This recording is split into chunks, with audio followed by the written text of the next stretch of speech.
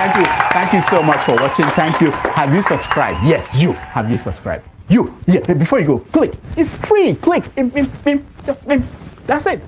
Have you subscribed? You are laughing. Have you subscribed? Have you subscribed? Thank you. Thank you. Thank you. Hey, madam. Thank you so much. I can see you. I can see you. We have to get to 100,000 subscribers. This by the end of the year. How are we going to do that if you don't subscribe? Yes, you. Yes, you're about to click off. Why? Have you subscribed? It's free. If you don't, ask your son. Ask your daughter. How to? Just one click. Thank you. Thank you. I see you. Aha. Thank you very much. Thank you very much. I'll see you tomorrow.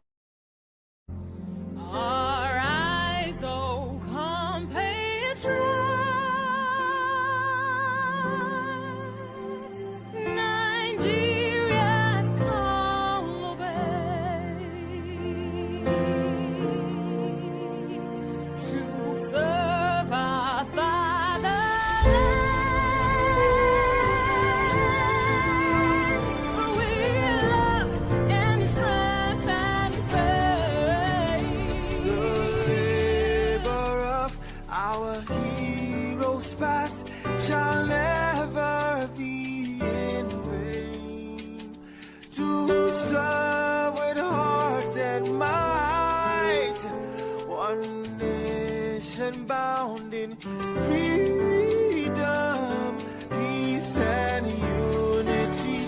Hey, that's so. Oh yeah. Arise, oh compatriots, Nigeria call obey to serve our fatherland with love and strength and faith. The labor of our heroes past shall never be in vain.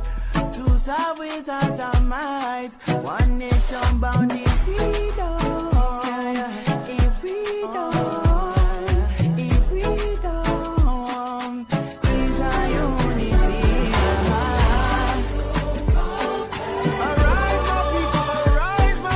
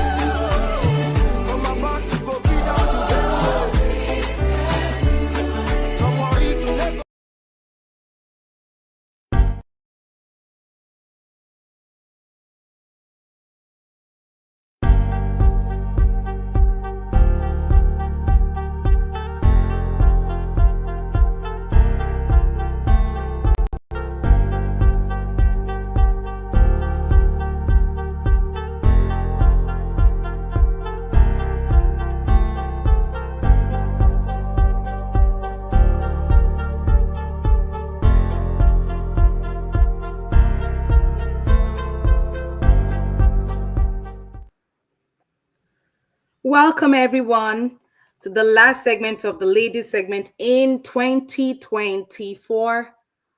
We thank God for seeing us through the entire 12 months of 2024. We are thankful and remain thankful every day for life. My name is Tope. Adam and Andrew will be joining in the conversation shortly.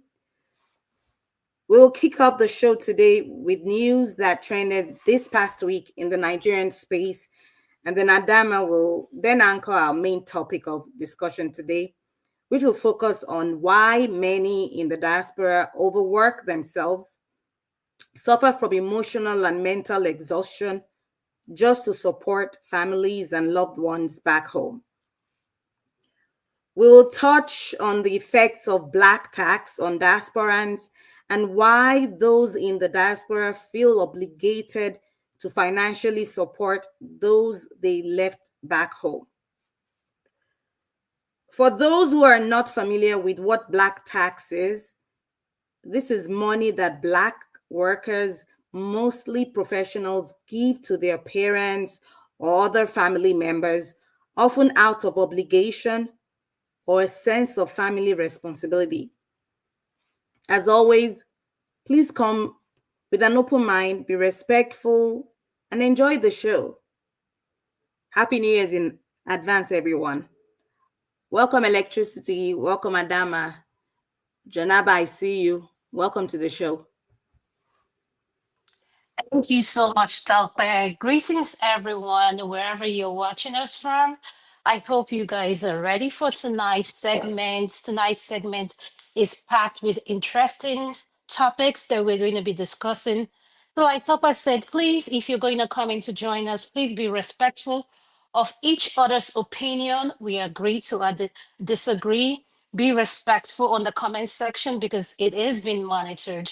So please, let's keep an open mind and let's just enjoy the last segment of the year. Uncle Janava, good evening, sir. Electricity, I'll hand it over to you, Andrew. Thank you. Thank you, ladies and gentlemen, and thank you, viewers. It's a wonderful time, a wonderful weekend. It's going to be a wonderful time being here. We have a lot to cover. The link is there, and also the life in diaspora is not easy. And I hope as we delve into it, it will bring hope and comfort for those of us who are in diaspora, particularly at this season that we are all alone in our space. So thank you again, ladies. Jonaba, you're welcome on the show. You are, what I would describe you now, you are the landlord of this platform. So thanks for joining. I believe you want to give a shout out to everyone there before we go. So I hand it over to the main moderator today. Jonaba, the floor is yours. Thank you. Yeah, good evening, everybody. It's nice to be here, and I'm ready to kick off with you guys. Jonaba, before you go, I can see you have your military uniform on. Is there any plan for a coup in Nigeria? I don't know. It's very restless. Okay, Jonaba decided not to answer the question in order not to implicate himself. Thank The you. floor is yours. Adama, the floor is yours. Thank you. Yes, I want to say welcome everyone. Welcome to Niger. Welcome Andrew, Tokwe, and Uncle Janaba. Welcome everyone. So Electricity, could you please play the first video? Let's start with that one. Okay, thank you very much. Share screen. This is it, and that's it. So that foul is 30,000 naira. Sorry, I'll take it back a bit. The pastor was seen in this now viral video, raining curses at the thief. Let's take a look. I am a pastor. That foul is 30,000 naira. You that see the person that carry the foul, you who born the shy, and you who they carry the foul inside the house. You will die unless you carry the foul back. Amen. In this compound. Yes, sir. They don't slaughter the fowl. The woman come complain. Say, Pastor, I know day. You won't buy fowl food for my wife. I said, no. Now listen to me. If I be a man of God, that fowl is pastor fowl. 30,000 naira. If you don't return the fowl before 12 midnight, your own finish. Amen. No mother, no father, no wife, no children.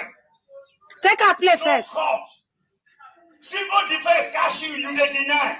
You go die well. Amen. I say you go die well. Amen. This is the last time you did foul.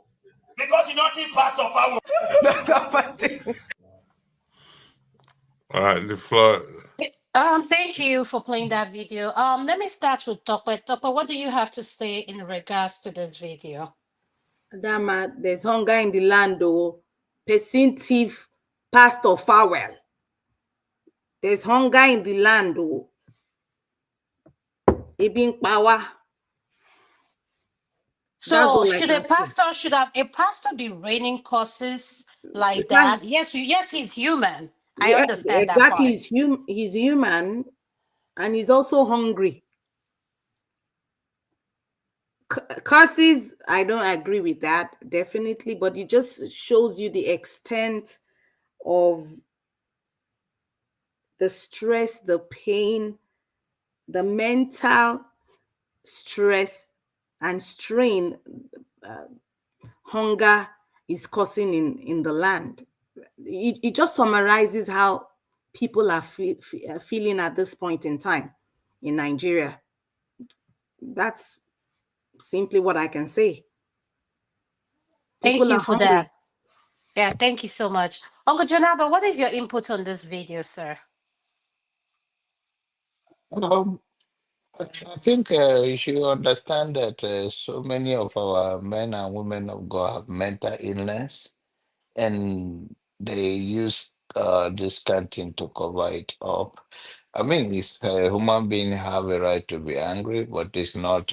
They teach forgiveness. They ask for everything when people take their stuff, and then they make a joke of course. And if course work like that, we will not have those bad leaders we have today. They'll all be dead. So nothing like that. I'm not saying that there is no consequences for bad behavior, but the way he's running courses, if that's how effective it is, if you look at him now, if you dig into him himself, maybe the foul do not even belong to him. Thank you.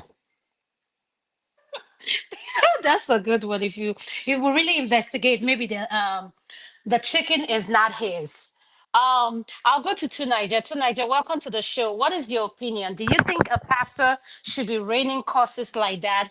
I think he's paying because the chicken is 30,000 naira. But how much is that in pound in dollars? Is that not like, is that up to, I don't know. This is about $15 or something. Yeah, about $15. Greetings, yeah, greetings, everyone. Greetings, the great host, the greatest hosts on online platforms of all time. Tope, Madam Tope, and Madam Adama, the greatest host of all time, and electricity. Greetings to John Abba, the chat, and to the viewers. That satellite dish is probably what 100K. Maybe you should sell that one before you start worrying about the chicken. The guy, man, you can the pain in his voice, you can hear, you can feel it. He was probably thinking that chicken was going to do a lot of good, but somebody took it from him. And the lady that was hearing him, himself, he had to be calming the pastor down, what egging him on, causing the person too that stole the chicken. Who knows? Maybe somebody gave it to him as some kind of offering, and he was planning to have it for Christmas or whatever. And people are angry, and I can't. Am I going to condemn him as a pastor for doing something like that? As a pastor, yeah, he's not supposed to get that cross. That's his faith. His faith is supposed to forgive. Christ forgave the world when he killed him and all the rest, nailed him to the cross. And this one for for chicken, he really, really got crossed about it. He took it personal. But I must say, Jonaba said he's got mental health issues. So what can one say? Things are hard. And let's face it, they are not serious people. They are not really believers in truth. They are basically human beings that are hustling. Most Nigerians are just hustling now. And one of the greatest hustle in Nigeria is religion. And you can see that the mask came off when this is just for hunger. I thought they knew how to fast, but it's all good. I hope it didn't go any further than that. Thank you. Thank you so much. Electricity, what is your opinion? Yeah, I mean, I'll go by just to buttress what John Abbott said. I mean, it's uncalled for, the cause. Yes, it can be painful when, particularly at this time of the year, to buy chicken and of 30,000 naira and it's stolen. But whoever steals it or the person that steals it automatically has put himself as an enemy of the pastor. And the pastor should know better when Jesus Christ said, bless your enemy, love your enemy, bless them and not them. So this is the issue about this cursing of a thing in our Nigerian circle of church. And I don't know why we do that, whether it's passed, whether it's stolen or whatever it is. It's unbiblical to be cursing somebody.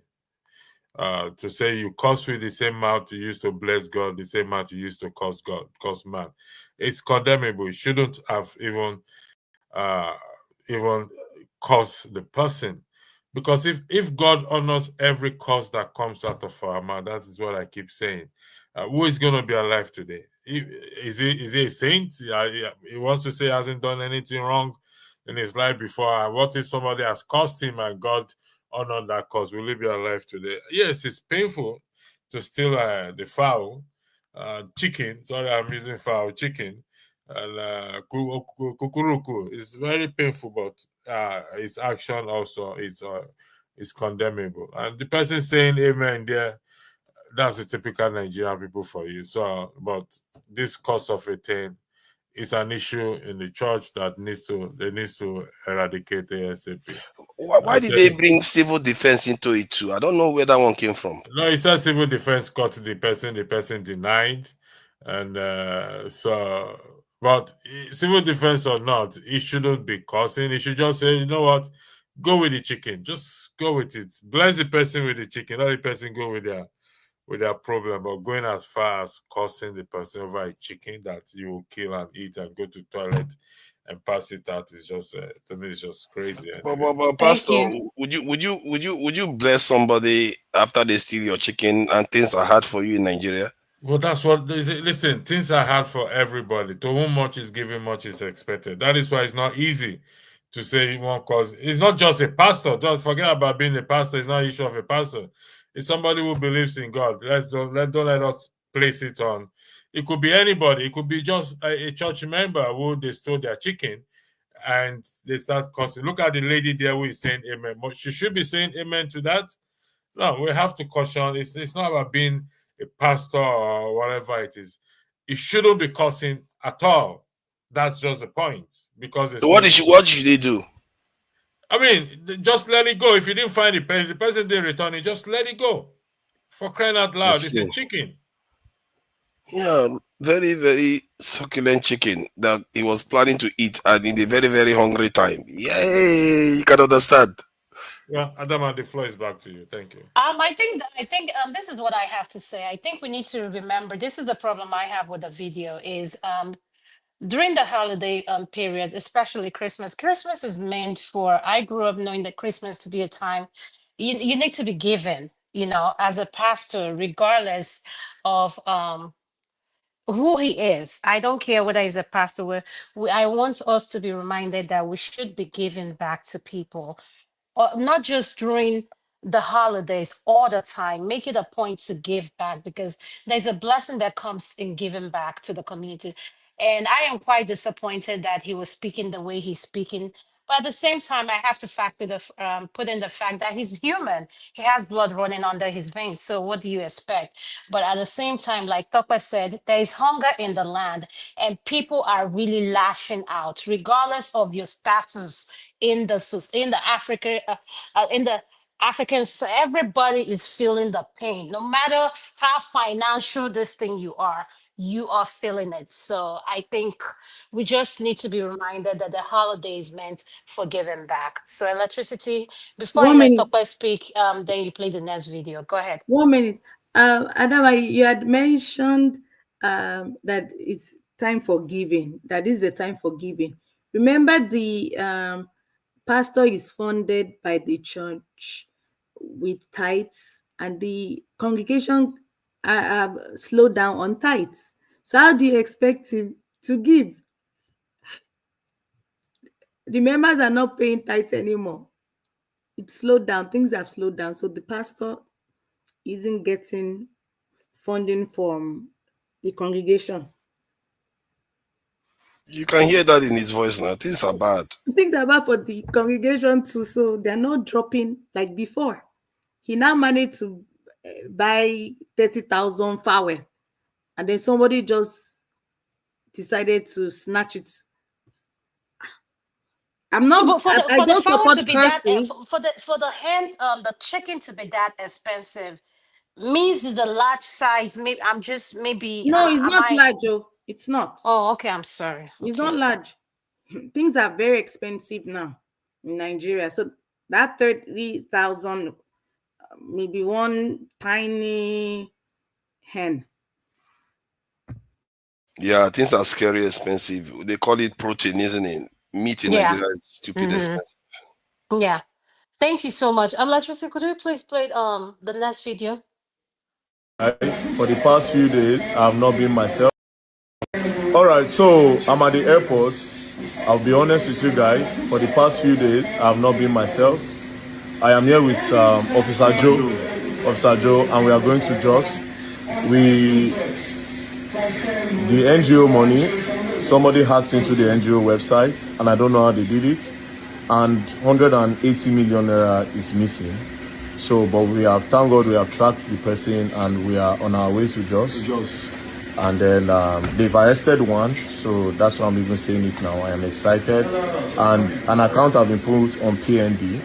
So the account now has 20 million. 160 million has been diverted to another account. So we are currently going there to see how I'll get the money back.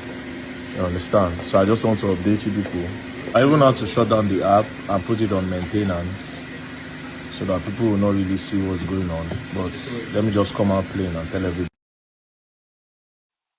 Okay, thank you so much for playing that video. Papa, I'll start with you, please.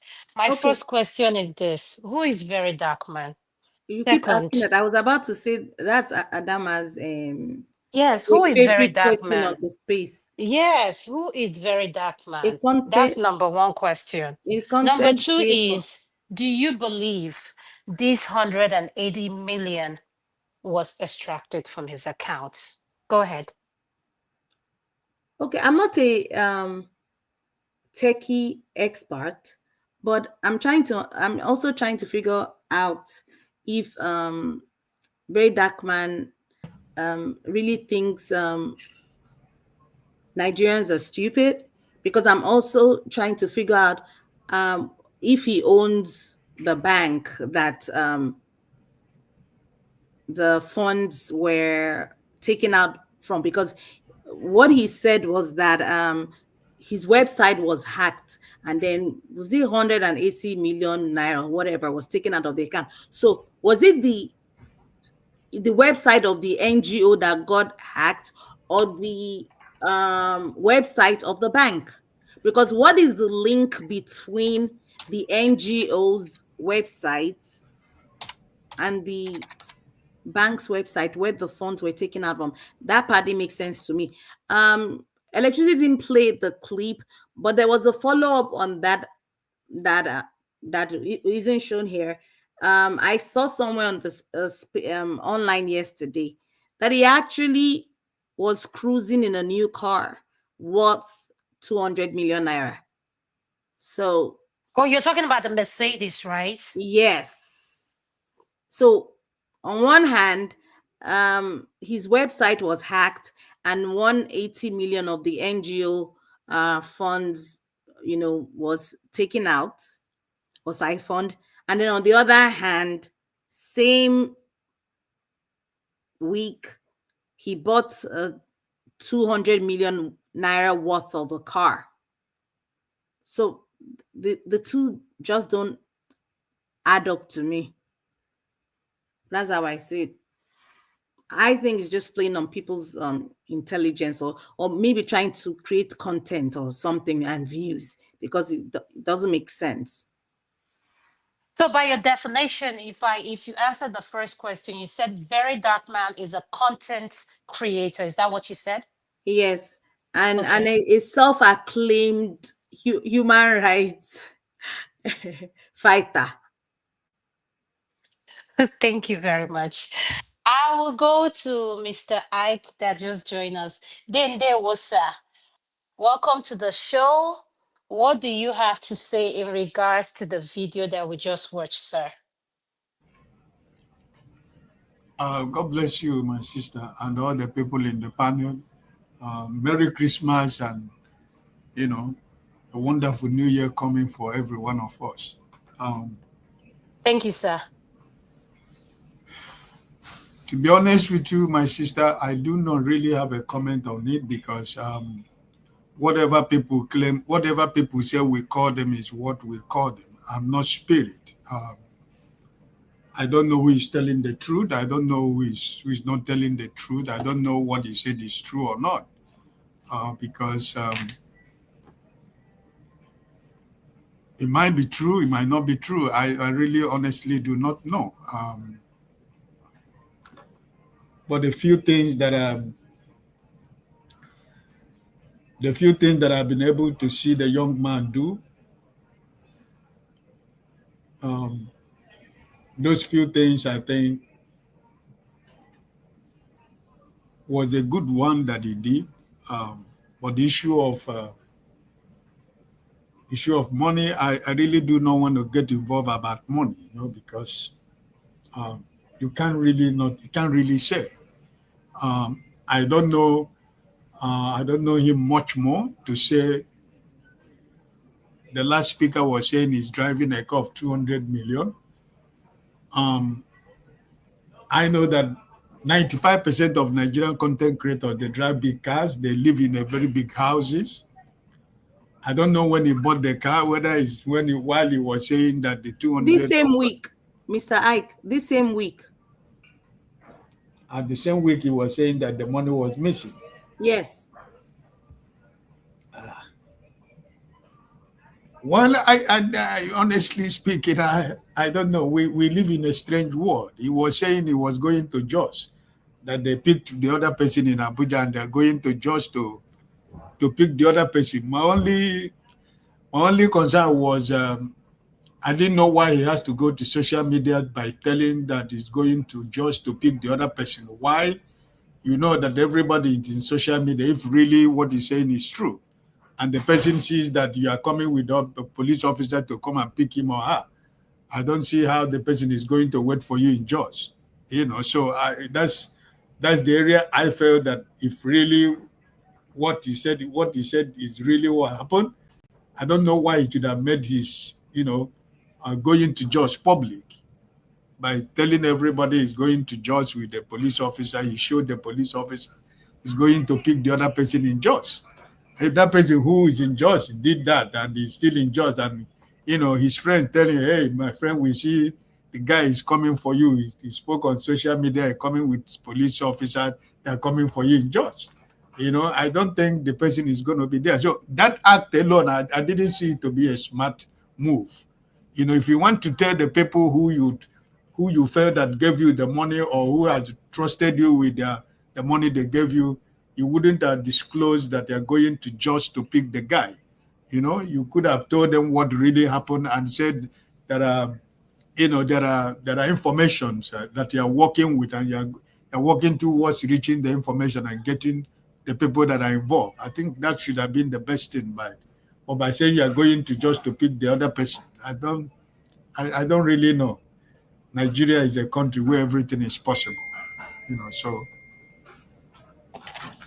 That's the way I see it, my sister. Thank you so much, sir. It's difficult. Thank you.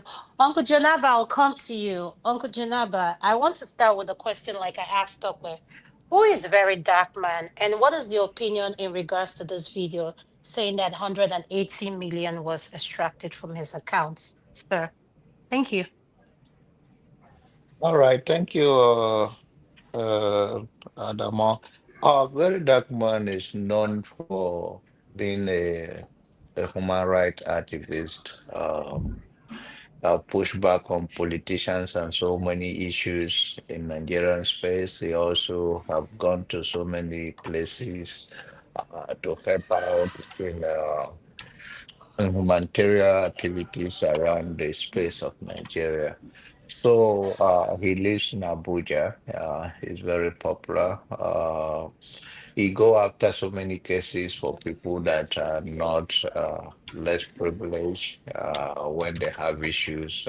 He intervene and all of that. So when it comes to this claim, Well, I don't doubt it that such money could be in his account. Of course, he bought a car of how many million, but uh, I don't know whether it's a Nigerian thing. He's entitled to buy any kind of thing in his that he can buy. But then with the nature of his humility that he started with, living in an apartment and all of that, he recently moved to another place. Donne c'est pas Zaid, puis c'est pas Skype or Pan. I hope Uncle Mike is talking to somebody else, right? Yeah, Okay, yeah, he's so muted.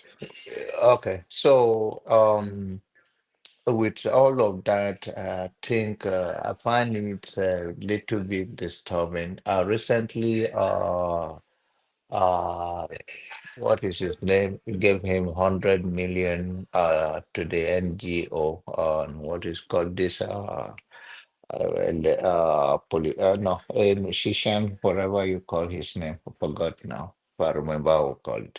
So for him to start this spray of 200 million It's car, Jonaba is Don Jazzy. don't just they're very correct. Thank you so much. So I begin to see Nigerian.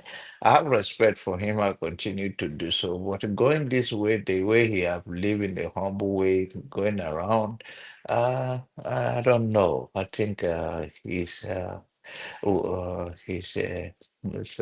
taking it to the next level. But I hope uh, and the content creator, of course, look at the way he said they are going around. It's because of his pop influence that he uses in, and personality that he uses in going out after something that they believe is done wrong, whether someone is arrested illegal or money is taken out of someone's account and all that. But I don't know how Nigerian bank function, how the law work, that you have to take it and you're the one going around by yourself to go to jails.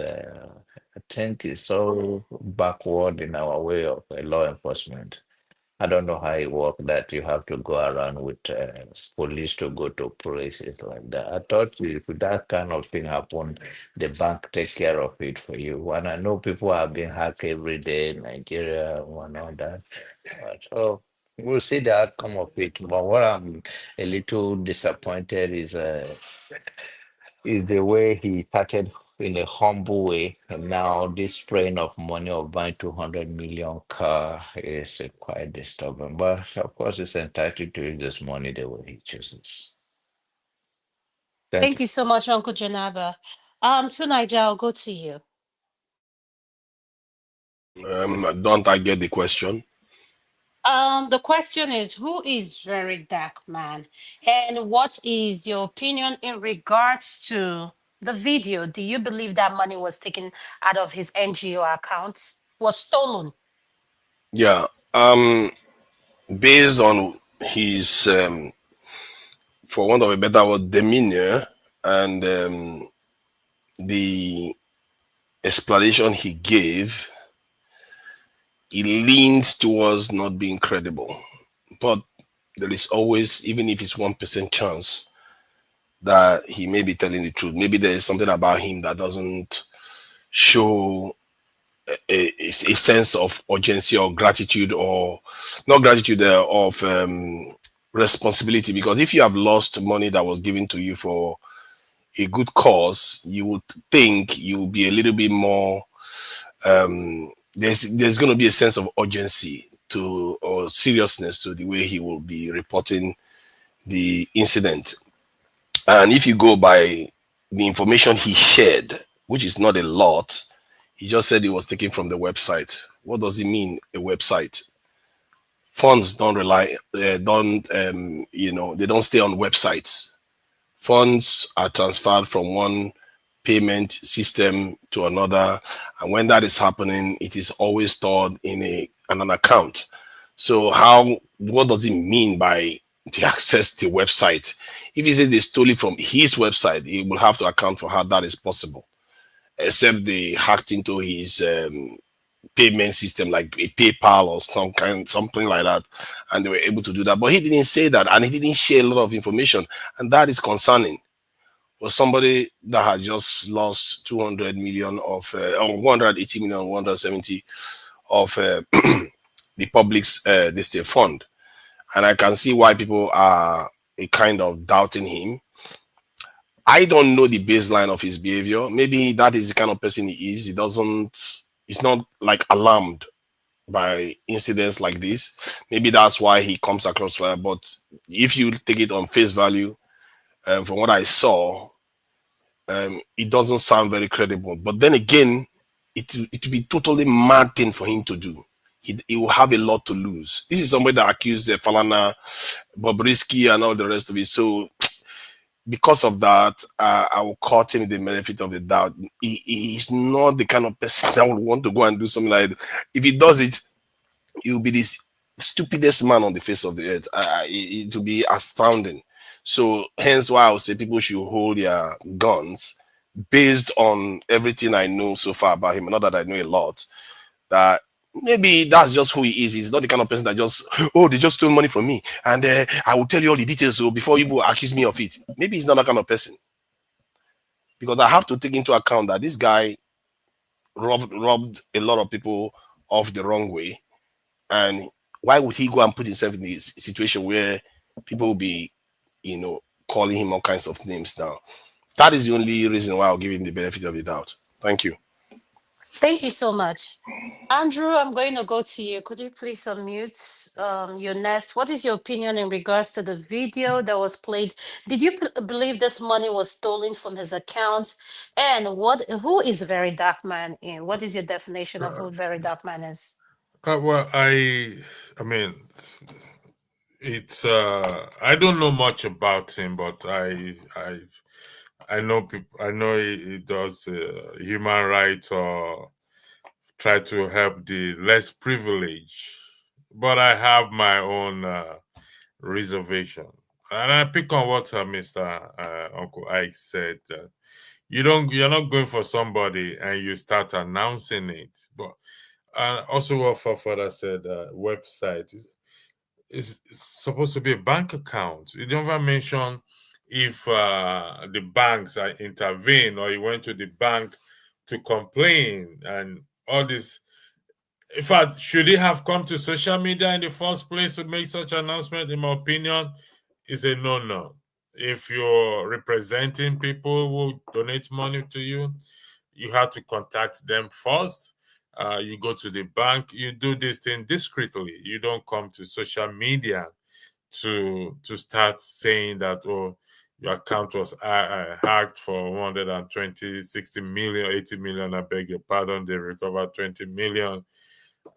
The bank will be able to tell you, okay, this is where the money, this is where it was taken to, and this and that. So I'm skeptical, to be honest. I'm really skeptical, particularly his role he played in the brother Bobrisky issue, and when he had the issue with Femi Falana and his son. But like you said, they said somebody is innocent until proven guilty, even though I have my doubts of this issue. Somebody donate 100 million to you, which is the name Topper mentioned.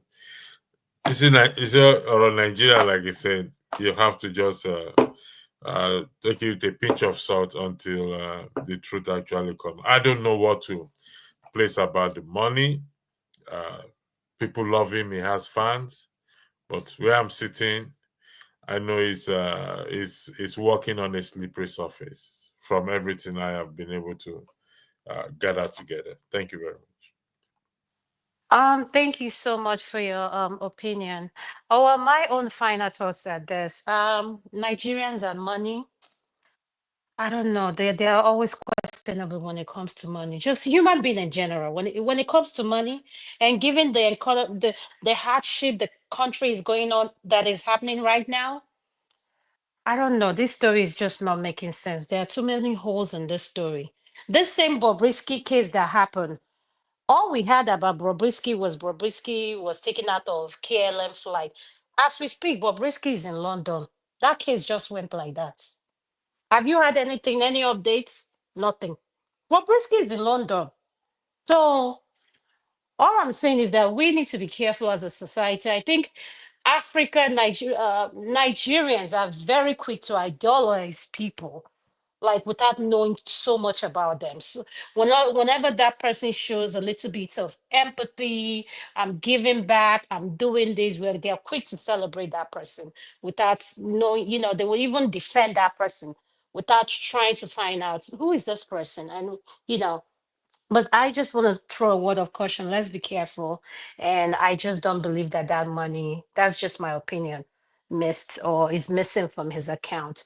Electricity, could you please play the next video? Thank you.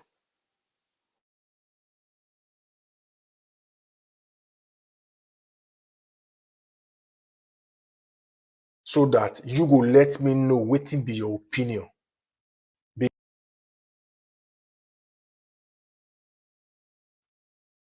I want play you this video so that you go let me know wetin be your opinion. Because this video don't generate different types of opinion. Nothing people never talk. I don't want just to waste your time. Watch am.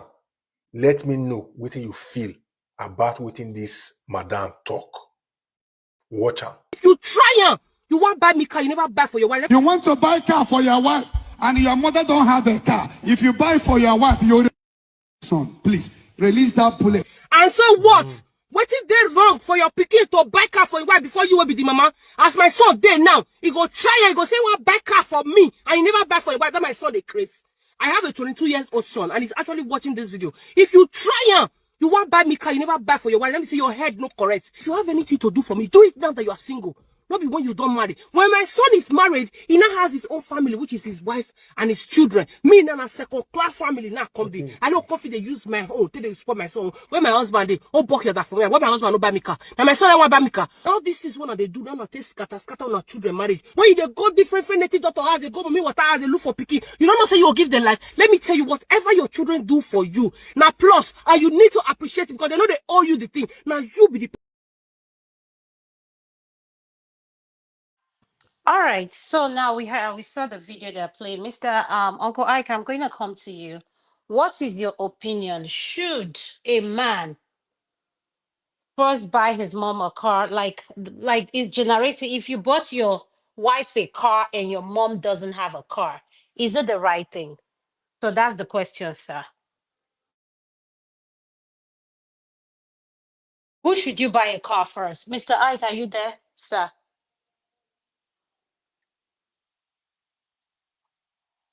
I think he's not there. Tope, I'll go to you. Well, Adam, I support that woman. I agree with her 100%. A man shall leave his parents and cleave unto his wife, and the two shall become one. Absolutely. When you are single and you're able to do whatever you can do for your parent to support them, everybody prays to, have their kids bless them. It's a blessing. Nobody wants no one is asking for, saying is their right for their kids to fend for them in their old age. No, but it's a blessing. It's what you want, to feel. It's showing love. That's how I see it. But if you find yourself in a situation and you made it, in quote, you made it after you got married, there's nothing wrong in supporting your parents or other family members, but your family, your immediate family comes first, your wife and kids, making sure they're good and well taken care of before your parents or your siblings.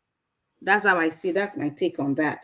So you're saying he did nothing wrong. Let's say a man is, he bought his wife a car and the mom doesn't have a car. So you're saying you're of the opinion that what he did is, there's nothing wrong with a man doing anything for his wife first before his mother. Is that what you're saying? Absolutely. Absolutely. All right. Thank you so much. Uncle Janaba, I'll come to you, sir. All right. First of all, Evangelist Ebuka is not married, so he doesn't understand anything about marriage. He should stay out of marriage business. He have dedicated himself to God. Let him stay focused. Um, uh, if I am a single man and I have any money and my mom want a car, I can buy her a car. If I got married and my wife want a car, that is an African term. There are cases where you are getting married that uh, the whole, if you are coming with yours, she's coming with hers. So, like, some family are well established, but we are talking about low middle class people or low. We don't even have middle class again. I think that one has been wiped out. So I don't see any reason why that is a problem, whether your mom or your dad. If you're married to a responsible woman and if you have a car and your mom is struggling, and he need it, because sometimes it's not a need, or she may not even want a car or she even some I have seen many friends that their mom tell them, no, I don't want a car, take care of your younger one, do all that thing. I don't need a car. So it all depends. But the notion of buying car for mom and others, Evangelic Ebuka should go and focus on his Yahoo stuff he does. He should stay away out of marriage business since he's not married. Thank you.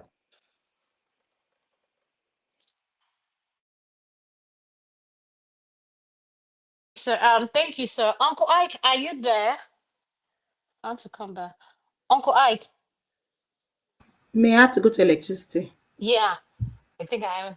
Let me go to Niger. To Niger. So who should you buy a car first? Should you buy a car for your mom first and for your wife? And the question Boom Boom Ray asked, who needs it most? Um, yeah, thank you for the question. I think the wife needs it most, so that especially when there are children involved. How are they supposed to drop the children at school if it's a commuting distance and emergencies and stuff like that? The parents' time is okay. Putting it politely, is past. The next generation is the priority always, and it makes sense to cater to your immediate family first before you go to the extended ones. I'm sure there are other things you do for your parents first before you do it for your wife. But in terms of car, it's clear for me. That one is so clear that you have to go for the wife first, and I'm sure most women will even back that.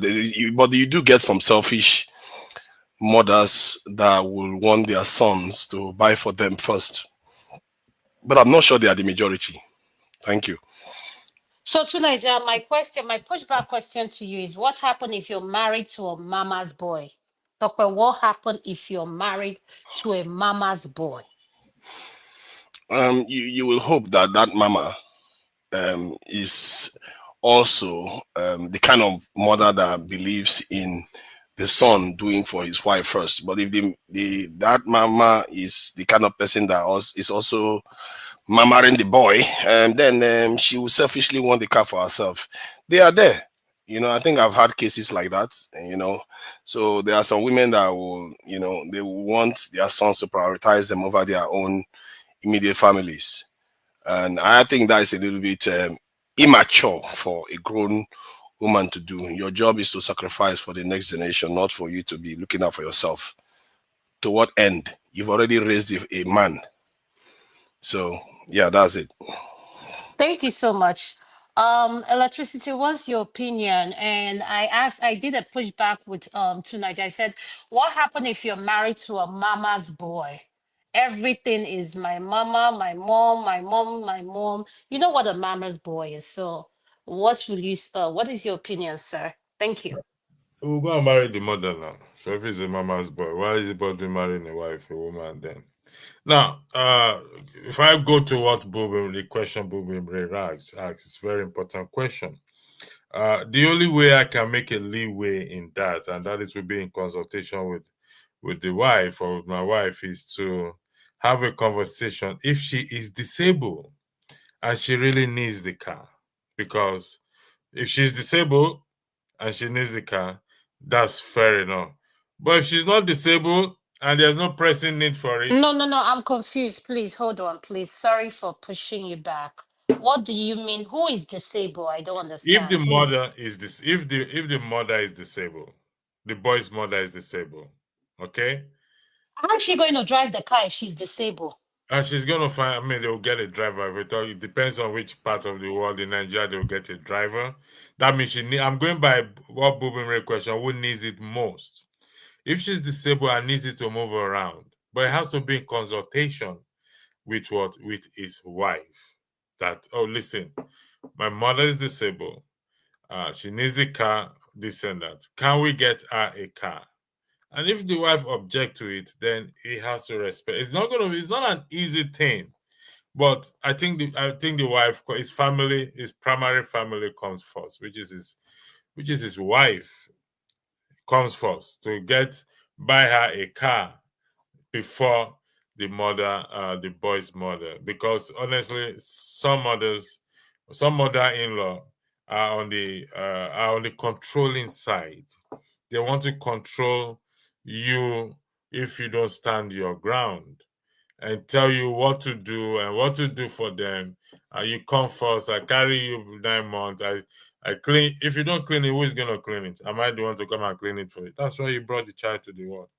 And you let him live his life and don't try to run his life from outside. And that has destroyed a lot of marriages and relationships. So in a nutshell, the wife comes first. He has to buy the car for his wife, except on agreement, and depends on the circumstances. Then we can buy for the mother. Are you the floor? Okay, thank you so much. My pushback to what you just said is, if she's disabled, she needs the car. Yeah.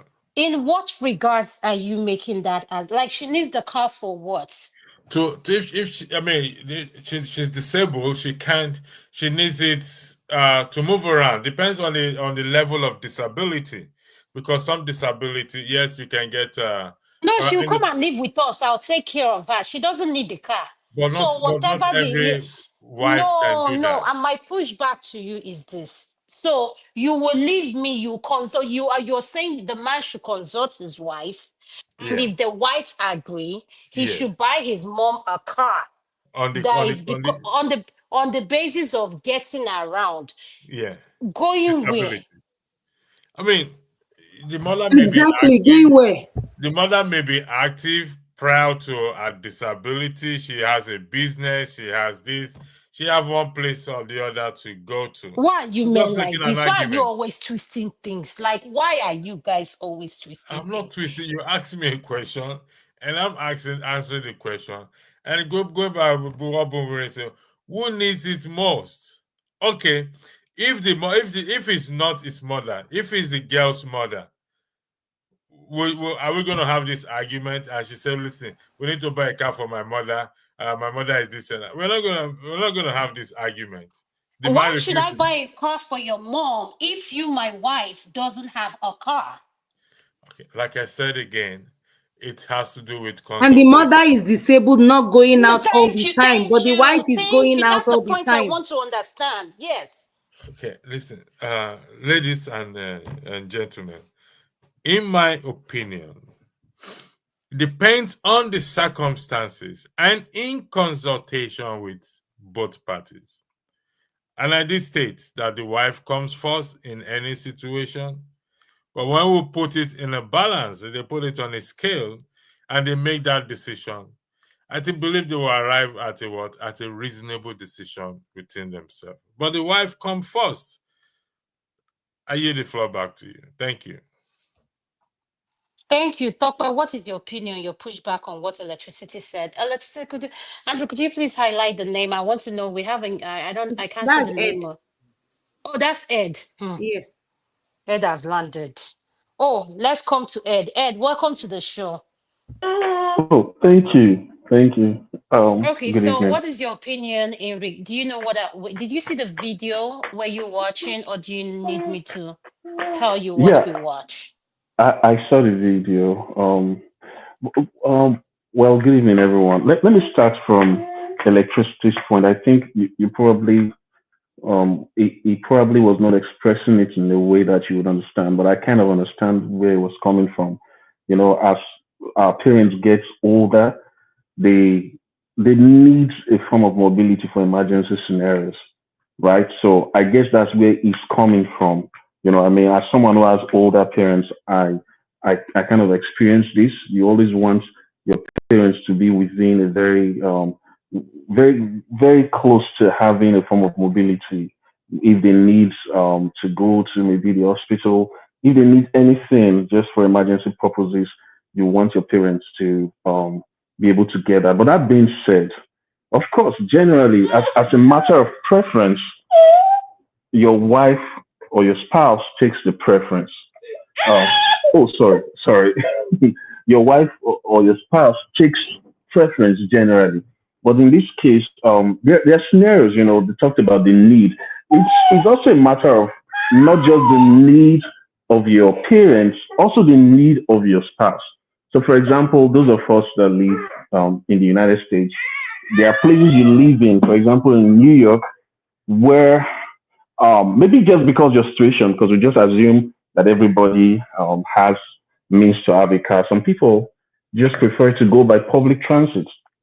So if my wife decides, well, based on that configuration, I'll prefer that, okay, now this is in consultation with her, based on what electricity said. And we are seeing that there's a need for maybe one of our parents who might be in an emergency situation to always have a form of mobility. Yes, that's something that's doable. But yes, generally, as a matter of preference, the spouse comes first. But then we don't want to be too dogmatic about it to the point where even if there's no need on the part of that spouse, no immediate need, or that there is a need on the part of one of the parents, we just say, oh, because this is the rule, this is what we're gonna do. So that's what the way I see it. Okay, so Ed, I understand what you're saying. So now let's go with what electricity said. And I want to add to, what if you're married to a mama's boy? You know what a mama's boy is? Who should come first? The Oh, wife your or the spouse, mom? your spouse should come first, of course. That's what electricity also said. Can you hear me? Yes, Ed, we you can hear sound you. Yes. Ed, you sound like your wife is beside you right now, No, and you have to. that's my baby that No, I'm I'm just saying trying you to sound like she's beside you now, so that you I'm have to say that I'm that. trying to take care of so that somebody does not come and marry her for papers. Can you hear me? Yes, we can hear you. Okay. Thank you, All Ed. I'll right. let you take care of it. Okay. I'll mute for now. Thank you, sir. Uncle KJ and Deo, sir, welcome to the show. Did you watch the video that I played? Uncle KJ, are you there? You're muted, KJ. I don't think it's there. Can you move to the next person? When it comes, it's going to indicate. Mr. Ike, are you there, sir? I saw he came back. Yes, I'm here. Yes, sir. Did you see the video that I played, sir? No, I stepped out because I'm in the office. I'm trying to round up. So what's the video is that? Electricity, do you mind playing the video again for our audience, for the our panelists that just joined, so that they can know what we're talking about? Thank you. This video so that you go let me know wetin be your opinion, because this video don't generate different types of opinion. Nothing people never talk. I no want just to waste your time. Watch am. Let me know wetin you feel about wetin this madam talk. Watch am. If you try you want buy me car, you never buy for your wife. You want to buy car for your wife, and your mother don't have a car. If you buy for your wife, you son, please release that bullet. And so what? What is there wrong for your pikin to buy car for your wife before you will be the mama? As my son there now, he go try and he go say, well, buy car for me. And he never buy for your wife. That my son, they crazy. I have a 22-year-old son and he's actually watching this video. If you try you want buy me car, you never buy for your wife. Let me see your head not correct. If you have anything to do for me, do it now that you are single.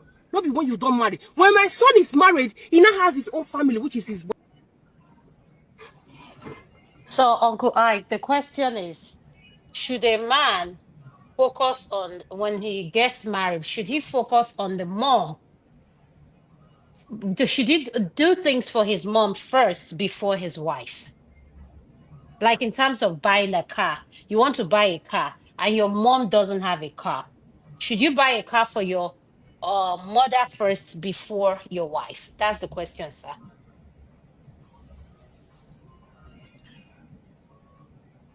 If I have to, I'm married, right?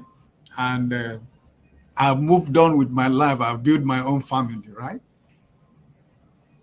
And the Bible says that two becomes one.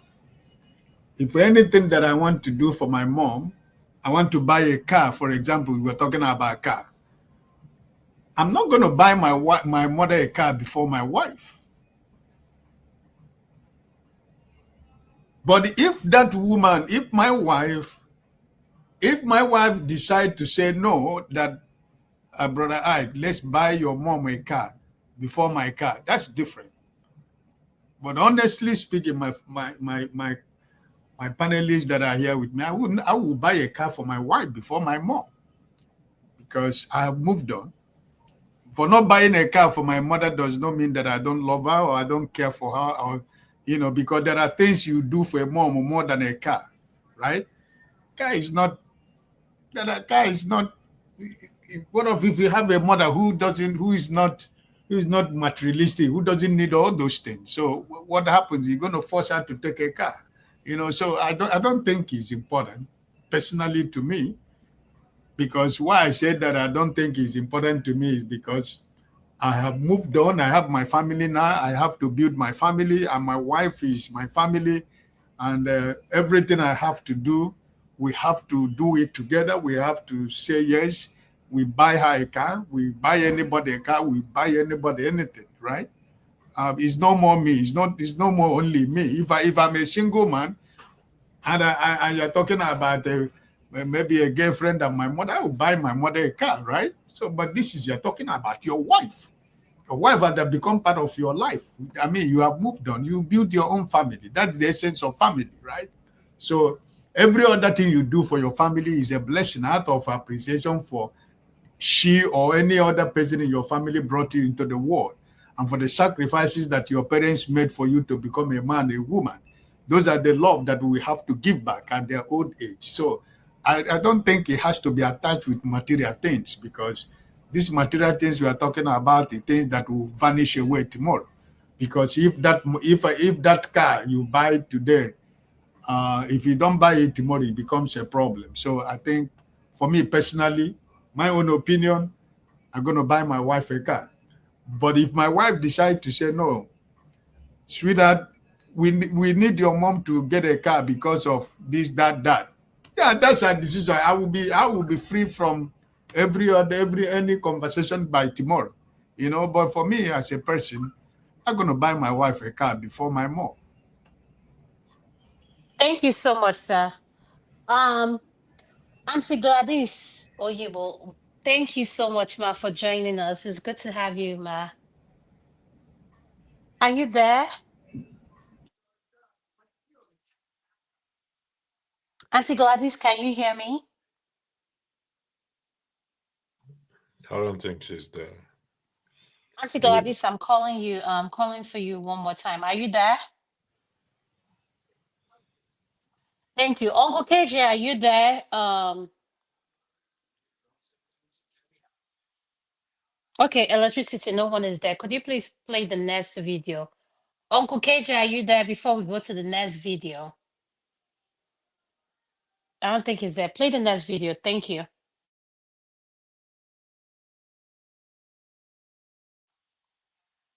Electricity, could you play the next video?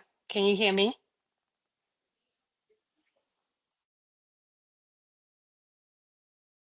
I came to have my life, but I'm not happy here. I'm not.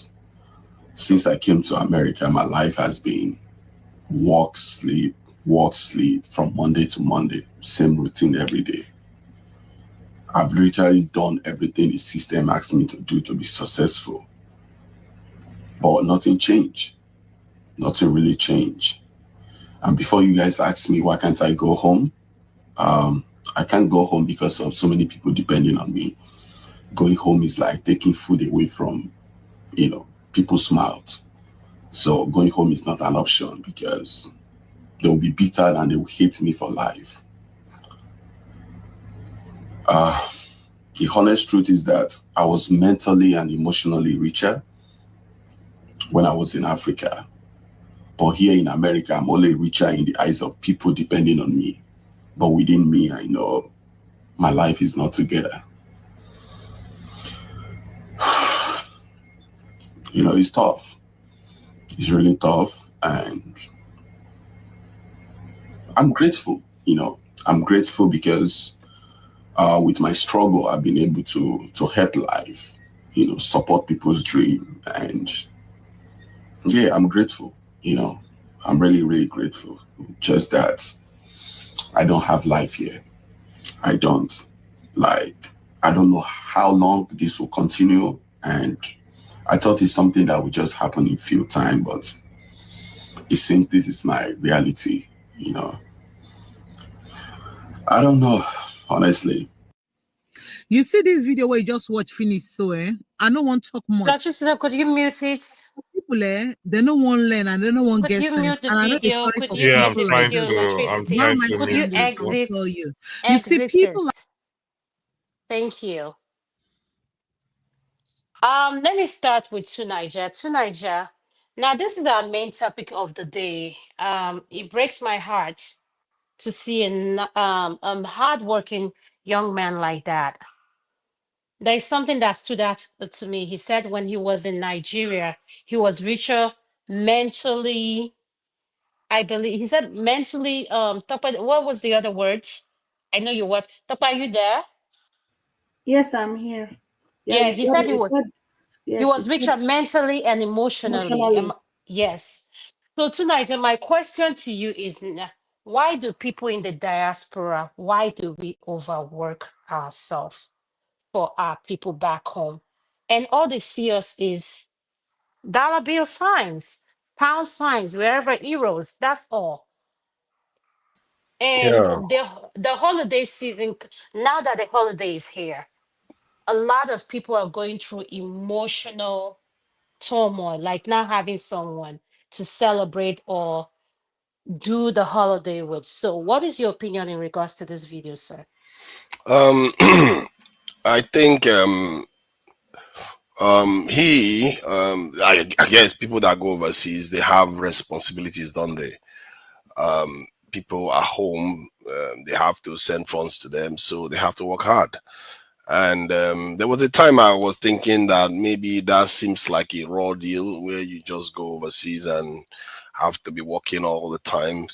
But then again, you look at it, what else should you do? Stay at home and let everybody be hungry, or you go and let some suffer more while others are less hungry, and you do the best you can. And if you are depressed or you start feeling like things are getting on top of you, I would say you try to step off the ladder a little bit so that it gives you space to breathe. But the sacrifice that needs to be made for your family members and stuff like that is not new. And personally, it may come across like I'm being a bit, how do I put it, too aloof, but I think this is the necessary things. I don't feel sorry for myself that I have to work hard. If I work and I drop, so be it. That you'll drop anyway. You go to Nigeria, you still drop. And the point is whether you are dropping makes any sense and it brings some benefit to the people around you. If you are given opportunity, opportunity comes with responsibility. Like that's what it involves. And I think it goes to the core of some of the issues that we tend to have. You have opportunity, but you don't want the responsibility. I think I'm not here. I'm not going to sit here feeling sorry for myself, and I don't think anybody that is overseas should be feeling sorry for themselves, except you didn't bargain that you're going to take on responsibility, except you went overseas, you just want to go to school and educate yourself and go back home or something like that. Then suddenly you find yourself in a kind of dead spiral where you are supporting the whole family at home. Yeah, one can see that, but most people go overseas knowing full well they are going to earn more than the people that they are leaving behind, and they're going to support people they are leaving behind. What is the point of feeling sorry for yourself? It's painful, it's hard, but that is why you are there. Don't forget, Nigeria too is hard, and you don't even stand a chance in many cases of even offering any value to your people are in Nigeria. While you are overseas, I would say if you have problems that you think is getting on top of your head, use your own common sense, step back a little bit, catch a breather, talk to family members, talk to friends, whatever you need to do, take care of yourself and get back on it, because it is life. It is just life. If you want to have fun, you can have fun, you know, but remember, you are the tip of the spear. You are the one overseas. If others are not there, and if it's too hard for you, swap. Go back to Nigeria and let the other one come if you can do that. Let's see how you enjoy that. You see what I mean? So it's just what it is. If you want to be the one to be overseas, and let's say the family sold their land to send you overseas, don't be crying that you're overseas working, because you are now seeing your fellow people overseas enjoying themselves and living well, but you are not them. You are not. I'm not under any illusions anymore. I am not them. We are different. We are cut from a different cloth. We have a lot of work to do, and some people, men, to lift their people up, it takes a lot more than just walking. And if it's only walking, yeah, I'll say let's do what we need to do. Work hard, help people at home, invest properly in your homeland, and hopefully the next generation don't have to come and suffer the way you suffered. That's how I see it. Thank you. Thank you so much, too, Nigel. Uncle KJ, are you there, sir? Uncle KJ. All right, I'll move to Mr. Ike. Uncle Ike, are you there, sir? Uncle Ike. All right, I'll move to Tope. Oh, Tope, what is your opinion on that video? Adama, it really breaks my heart, you know, to see that young man. His expression is actually real. It wasn't a skit or pretense. That's exactly, you know, I could relate. That's exactly how people in the diaspora feel. I could really relate to that. You know, when you have a sense of, you know, responsibility to ensure your family or home are good, especially when you anytime you remember how you left them. That's always the thing. You know what you left before you left Nigeria to move abroad. You know the states you left them. You remember the hustle, the struggle. You remember the sacrifices those you left behind made for you while you were there. You always have that sense of guilt in you that, you know, and you always, your hope when you are leaving home for abroad is when eventually I make it, I'm going to repay them for good. My parents, my siblings, my loved ones who sacrificed for me when I had nothing, living in Nigeria, when I was amongst them and I had nothing, they sacrificed for me. So, you know, I want to pay them back with whatever I can when I'm abroad. So you have that sense of guilt, and you know, it just eats up in you throughout. And that's why you keep taking on and adding on to shifts, do odd jobs, do whatever it takes to make sure they're good. And at the same time, forgetting your own self and, you know, and your health, your mental state, you just forget all that and you end up slaving for them for the rest of your life. Papa, thank you so much. Well said. Well said. You really just, I just, well said. Mr. Madam Gladys, let me go to Uncle KJ one more time. Uncle KJ, are you there? Yes, All right. please. Yes, I'm here. Oh, Good evening. Ndewo, sir. Ndewo, sir. The woman. Did you see the video that I played? What is your opinion, sir? I didn't see the video. Okay, let me have electricity play the video one more time. Okay, Electricity, could you please play the video one more time? Thank you. thank you.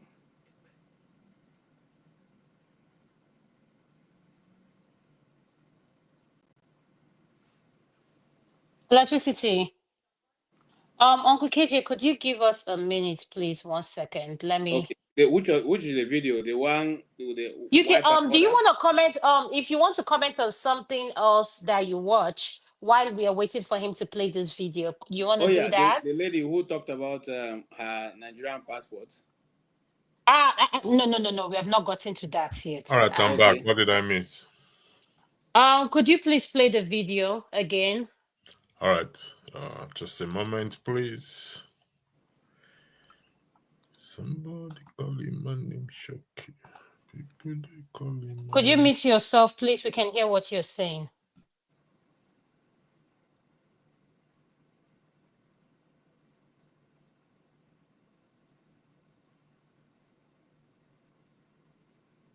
Happy here. I'm not. Since I came to America, my life has been work, sleep from Monday to Monday. Same routine every day. I've literally done everything the system asked me to do to be successful. But nothing changed. Nothing really changed. And before you guys ask me, why can't I go home? I can't go home because of so many people depending on me. Going home is like taking food away from, people's mouths.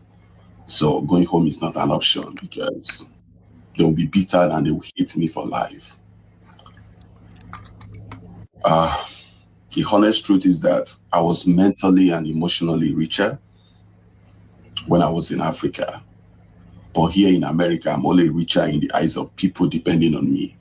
But within me, I know my life is not together. It's tough.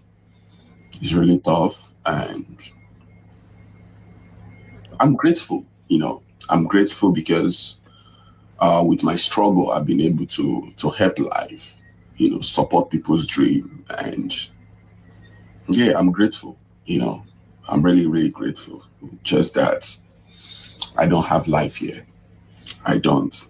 I don't know how long this will continue. And I thought it's something that would just happen in few time, but it seems this is my reality,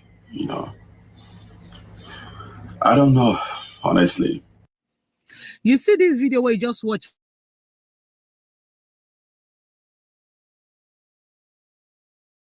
So, Uncle KJ, what do you have to say in regards to that video you just watched, sir?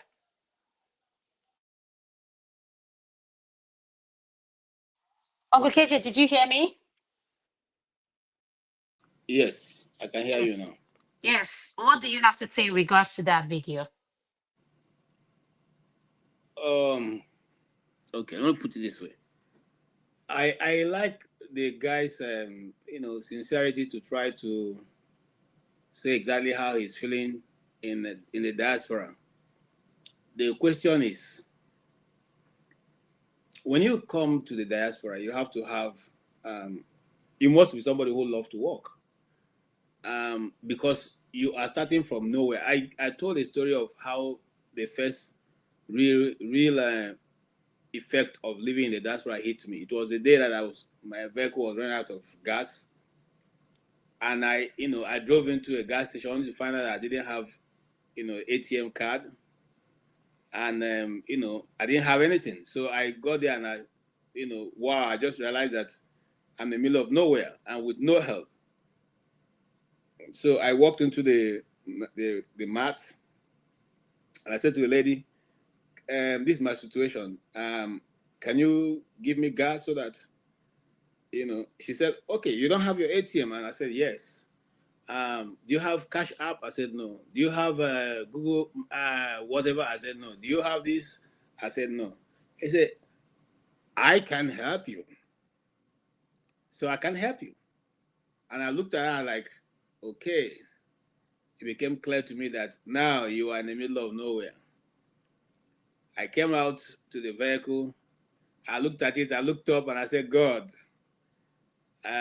only you and I now. Only you know how to take this vehicle back to the, where I'm going. And because I couldn't do anything, I mean, there was nothing. I didn't know anybody. I didn't know nothing. So I entered the vehicle and I kicked it. I switched off the AC. I, just made sure that I was barely hitting the gas pedal until, the grace of God took me back to where I was going, where I was able to pick up my ID card and the rest and, bought fuel for myself. Now, why am I saying that? I'm saying that to say that when you come, the realization that you are in the middle of nowhere is the first shocker that you get. But you have to be somebody who loves to work, because you see, in Nigeria, you could work in the office, you sign in, and you can as well wander off and go anywhere you want. But here, you can't do that. You can't, in fact, some offices, you can't even use your phone. So there's a constant restraint from what you used to know to what you don't know. That's the first pressure that comes to you. It's pressure that comes to you that you realize that even when you speak, some people pretend not to even hear you. They just keep telling you, pardon. Some very beautiful, friendly ladies will tell you, sorry, are you kind of slow? So all that you have to put into perspective, all that is the pressure that comes to you. But looking at it economically, financial obligation to members of your, of your family, okay, the remittance you send to your home country, if it's one of the first pressure that you get. You cannot say, as a man, I can't come here and I say, okay, I mean, to help whoever is related to me. I can't say that. So those pressures make you also not to be socially relevant in the new community you are in. And then the high cost of living. Some of us who, are people who like to eat all the stuff we have, And then for me, for instance, I make it a habit not to eat foreign food. So even here, I will try to eat Nigerian food. So that cost alone is a bit on the high side.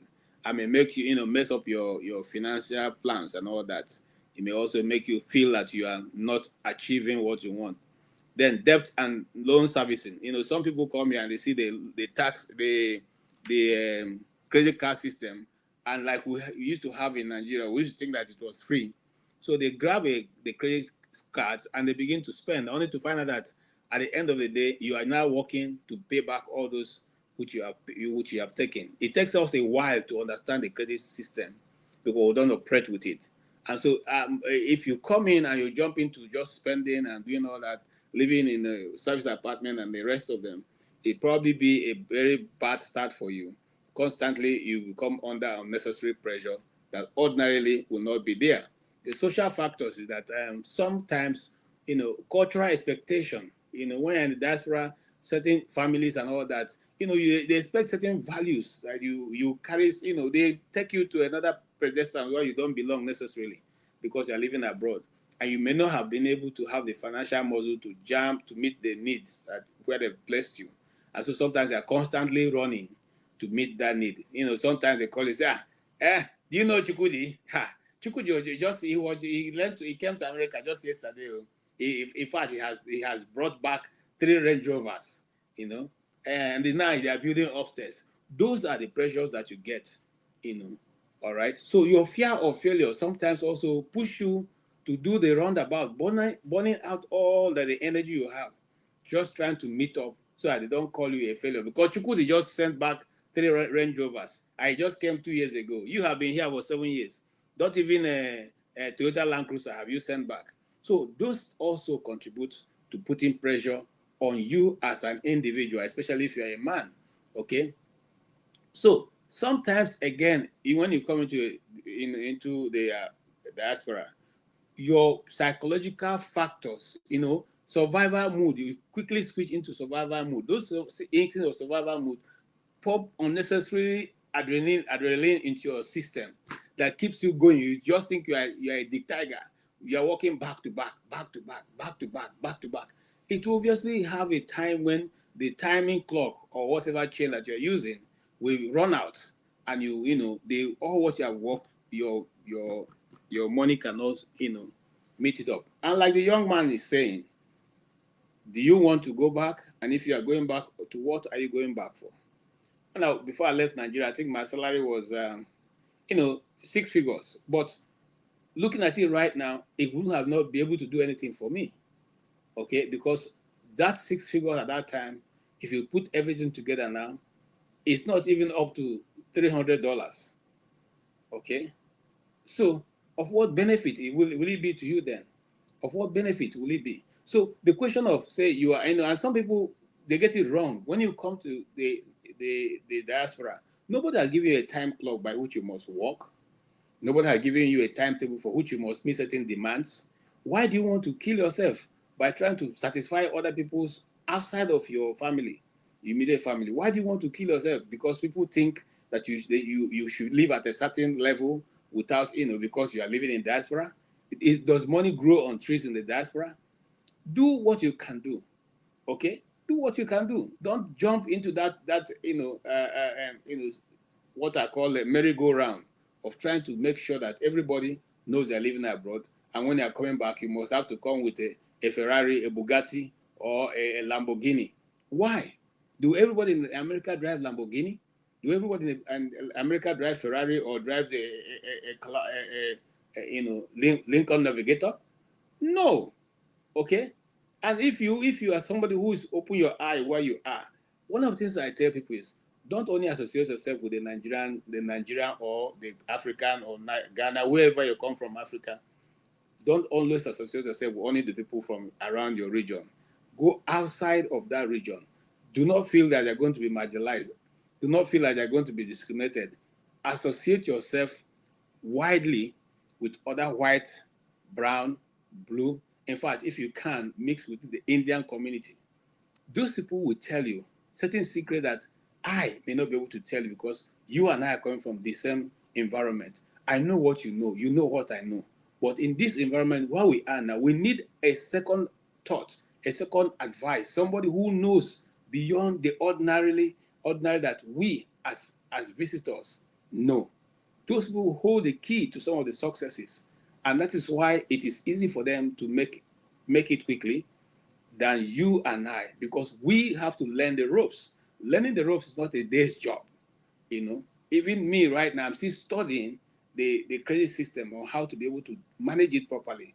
Okay, I'm still afraid to pick the credit system so I don't get myself into working forever for somebody.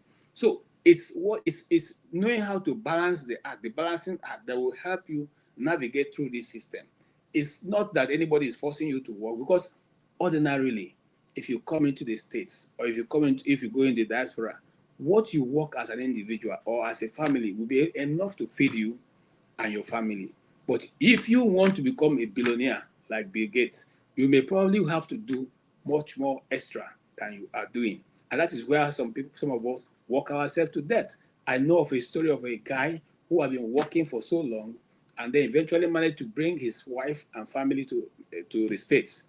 And the day that he brought them to the States, that next day he passed on, because he had been working and working and working and working. In fact, they say it takes up to 12 hours, 16 hours, 18 hours of work to just make end meet. And eventually, the family that he was working for came in and had already exhausted all his energy in working. Comes back to try and get his wife has cooked delicious food for him to come. So, okay, let me take my bath and calm down. And that was it. So what I'm saying, SS, is that we're not compelled to work at ourselves. Let us advise ourselves. At the end of the day, you need life to enjoy what you're working for. Thank you so much for the time. Thank you. So, in other words, to understand what you're saying, Uncle KJ, you're saying we need to do things in moderation. Very, very good. Moderate everything. Everything. Thank you. Thank you so much, sir. I appreciate you. Uncle Janava, I'm going to go to you, sir. Could you please unmute, sir? Thank you. What is your opinion on this topic, sir? It's a feelings to me because the young man, he's the one that doesn't understand how he's supposed to put things in the right perspective. On one hand, he say he's grateful he was able to touch other lives. And going home is not an option because many people is depending on him. Now, there are many things you have to know when you come to America and the people you associate with to guide you. And because end of the day, you will be the biggest loser, even though of course, it's a good thing to support people. And when you support people, you don't regret. But you have to draw the line.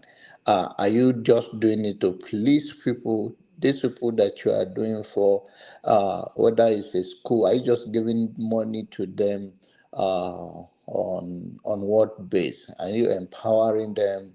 Are you just helping them as they need arise?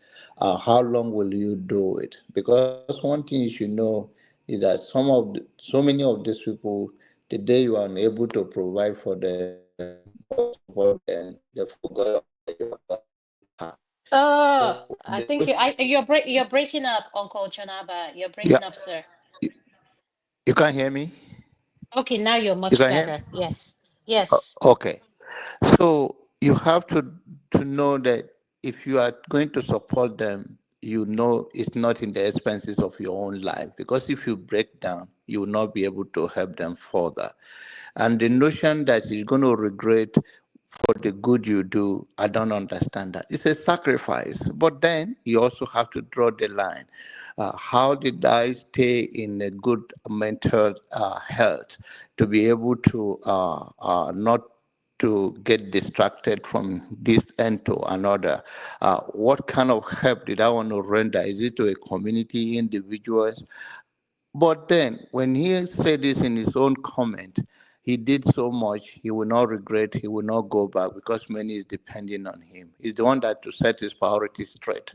And there is no reason to regret when you know you are touching other lives. Because on your way to, even if you are calling 911 and Nigerian people call you and you tell them, depends, I'm sick, I'm even calling 911, they still believe you are in better position to help them than to do anything else because they don't understand what go on this side of the life. So I think people have to set their priorities straight. It's if you are helping people and you balance it, that of course you are not doing it to stress or you are not competing with anybody, then there's no reason to regret. People sacrifice for you and you sacrifice for others, but you have to draw the line and that is it. But for you to put yourself in a situation whereby you are drained and you are not present, he must be a single man. That's how they look at life. If you or you're married to someone that they are not communicating to look at things and say, okay, calm down. This is how we do things. Calm down. Let's do this. Let's do that. Because another thing may be a lonely life in America. America can be very lonely. So something is not adding up. There's no regret. Draw the line between what you can do and what you are not able to do. And those things you are doing, make sure it's not people that are ungrateful. Tomorrow, even when you say you have your own issue now, all you have done in the past, garbage. So depends on that. But in his own statement, he said he have helped a lot of people. I think he should hold on to the good thing he has done. Thank you. Thank you so much, Uncle Janaba. I really appreciate your statement and your opinion. Thank you so much, sir. Ed, could you please unmute your nest? Ed, are you there? Hold on. Can you hear me? Yes, we can hear you, sir. Okay, thank you. Yeah, I mean, on this, I kind of sympathize with the guy. Um, the truth is, everybody coming to live abroad, most of us actually come for economic reasons, and it's not just our personal economic reasons. We're coming on behalf of families, on behalf of even in some cases communities, and at the end of the day, you have just one life to live, you know, and using that life to satisfy the needs of a lot of people can be really stressful. As Uncle John Abba rightly said, America is a very lonely place. When you just come into this country, adapting can take some time, you know, and during that process is you feel so alone, you know, nobody to talk to. You go to work if you work, you go to school if you school, you come back, you sleep. So it can be it can be very exhausting. So I sympathize with that guy. And what makes it even more exhausting is in cases where you have people who depend on you and are usually very unrealistic about it. Not just unrealistic, they actually waste whatever you try to make. The worst thing that can happen to someone who has a lot of who's a benefactor to a lot of people is to have benefactors that are either very lazy, ungrateful, unrealistic. That just adds to the burden because now the people you think you're investing on, you just you just it's just clear that they're not actually taking the best advantage of whatever you're investing in them. And right here, you have to still work yourself out. So I honestly sympathize with him, especially because when I look at my own personal experience, you know, I am one of the younger ones among my siblings. So I have siblings who went abroad before me, and I know how they had to you know, take up, you know, jobs just to make sure that there's enough to send back home to help with the younger ones. And I do not ever take that for granted. But then I also know that there are a lot of people, you know, my age mates, like people who I grew up with, that they saw that as a license to live very frivolous lives.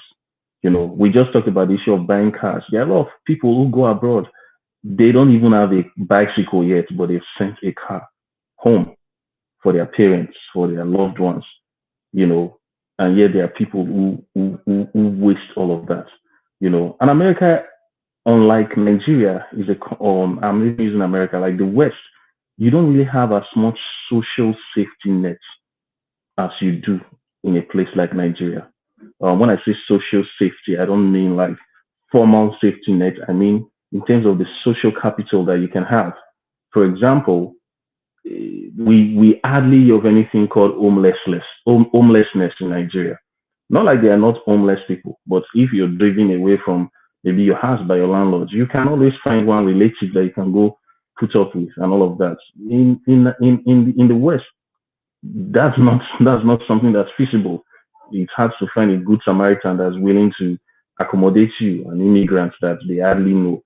You know, whereas in Nigeria, that kind of thing is something that, so because of that, people are pushed to work their butt off to take care of their personal bills and also consider the fact that they have people back home that they also have to help, you know. And I keep saying this, what really irks me is people back home that do not appreciate it, whether it's the parents who always compare their children to maybe to other people, or siblings who never appreciate what their older siblings are doing, or even friends. You know, we all have those kind of friends. You know, that every time they contact you, you know it's for something. Nobody cares about how you feel. You know, and as much as we want to as much as we minimize issues of mental health in Nigeria, it's really it's a strong reality here. You come here, you don't have anybody to talk to. All you do is work. No time to relax. No time for your brain to, you know, refresh itself. At the time, you can get really depressed. So I don't blame that guy for coming on social media to actually vent. If he had other means to vent, he probably would not. If he had people who would understand that are around him, he probably would not. So yes, coming abroad, we all know that you have to do your best. You know, you have to compete against the best, so you have to give it your best. But it's not a contract to die. You know, you have to have a life to be able to either enjoy the reason why you came abroad or to give back to people back home. So and that brings me to two Nigeria whose comment was that he said something to the effect of, "Oh, he believes in working. You have to steady your mind to Well, work." he said specifically, what to you drop. You have to drop for something Yeah. anyway. So I'm wondering why two Nigeria would want to work to he drops for the white man. He knows what I'm talking about. Yeah, but that's my 2 cents on this issue. Thank you. Thank you so much, Ed. And I wanna recognize someone, Baba, before I go to Madam Luke. I'm gonna go to Madam Luke, then Baba. Baba, is that you? Who I think it is, sir? Baba G. Jide, this is Jide now. My name is Jide. Oh, sorry, Jide. Welcome to the show. Yeah, Thank you so much. Okay, thank could you you so much. please wait? Could you wait? I'm going to come to you. I want to go to Madam Luke first, but I want to say something, then I'll go to Madam Luke. Thank you. Welcome to the show. Ed, thank you for what you said. I just want to remind every one of us, Nigerians in the diaspora, when you're talking about Africans that are very hardworking, Nigerians are one of them on the top list. When you ask women here in the America, why do you like African men? If you ask them African men, who do you want? Nigeria is their number one men they work. And you ask them, why do you like African men? The first thing they tell you is they are hardworking. They are hardworking. I just want to remind every one of us, yes, money is good, but at the same time, health is wealth. I'm saying it again, health is wealth. In order for you to enjoy what you have accumulated, you need to be in the right frame of mind.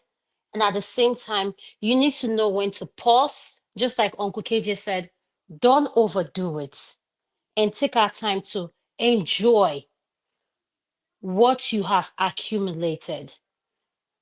This holiday season, my heart breaks out for that guy. In terms of seeing a young man like that, Uncle Janaba says something and Ed says something. If you've not been to America, if you're coming to America, America is a very lonely country. At the same time, America will offer you anything you're looking for. I don't know about other country, but yes, I've been to China. Yeah, I travel a lot. But one thing I like about America, America is one country you can wake up today and say you're relocating to Arizona. You pack your things up and you relocate to without naming anybody, you start your life over. That is the unique thing about United States of America. I don't know about any other country where you can pick up your things, start your life over without knowing anybody. On that sense, what comes with a country like this? It comes with addiction, people feeling lonely, people feeling depressed. And at the same time, we don't talk about these things. And if you watch any segments that has to do with our men, I always say this: a lot of our men are overworked. Not just it, 90% or 95% of African men are overworked. Overwork in the sense that they don't make out time for themselves. And that makes me sad.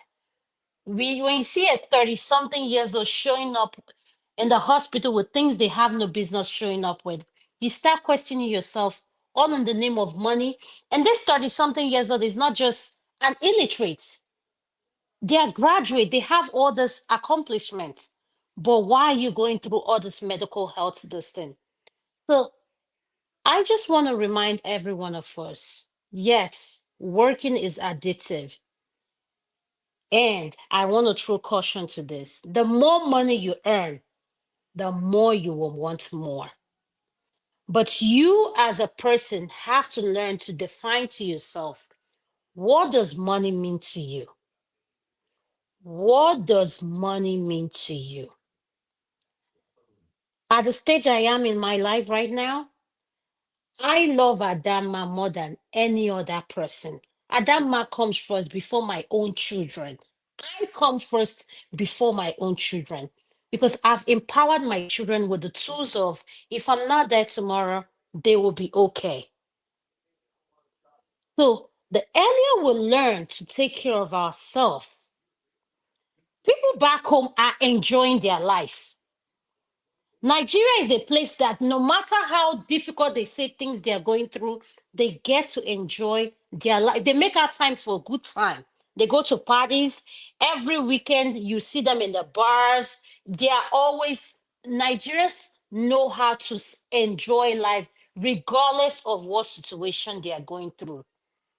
But I want to remind us here in the diaspora, we are dropping dead. We are dying. We are being diagnosed with things that we can't make sense of. So if you think, yes, because you can, I've seen someone convert. You know, when people go jackpot, they will convert dollar to naira, how much that means to them.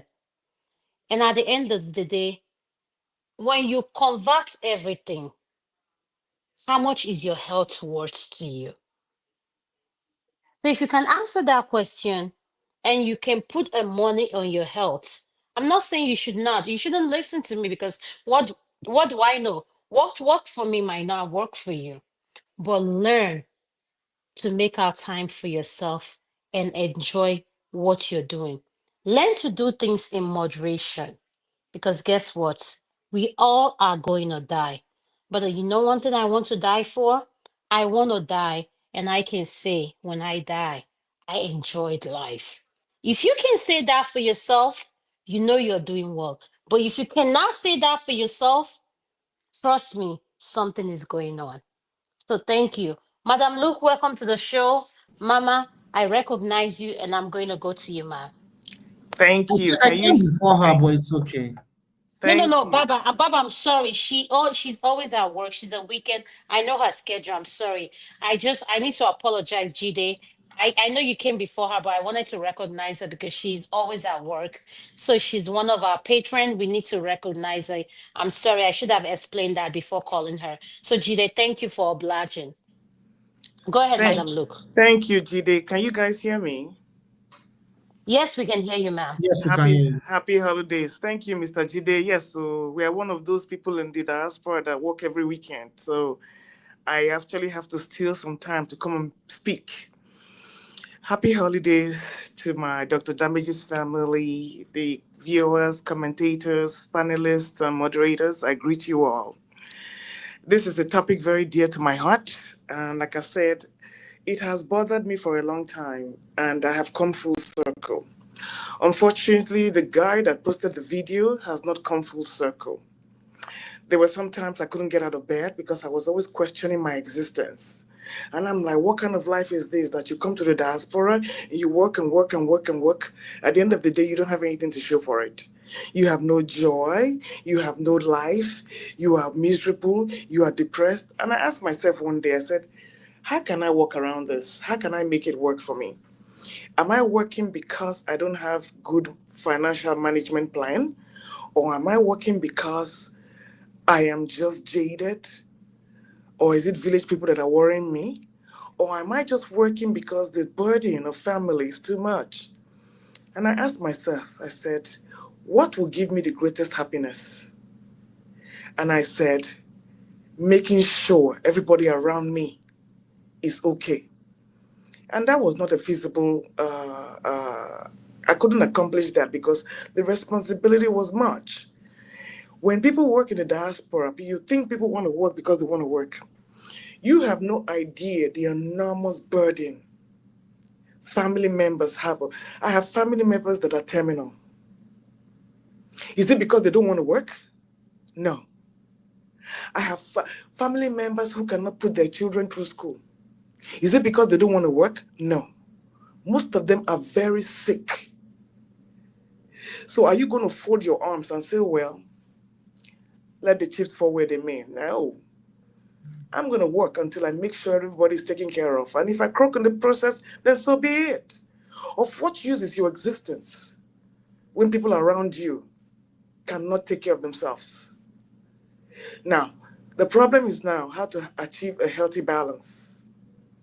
So if I have, I give. If I don't have, I stay. But one thing I do not deny myself is 4 good vacations a year. 4 good vacations a year. Like in the past, let me see, 2.5 weeks, I have worked practically, in 1 2-week pay period, I worked 12 days out of 14. 12 nights out of 14. And it gives me joy to see that I'm solving problems. My terminal relatives, I have told them not to work. They're going to stay home until they're okay. So that's where my money goes. And I'm not talking of just anyhow relatives from Nigeria. I'm talking about the same mother, the same father. So when you see us work, don't think we're here chasing money because we don't have nothing to do with our lives. I'm not going to let my family die because of what? If I can work, I work.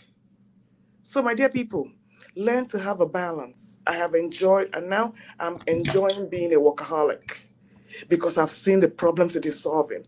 If I can pay my relative not to work, I would do just that. I have the opportunity. My job is not stressful. And so I'm blessed that I don't come out looking raggedy. So I'm blessed in a position I chose a career that is high paying and doesn't give me stress. So my dear people, don't think that if you are in the diaspora, you are here to come and enjoy your life. No, you come from a shithole. I'm sorry. And as long as you come from a shithole, you will have no joy. Only a wicked person will go around and see people are suffering and you think you want to make money and enjoy yourself. What kind of life is that? Even the Jesus you worship died because of your sins. And you are here doing what? My dear, pick up your boots and be man enough. You are not here to enjoy your life. You are here to suffer and die. Madam, look. Okay, Mama, listen. I respect what you say, and the field you're in is a field that is respected a lot. But at the same time, you know that field. We both are in the medical sector. So now, Mama, what is your advice to someone coming into this field and think everything will happen overnight? Like you said, you go on vacation 4 times a month. Yours is 4. Mine is 8. Thank you.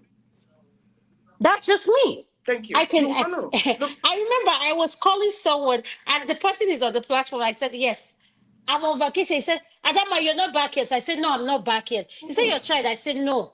They said my dog has gained weight. I have to go and weigh my dog when I come home. So I just learned to, because I'm in that mind frame. People don't understand, and you know what I'm talking about, Madam Luke. Yes. We need to learn to take care of ourselves. That is what people don't understand. It's only because they're taking on too much. You have to have a healthy balance. It's only a phase. They have to go through it. Unfortunately, they don't know what is called self-therapy. You need to look at yourself in the mirror and find out what is important to you. And you have to have your limits. My policies, if I have, I give. If I don't have, I do not give. That's just it. You have to be disciplined about it. You cannot leave your own responsibilities and go take care of another person's responsibilities. You have to have a balance. But what I'm trying to tell people who are just coming, my dear, you are coming at the time when it is the roughest. Anybody coming to the diaspora now, I pity that person.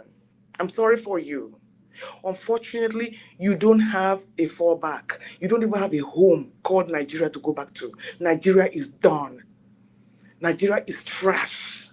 So why you are here crying? Why are you crying? That when you were in Nigeria, you had which Nigeria were you talking about? Is it the one you left 20 years ago or the one that we have now?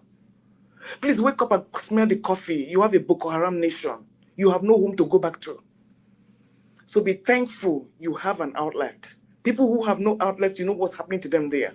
I have relatives that have not been paid all throughout this year. They have been working. So what Nigeria are you talking about is my question. My dear, pick up your boots and go and walk and stop complaining. And you will see it's only the men that are always complaining because they are used to going there and living like kings and putting their... No woman coming here going to complain because they are put their Okay, bootstraps on. so Mama, my thing for you now is, my question to you is, what advice do you have to our men? Because I am of the belief a lot of our men are overworked. I see them. And yes, you know the OR, when you're in the OR. And you have the other set of men that are extra lazy. Yes, very lazy. When I look around me, all I see are lazy men. I know women who are working on my feet.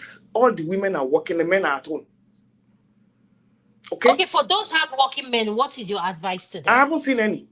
So I don't know. No, madam, look now, you can't be like that. We need to have a No. I balance am here. telling. No, no, Listen to no. me. Listen to me. I'm telling you. I'm from my experiences, and I know the field I'm working in. All my friends who are nurses, all my co-workers, all their husbands are at home. Because let me tell you, America will not give a man the opportunity that it gives a woman. Let me just put that out there. And that strength, that gusto for them to go out and rough it out. Our men have pride now. Our women will go there, pick all the poop in this world and come home. Our men, after a while, they just give up and say, you know what?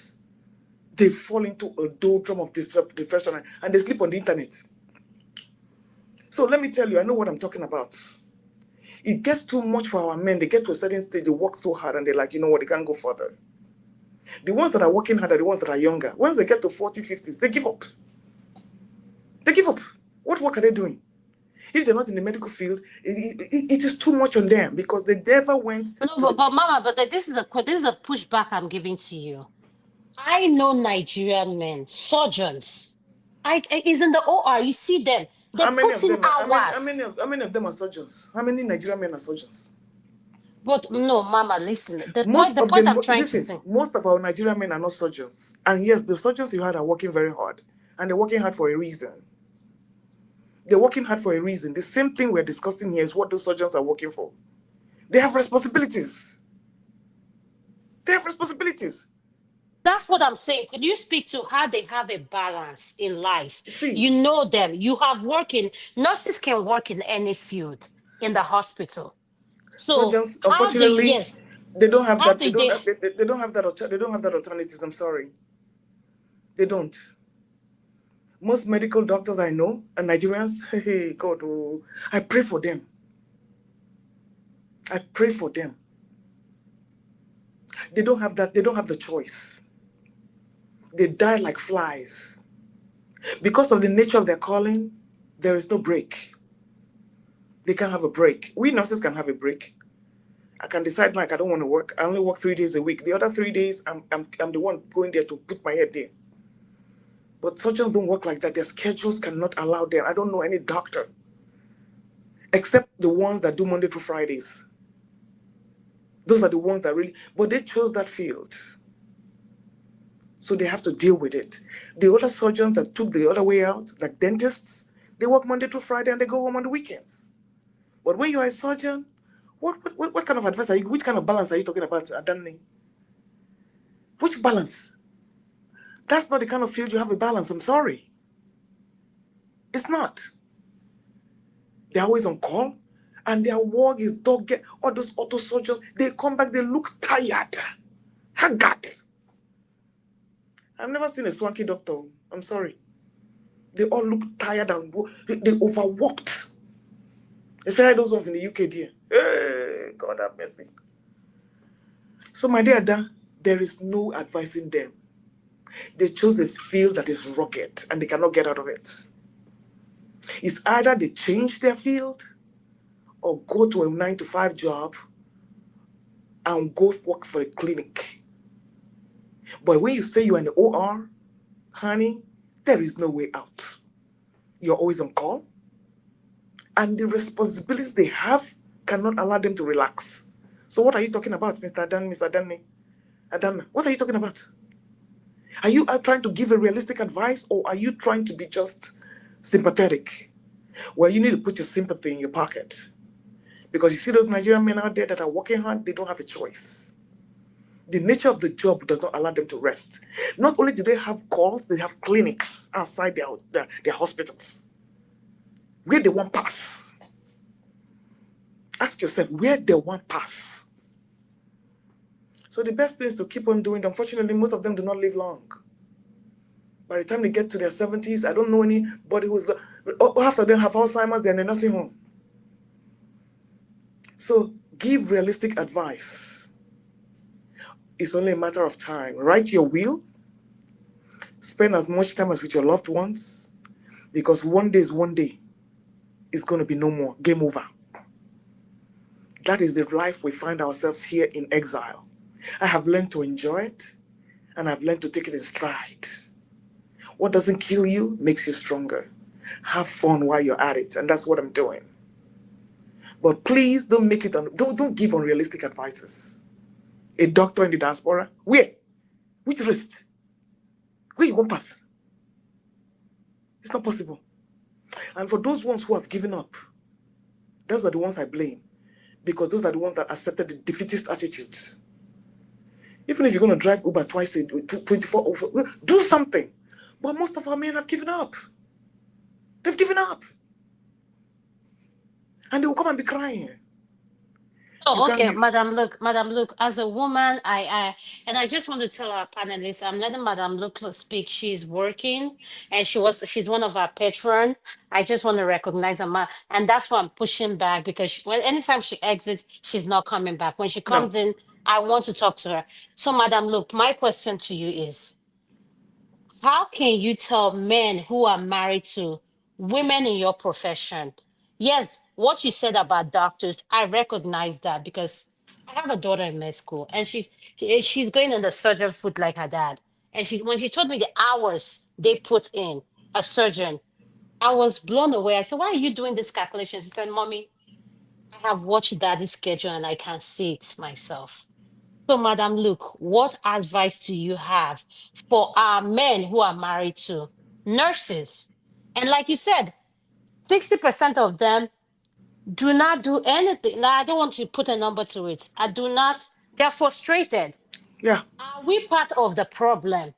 No, we're not. In the medical, I'm not a nurse, so let me make that clear. I'm no, an no, anesthesiologist. No, we're not. No, we're not. Because everybody has a destiny. My destiny is not your destiny. So what is preventing you? Am I the one preventing you? So when you ask me, am I the one preventing you, is the question you need to ask yourself. And the answer is no. Before I came into this profession, what were you doing? Some people were in IT. Some people were in... Sometimes these jobs are no longer there. But once they lose that job and they lose that footing, they give up. They give up. Because they cannot apply themselves anywhere else. Most of them don't want to work for nobody. Most of them cannot even write a resume. Most of them cannot even interview properly because they have a defeatist attitude and a sense of entitlement. I see it all the time. I have brothers. Let me tell you something.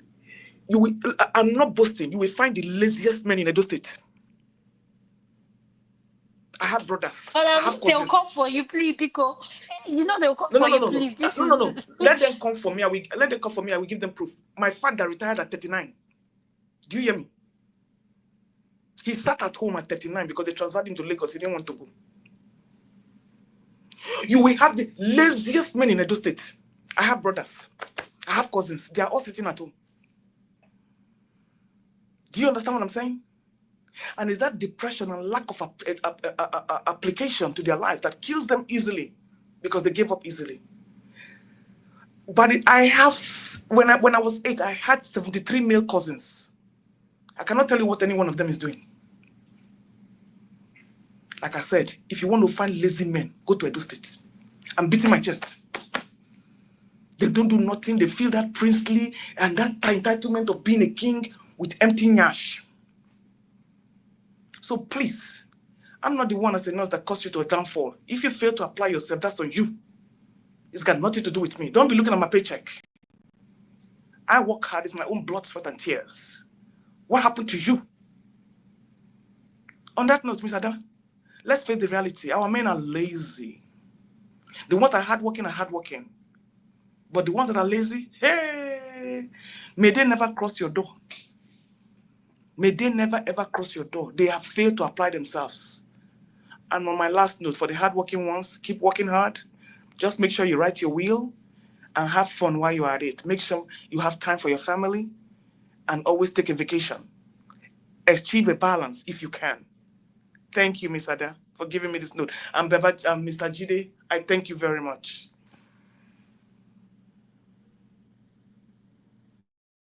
To say thank you so much, Madam Luke. I appreciate you for coming in. Thank you.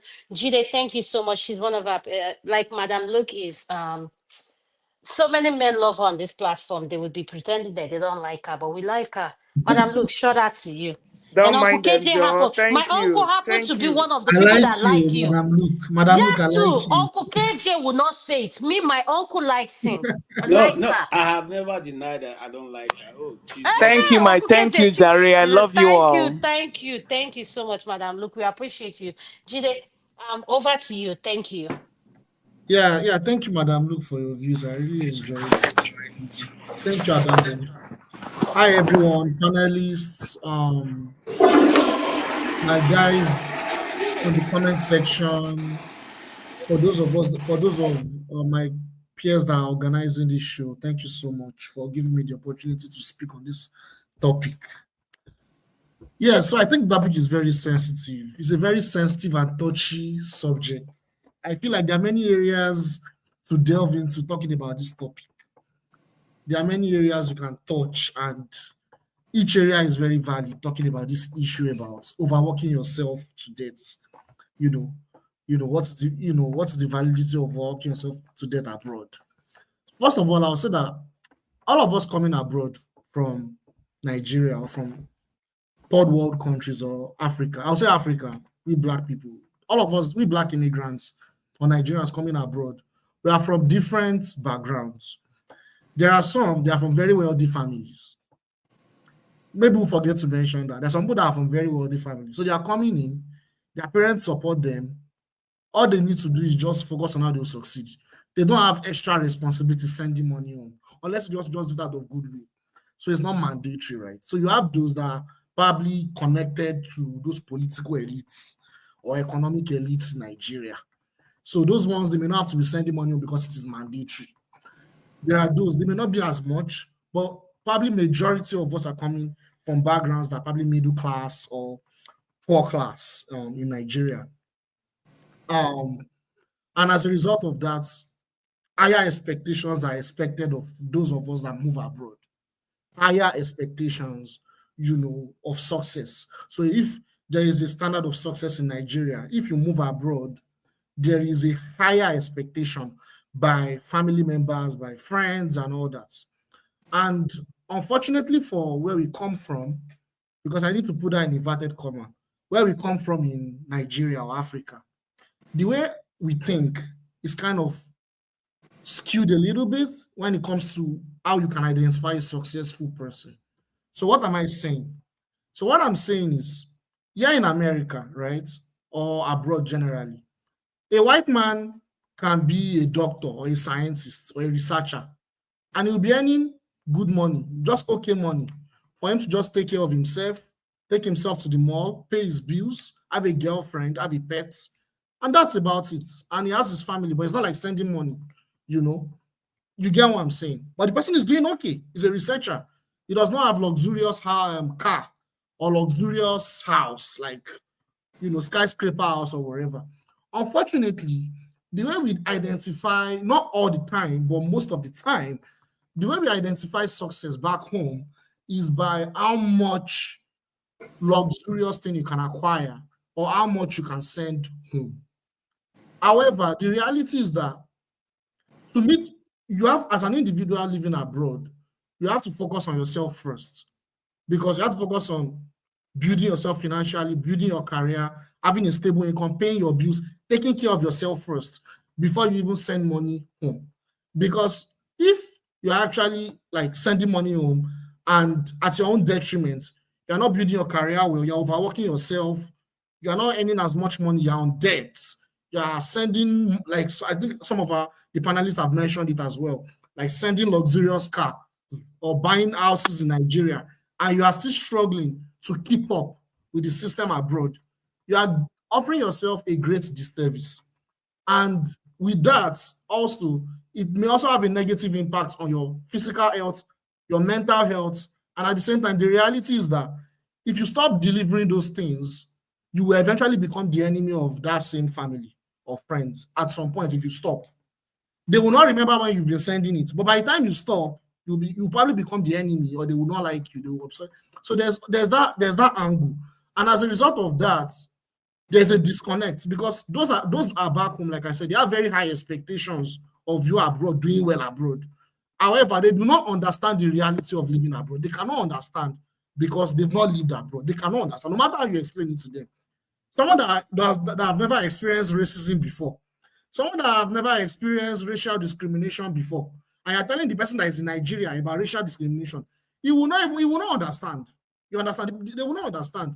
But because of the fact that they don't understand the reality of living abroad, it leads to a lot of disconnect. So when there's disconnect, there's a lot of mistrust. As a result, you are trying to work hard to take care of yourself, do well for yourself, and send money home. But for most of us, it depends on the kind of occupation you do. There's some occupation where your salary may not be able to keep up with taking care of all the needs for yourself and all the family back home. And like I said, it depends on the career line that you are in, the kind of job as well.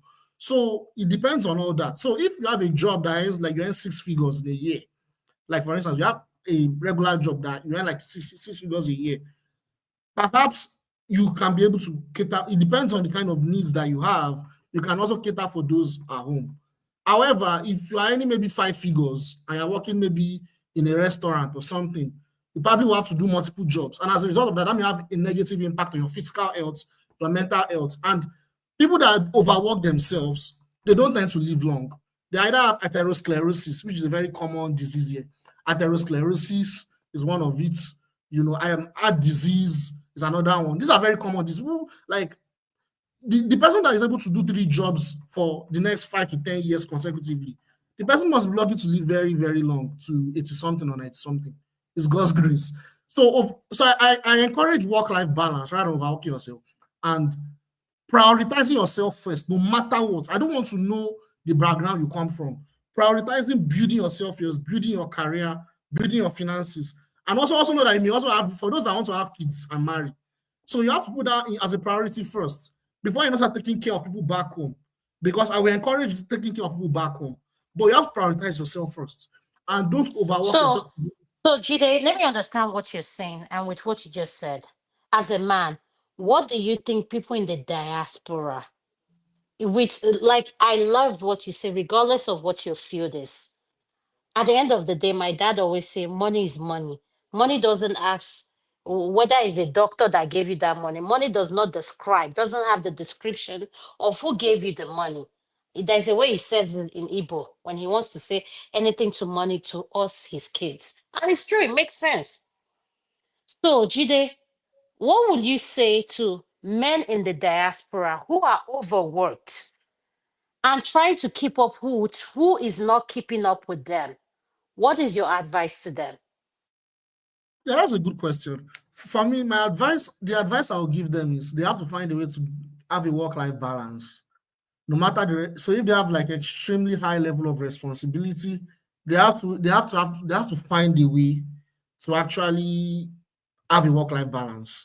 We have 24 hours in a day, and they have to do it in such a way that it's not going to impact their career as well. Because at the end of the day, what is very important is, family, your personal life. Career is important, but there are some things that you have to also prioritize. So it's about work-life balance. So even if you're overworking yourself, you have to prioritize that. What is the end goal? Where do you want to be in the next 50 years? In the next 50 years, probably the person would have retired. Do you want to have all the money in this world and be on the hospital bed? I mean, that's not a life. You don't want to be on the hospital bed and all the money you've worked hard for, you can't even enjoy it. So you have to find a way to find that work-life balance. If it's possible, even resigning from that job and finding another job that will encourage work-life balance, I will advise it. Because trust me, man, no matter the kind of job it is, at the end of the day, like I said, if you overwork yourself, no matter either you're a surgeon or you're a team member in a restaurant, at the end of the day, if you work yourself so hard, extremely hard, to the point that it's affecting your health, that will have a detrimental effect to yourself and your family. There are a lot of families abroad, where the parents work extremely hard, they work extra hard, and they forget to raise those kids. Because you also need to spend time with your kids, not just about just making money and sending money home. You also have to raise your kids. And we all know that living abroad, raising kids is crazy. I mean, I've not started having kids, but I know already that raising kids is mad. It's very difficult. So that work-life balance is very important. Some companies, to be fair, a lot of companies in America, like some of them support work-life balance. Maybe it's to the surface, but they're beginning to be aware of that as well. So I will encourage that no matter what you are venturing into, you should focus on work-life balance. It is very important. Thank you so much, Jide, for answering the question. And I really like your submission. I thank you for joining us. I'm going to recognize our boss. Dr. Rudolph is on the channel with us, and he's a man that holds many positions. So maybe he can give us an idea and an advice on how we can balance all those positions. So, Dr. Rudolph, I'm going to hand it over to you. Good evening, sir. Thank you so much, everybody. I just stopped by to wish everybody happy Kwanzaa. This is the third day of Kwanzaa. Some of you may not celebrate Kwanzaa, but we Americans, we celebrate Kwanzaa. Also. Yes, so I'm Jewish, Dr. Rudolph. Yes, I am. Yes, I'm not a Sabbath because I'm Jewish. Also, I wanted to say I've been busy here trying to write my will because Madam Luke asked people like us to write our wills. So again, thank you all for gathering and having this interesting conversation. I was listening from outside and I said, let me come in and share my well wishes and holiday greetings. What was the question again, Adam? I didn't come. The question is, the people in diaspora, especially our men, why are we overworking ourselves to death, all in the name of trying to cater for people back home? Yeah, I'm confused. Some of you are saying that men are not working hard. Some are saying that they're working hard. Yeah, Madam Luke, can you please clarify that, what you just said? Madam Luke, Mama, because also when no one ear infection, Mama, if you can hear me, she will respond. That's why I like Madam Luke. No, that's okay. I'll go from here. The thing is, what was the question? He said he doesn't. He's confused that some of us are saying that these men are not working enough. They are lazy. So could you please clarify and state why you say some of our men are very lazy, so that our owner and our boss can understand what you're saying, given he's a man that wears so many hats. Only other one is Madam Luke. Uncle Rudolph, my friend, they couldn't. We're relatives all over. We can see what is going on now. Yes. I understand. Let me just say something. Madam Luke, thank you so much. I really appreciate you. Let me say something about men and what I don't actually like about how men carry themselves is that the expectations they set for themselves, not the society, maybe the society, but they just cannot ignore it. Someone told me that the standard now for a typical Nigerian man is that you have to have a home abroad, whether you live abroad or you live at home. And we're talking about people abroad. You have to have a home abroad. You have to have a home in Abuja, which is the capital of the country. You have to have one in Lagos. Then you have to have one in the capital of your state. And then, of course, in your village. So that is what most men are going for. And I'm talking about people who live outside the country, who are here with us. And that is ridiculous. It's unbelievable. Somehow we have forgotten why they design hotels. Why will you want to have a house in Abuja when, like most of us, you don't even go there more than once a year? I think that's where we put ourselves in difficulties, trying to overwork yourself to meet up that expectation. I think we need to design for ourselves what we want, what the expectations we want, the life we want to live, and don't let the society define the life you are living. I pushed back on this show, not this particular show, one show where someone said, "Oh, we're in America to make money." No, you are abroad, whether you are in America or Canada or Britain, to live your life. There is nobody will stop the clock for you and say, go and make money. When you finish, you start living your life. I like the fact that Madam Luke and Adama all said they have specific number of holidays that they take. Most of our men don't take holidays, so maybe that's where we should start. I don't know KJ. I don't know last time KJ was on holiday. I don't know forefathers. Last time forefathers. On Agakwa bathroom. Forefather doesn't go to bathroom, let alone holiday. Please, forefather, let's start with you, please. How many times did you go to the bathroom? You can sit on the segments for 8 hours. You have not stand up. You don't drink enough water. Because how can you be sitting down like that? Yes, forefather, you hear the pushback from your boss. Please respond. So that's actually where to start. Planning vacation, real vacation, not going to Nigeria. That's not a vacation. People confuse that, saying that they are going to Nigeria, that represents their vacation. No, I have been there. You are more stressed when you go there. Just people coming to see you a day is more than you can need to be able to relax and have a good vacation. So okay, so Dr. Rudolph, please, before you leave, Tokwe O has the question for you. Tokwe was just exited. Electricity, could you please bring her back? Tokwe has a question for Dr. Rudolph. okay. And while we are talking, so that yes, Dr. Rudolph, I just want to ask you, as a man that holds different position, and one thing I dated a writer while I was in college. You guys don't sleep. You guys have insomnia. Your own insomnia is on another level.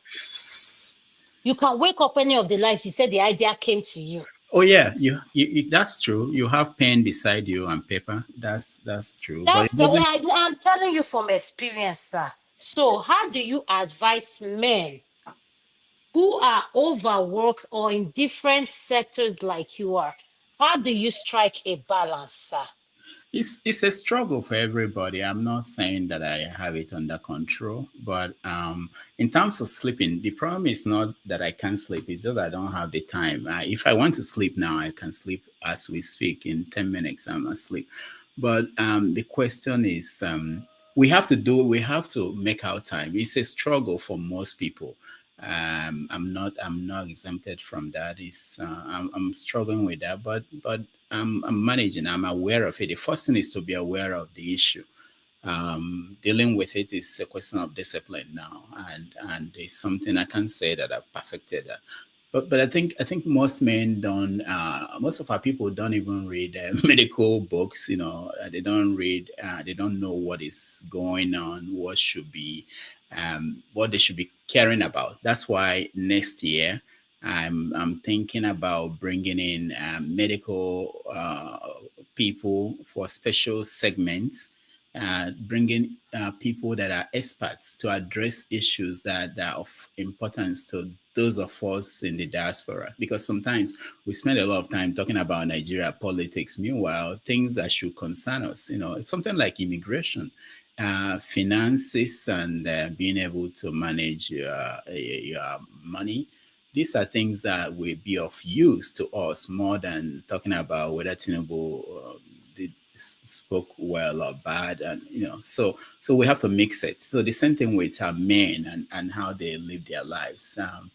We miss that community that we have at home when you are abroad. Most people don't have it. Even when you have your siblings, they are far away from you. You don't have the time to hang out, and that's why I think platforms like this, they give us opportunity to hear other people, know that whatever situation we're in, we are not alone. People share stories, especially on this program. I hear personal stories more than any other program we have, and I do know that people relate, and they could see that they are not alone in whatever situation they are dealing with. So I do appreciate what goes on here. Thank you, everybody. So, Dr. Rudolph, you still didn't answer my question. What was your question? My specific question to you is, yeah, what is your advice to men who are overworked and don't know how to balance their lifestyle, and at the same time trying to keep up with who is not keeping up with them. Yes. But they are overworked, but they are not getting the rest they need. So that's my question to you, sir. Okay, the advice is simple. Go and read about how to balance your life. But our people don't read, which is unfortunate. They don't read. There are books out there, and there are actually podcasts if you don't want to read. Everything now you can find audio books that can tell you what people are doing and how people are managing it. It's a worldwide thing. It's not just our men. Even Americans, they deal with that issue. We have to find a way to relax, a way to wind down from all the stressful activities we get involved in. It's not an easy thing, but I hope that we will all try to learn, because it's something that we have to really learn. Nobody mastered it.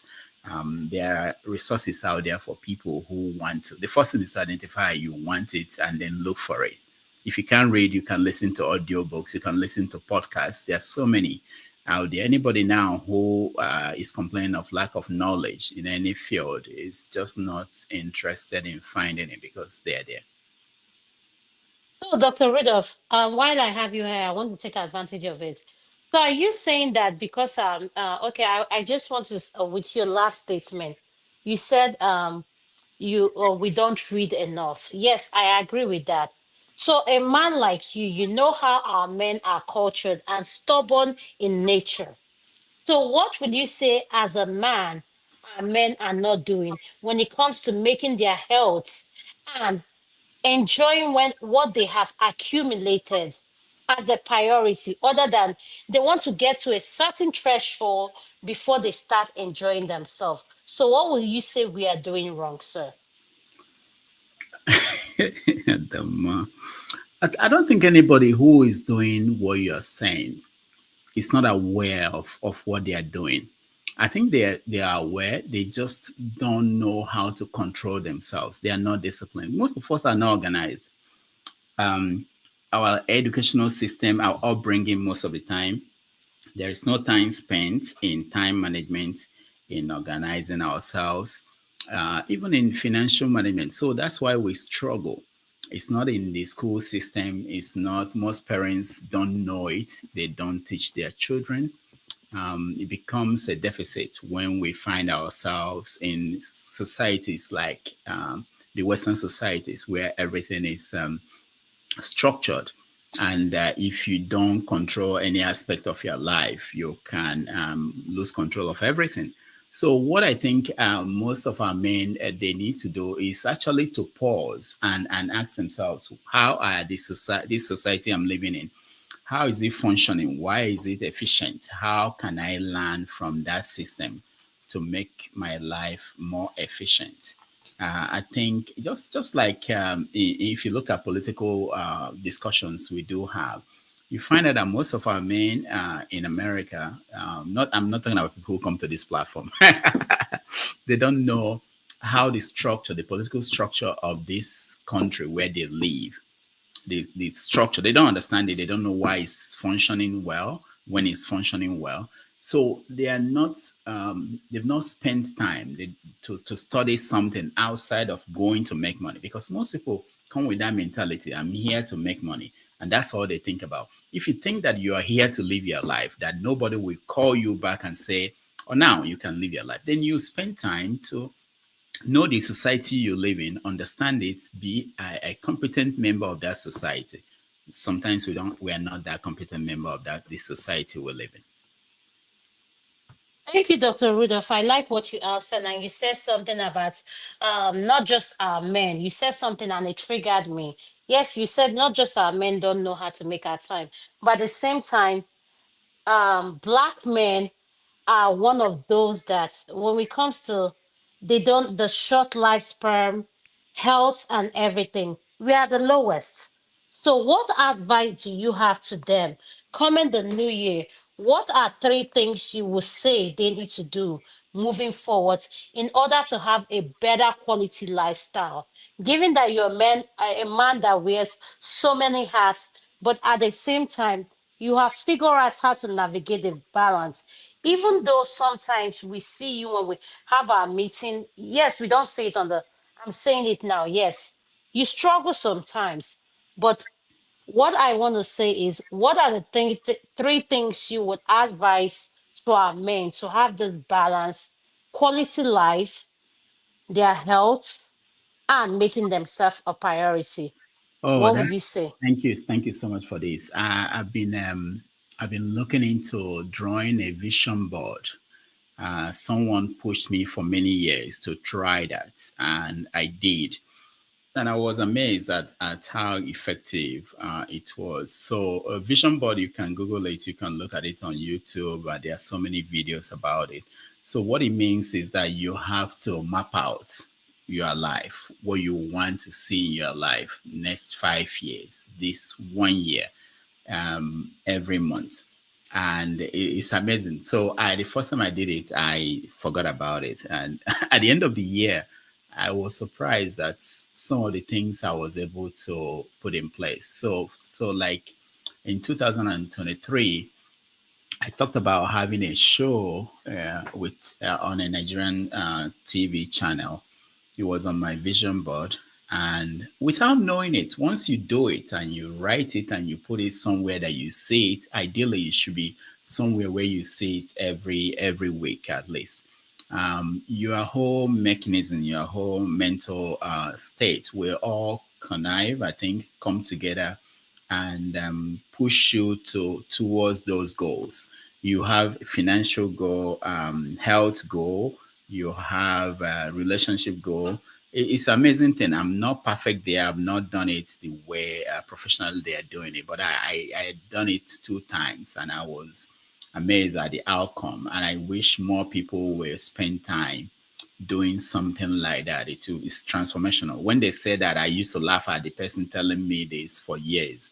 Try it every year. At the end of the year, she would say, "Try this, try this." I'll be laughing. But when I tried it, I was shocked. So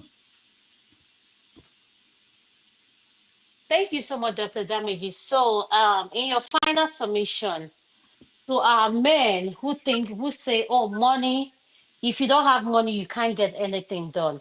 What is your response to them?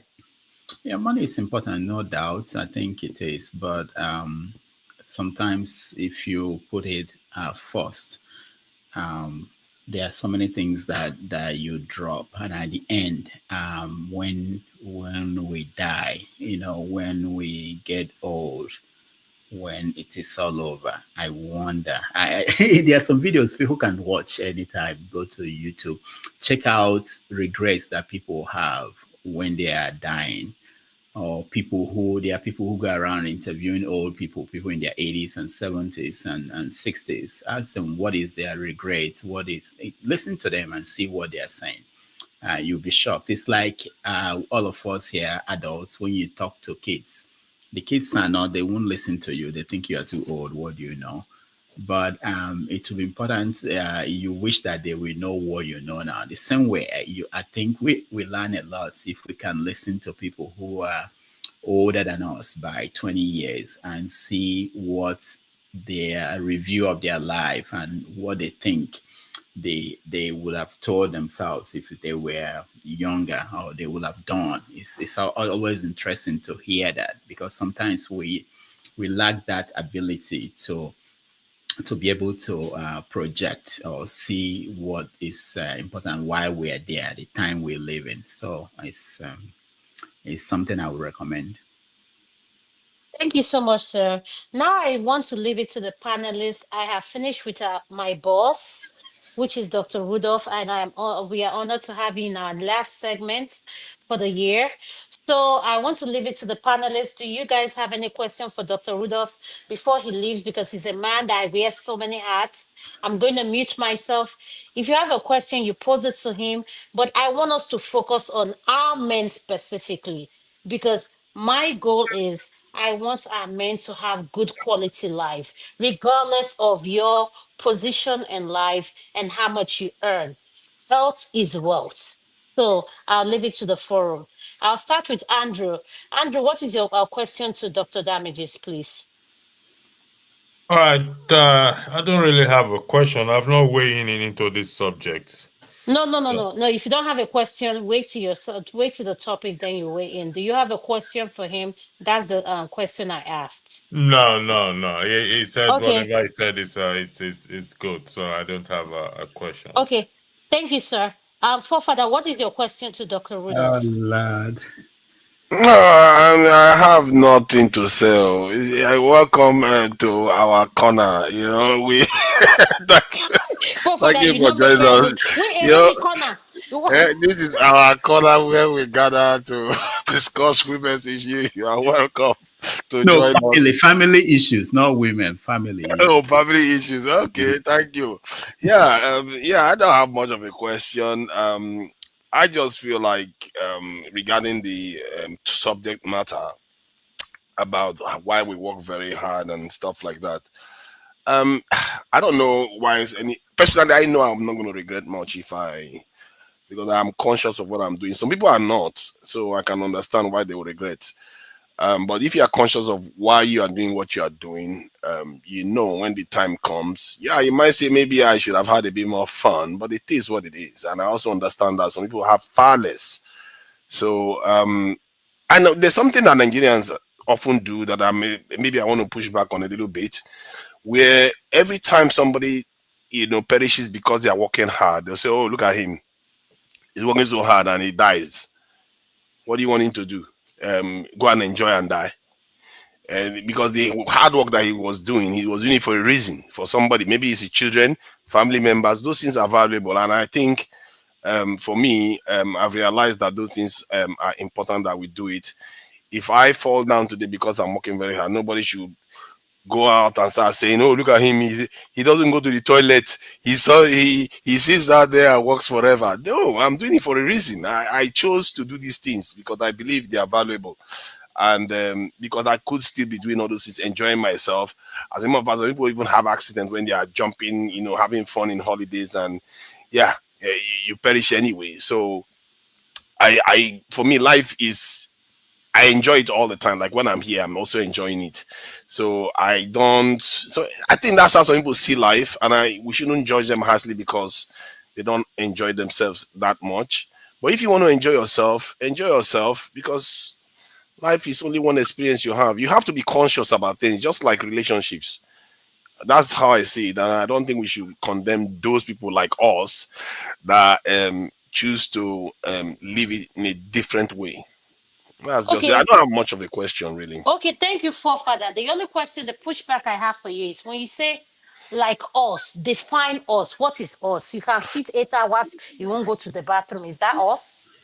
Like some, yeah, kind of like some men do that. Like they don't go on holidays. They work very hard to No, make I'm their saying family you can better off. sit on the chair 8 hours and not go to the bathroom. Is that us? That's Oh the no, no. question. Okay. I assume that others can do that if they choose to. Point is, some people do things that others cannot do, and I don't mind doing those things because I value those things. I've grown up with adults doing things. Sometimes I wonder why do they put so much energy doing this? Why do they want people to listen to them doing this?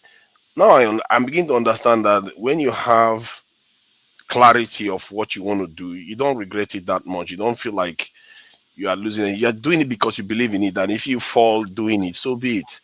What is there in this world? Let's face it. What is there in this world Okay. other than what you choose? Okay, for that, you know, one thing I love about this segment is everybody talking here is an adult. If you want to sit 20 hours, is your destiny. When you come to the emergency room and they ask you, what did you take? And can you, and the emergency or physician asks you, what was the last medication you say you've been having this pain and you say you can't remember. We'll take your words and we'll write it in the computer you can't remember. So for that, sit for 8 hours. At the end of the day, you're a grown adult and it's your decision. And I'm not here. That's what makes this our segment so nice that we can agree to disagree. At the end of the day, we respect each other's view. So thank you for your view. Uncle KJ, please, sir, do you have a question for our boss, Dr. So Rudolph? sorry, you said something about if somebody goes and they forget, they don't have memories anymore. What does that mean? No. You see, that's what I'm saying. I know that I didn't say anything about memory. I said if you sit down and you don't want to go to the bathroom, you said that's who you are. You enjoy what you do. That's all I'm saying. I did never said anything about memory. Oh, I thought you said something. It's all right. Oh, okay, that's okay. Father, I love you too. Uncle KJ, what is your word, your final? Do you have any questions for our boss, Dr. Rudolph, who is on the a platform in regards to the men's? We are zeroing in specifically on the men for the new year. My goal is for the 2025. I want our men to have good quality life, enjoy themselves, and learn to make themselves a priority. So, what is your advice and what question to you do you have for Dr. Rudolph, who wears so many hats and have this balance of doing everything? No question, man. I think as Ah, what I shared is almost with what he said. So Thank you, KJ. let me just. I remember something else people might consider life coaches. People. Dr. Rudolph, please wait, don't speak on that. You speak on that lad. That's something I talked about. Oh, okay. Thank you so much. Yeah, life coaches. Uncle KJ, are you sure? How If about the life Nagila hold insurance? again now. Did Yes, anybody now hold mention it. life insurance? No, Father, we're not talking about life insurance. If your wife has a life insurance on you, please let her make sure the name is on her name. So that when anything happens, that's all I'm saying. I know you. It's Uncle important as KJ. will now, isn't it? Yes. Uncle KJ, Dede, it is sure you have no question for our boss. I don't have any question because I Thank you, don't sir. work myself that way. Just like Rudolph. Rudolph have so much to do. Rudolph, you work harder than me. So when I take my time because I know this money, those who have been chasing it have left it, and the money is still running up and down. So I don't want to leave it. It will be like I'm chasing the money. Let me just Okay, take my time. Okay, thank you, Uncle KJ. And one thing I love about what you spoke about is we should do things in moderation. No matter how accomplished you are, Uncle KJ is say, do things in moderation. So, Babajide, what is your comments to my boss, Dr. Rudolph? And if you have any question for him, for a man that wears so many hats, as a man, what would you want to ask him, sir? Yeah, thank you so much, everyone. It's my pleasure to actually talk to Dr. Rudolph today. Thank you, Jide. Yeah. So yeah, I was going to just talk about this, and I would like to get the input from Dr. Rudolph. Like, I was just thinking about something as everyone was talking about this topic, and something came to my mind. It's just something about us, from where we come from. I mean, we Nigerians or Black Africans, that we have this exceptionalist standard that we have to meet, where we have to overwork ourselves. So what do I like? I know a lot of people have mentioned it, like we have to overwork ourselves to make a lot of money, to get the best house and all that, meet all the responsibilities within our circle and make a lot of money and be wealthy and stuff like that. But I was just thinking about it, and if you look at other groups, it's not really, not like, if you look at like white people, for instance, Europeans, maybe I'll give a random example, maybe Swedish people or Danish people, you can see a regular person just being a fisherman or a farmer and is living a good life. Chica. You know, he's living a good life. He's not overworking himself. There's a proper work-life balance. You know, just a straightforward life. You know, so what I won't draw a red line between trying to be exceptional, because not everyone will be exceptional among us. That's the truth. No matter how much work, not everyone will be exceptional.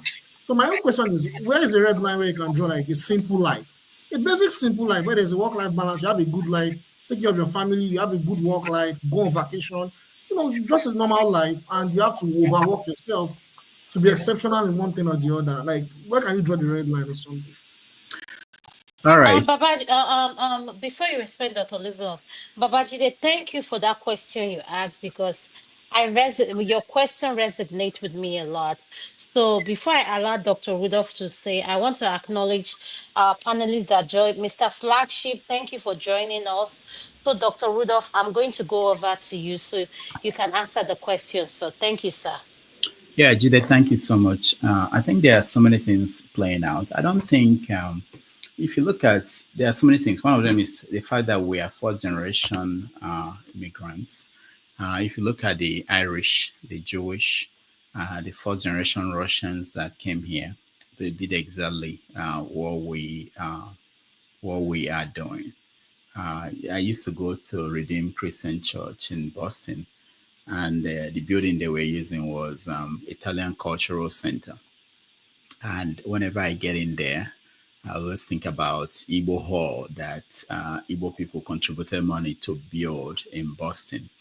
And I think 50 years from now, maybe 60 years from now, maybe that hall will become a church of a new group that came in, because the children that the Igbo people are having now will become people who wouldn't want to really consider themselves Igbo, or their grandchildren. So they've moved on. So we're doing exactly what the immigrants before us are doing. The other thing is the issue of, what they call the Maslow's pyramid of accomplishment and life is such a way that we are still at the beginning of our quest to self-actualization. So we still recognize ourselves and weigh ourselves and our accomplishment based on the basics, material things. We are not yet at that point where if I'm a carpenter and I'm able to take care of the basic needs, I will be satisfied, So most of you mentioned it here during this conversation where you talked about the responsibilities at home that you have to take care of. Those Italians you're talking about, the white people, some of them don't even talk to their sisters and their siblings or their parents. And their parents will be able to survive. So they don't have the guilt that you will feel if you have parents and they're home and you disconnect from them, So these are some of the factors that are responsible for why you see them, and they could decide, I want to be a researcher and I go to Africa and just follow the monkey around for the next 20 years. I may want to do something like that, but you are held back by the circumstances of where you are on the scale of things in the world, evolutionally also, and the family structure that you came from. Maybe my children or my grandchildren may be able to live that kind of life where they can say, I just want to climb the mountains, all the mountains of this world, and I don't care about anything else. They don't have to build 5 houses. They don't need that. They don't need all the things we think we need. And someone was right who pointed out that what is the purpose of all these things? If you think about it, 50 years, 100 years from now, what did you accomplish? What will be left of what you did? There's this video floating around everywhere showing you that 100 years from now, nobody will be here anymore. Your house will be taken over by somebody else. They made a mistake. They talked about your car. Most of the cars won't be around 100 years. But anyway, you got the point. The point is simply that we are at the point where we have to think about these things, and maybe next 100 years with our grandchildren and great grandchildren, there will be a different thing. Thank you Thank you so so much, much. Dr. Damages. Thank you so much, Dr. Jide. Thank you for your question. It resonates with me, and I just want to say thank you, bro, for always coming in to support our segments. Uncle Janaba, do you have a question for my boss, Dr. Rudolph, or is there anything you want to add to what he said? Uncle Janaba, you're next. Yeah, we're all gonna die anyway, whether you walk or to dead or you're gonna die. So if people choose to, that is what they want to do, go around building houses and die quick. We are looking for people to reduce the population. They can die. I don't know why people make big deal of all those things. People should enjoy their life, and people that choose not to. There are people that have never been to vacation. Their vacation is to go to Nigeria, so they can go there. Already know very soon that me and him will soon die. So what's the point? So everybody should go sit down and enjoy So, their Uncle life.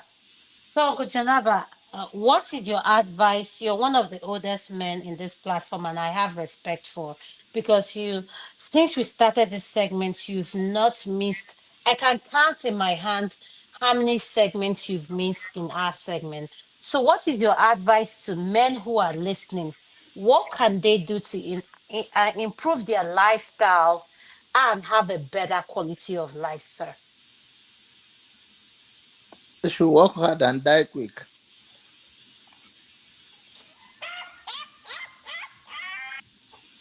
Okay, Jonathan, if you see the next video, you say Adama is bad. Okay, Jonathan, please don't do this. I feel like you're seeing the next video. Okay, Jonathan, why are you doing this to me, sir? Can you answer the question honestly? No, no matter what you tell a hard-working person that is already, the village people are calling him to bring everything and he's gonna die. What's the point? You should just work, and we are looking to reduce population. You guys are talking about. Is it not the value people place on their life? That's what they're gonna live with.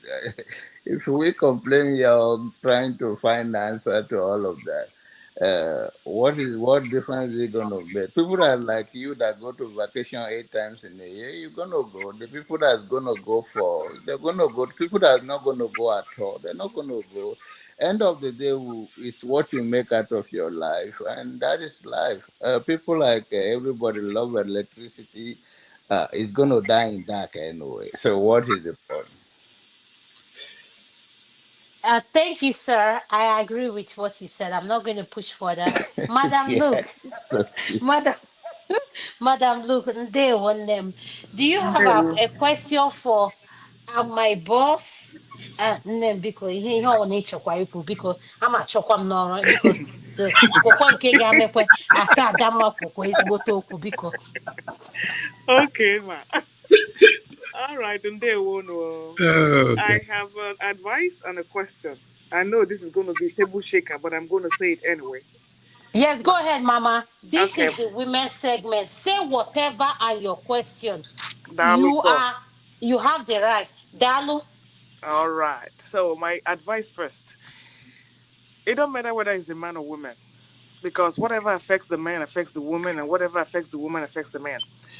When it just shows us that our educational programs in Nigeria are faulty, and the structure with which we all grew up has failed us, even in the diaspora.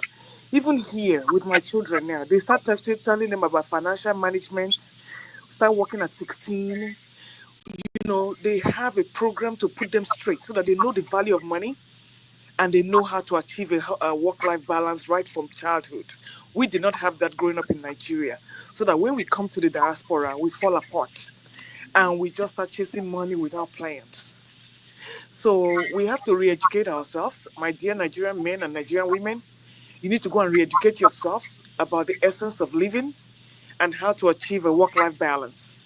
Building a house in Nigeria that you can only go stay there for one time a year for roaches to go and occupy, and that even your children cannot even go back and inherit. It's not necessary. You need to live for the moment and enjoy yourself. So my advice to the Nigerian men and women, you need to go back and re-educate yourself about how when you make money, what you really need to use your money to do. It's not to compete with your neighbor.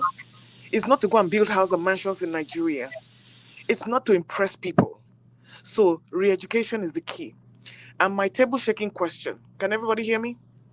Yes, ma'am, we can hear you. I can hear you. Good. Please, if you can hear Madam Luke, can you please say yes? Unmute yourself and say yes. Good. Yes. Mr. Rudolph, I'm going to ask this question to you. And this is not to bash my dear Nigerian men again, but I need to have a question. Why is it that when you cannot find work, or you choose not to work, you go and become a pastor? So, Madam Luke. Come, Messiano. On a good night.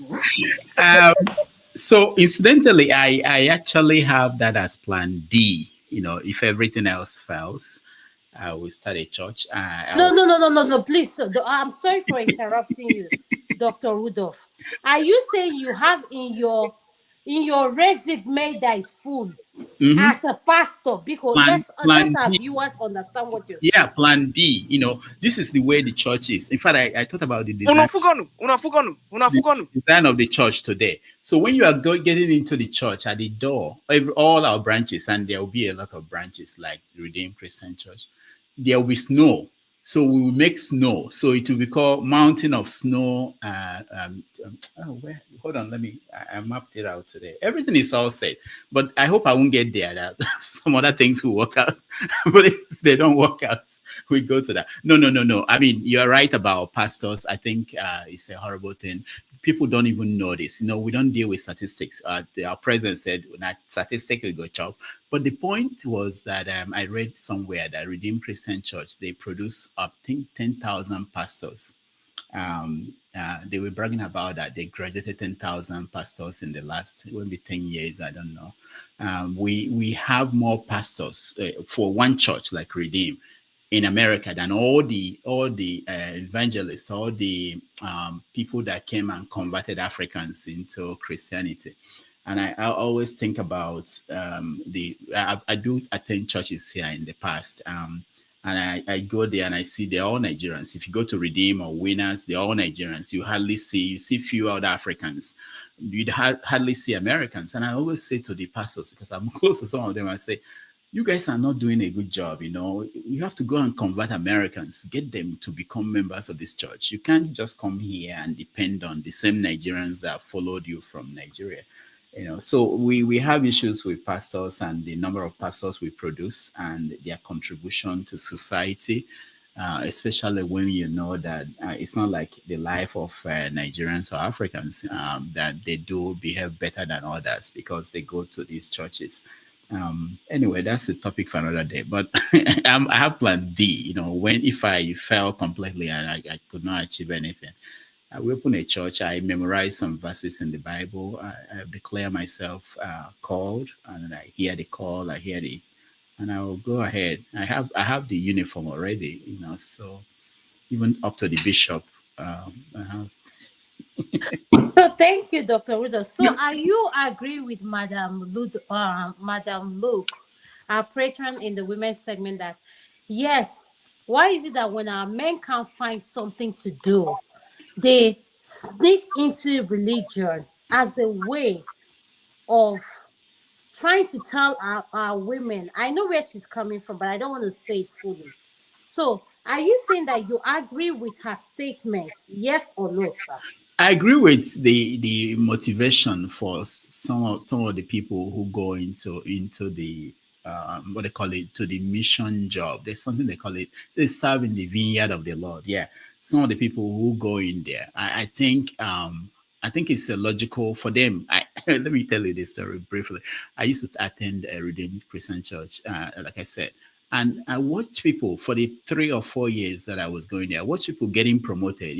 They have a structure in place where you become a minister. They know that they need to be giving you positions so that you stay and you feel relevant. And in 10 years, most of them became pastors and went out and started their own churches. So it's something they set up in place, and they know what they were looking for. So I think it's...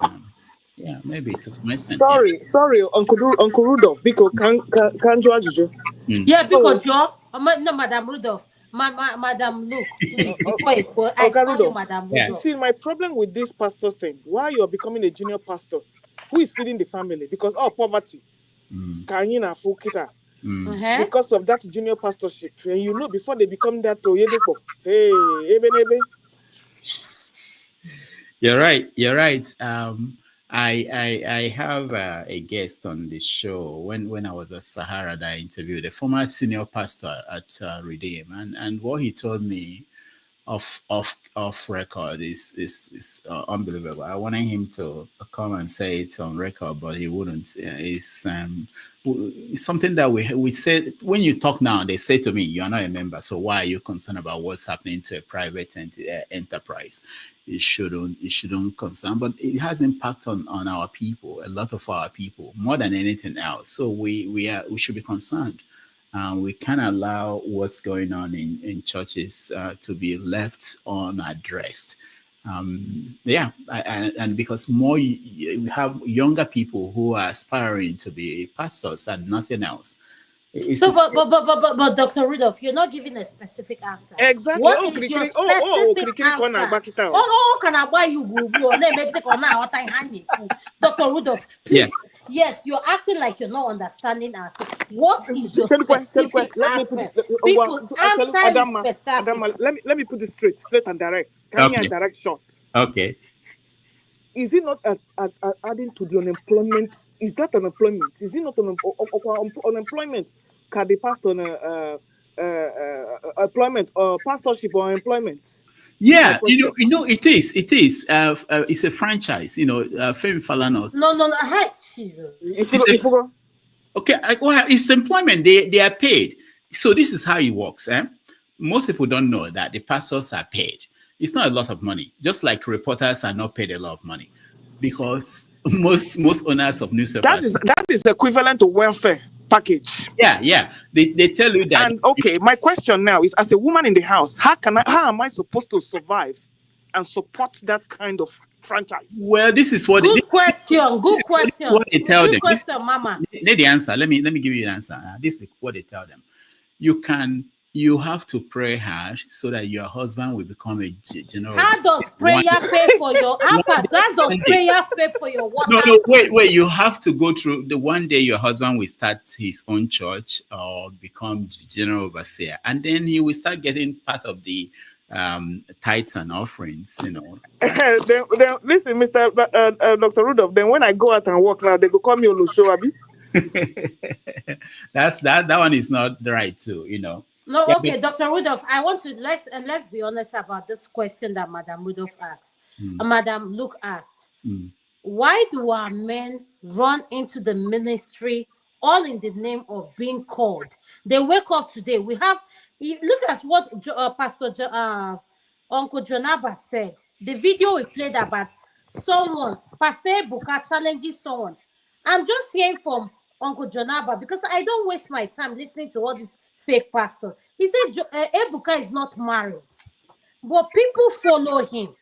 So why do our men use religion as their backup of not fulfilling and like doing other things for themselves? Like they use religion as, oh, that is my job. If you ask me what to do, I'm saving life. I was called for pastor. No. And Adama, if they were working Monday through Friday and they were doing this pastorship on the weekend, I don't mind though. But why gonna do no? Name Babiala for 7 days a week.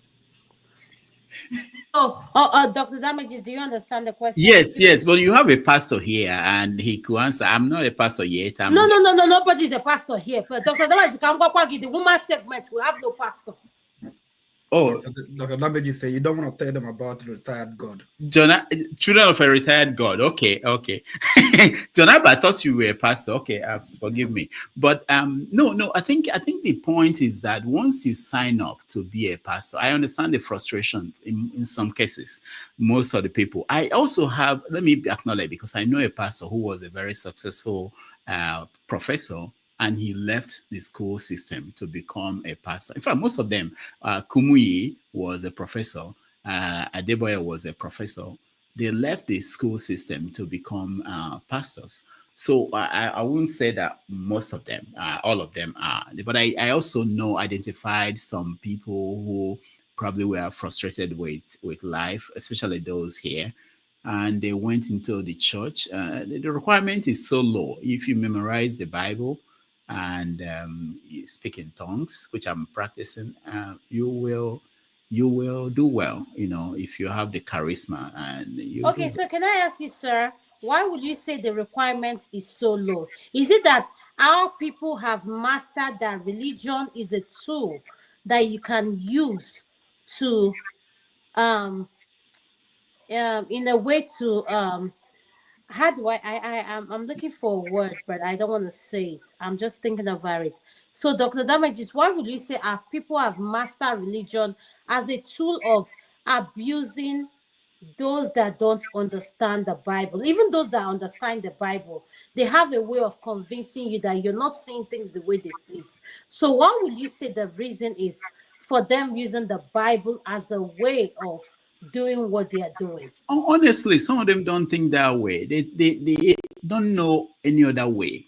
If you see how they admire people like Adeboye, I once saw him in Boston when he came. The way people were going around him, it was something I've never experienced. Not even the big musicians get this kind of admiration that I saw.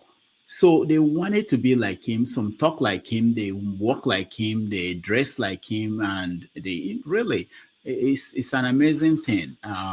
So I don't think most of them they think they are deceiving people. Although I've queried them, I've asked them serious questions, and some of them will just acknowledge that they don't know, but they are repeating what they were taught, what their bosses were telling them, and that it works, And of course, they will condemn you immediately if you ask too much questions. They will condemn you as being a devil's child, But I will surprise them when I come. Thank you so much for answering our question. The next person I want to go, our panelist, is the flagship. Thank you, sir, for joining us. We are honored to have you, the flagship. You're one of the panelists that feature in at the Diaspora segments that features early before the Have Your Say. The flagship, welcome to the women's segment. Sir, what is your opinion in regards to the video you watched, and what question or what do you have to say in what my boss said, Dr. Rudolph, sir? Adama, thank you so much, and good evening to everybody in the panel and those that are in the comment section. It's a pleasure to be here, and also to catch Rudolph at this late hour. Yeah, thank you, sir. Thank you, sir. I flagship.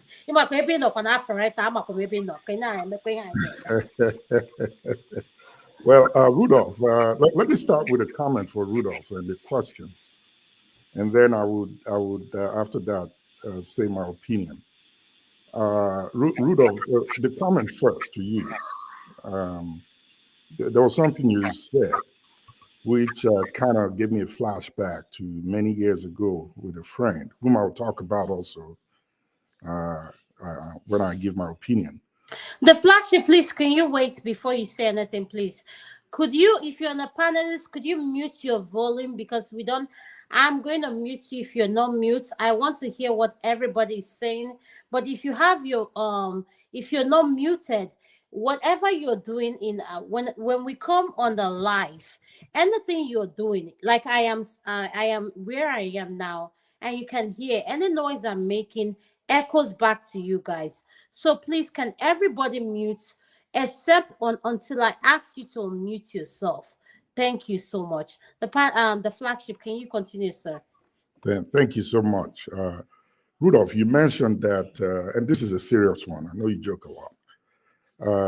You mentioned that if you want to sleep, you don't have any problem sleeping. You can sleep in 10 minutes. It tells me that your body is talking to you, and maybe you're not listening. If you work so hard and in 10 minutes you can crash off and fall asleep, don't you think that's something you need to pay attention to? That's a comment on the side.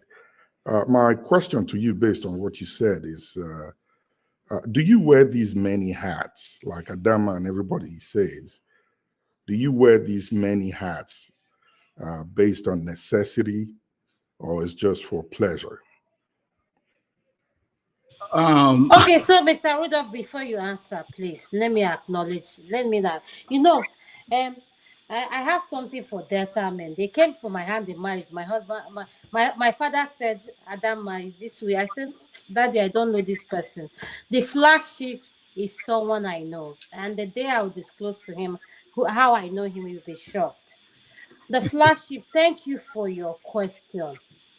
You asked a question that men that are in this platform cannot think in your thinking, because all they are thinking, can you imagine forefather? He can't use the bathroom. It didn't make sense.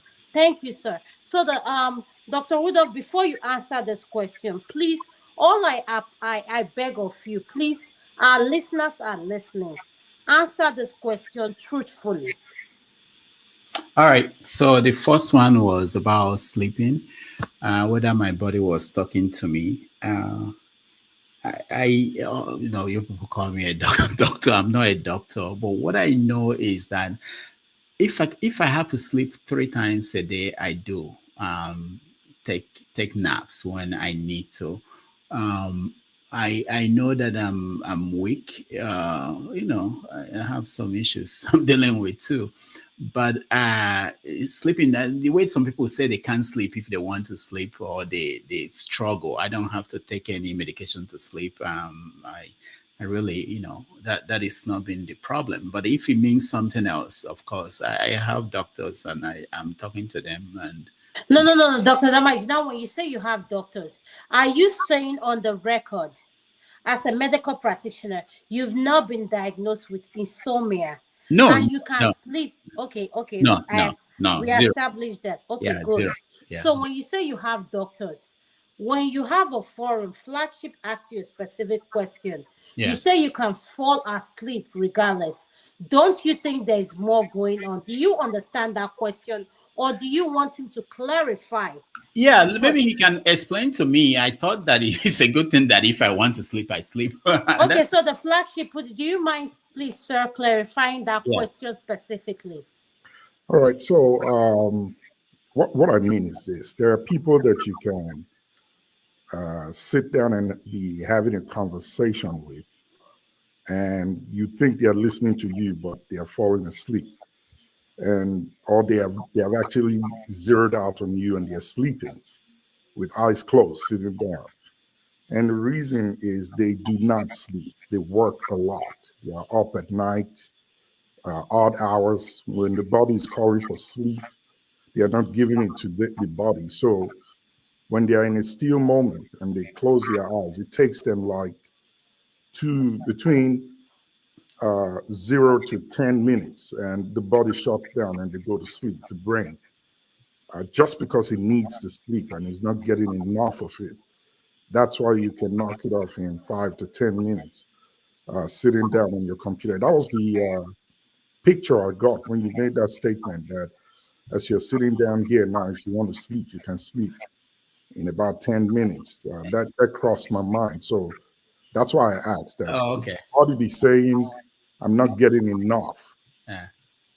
Yeah, I don't think I get it because the recommended thing is about 8 hours, so probably 6 to 8 hours. I don't think I get that. But if you put together in a day, maybe close to six, but it's not straight 8 hours. So I'm working on that.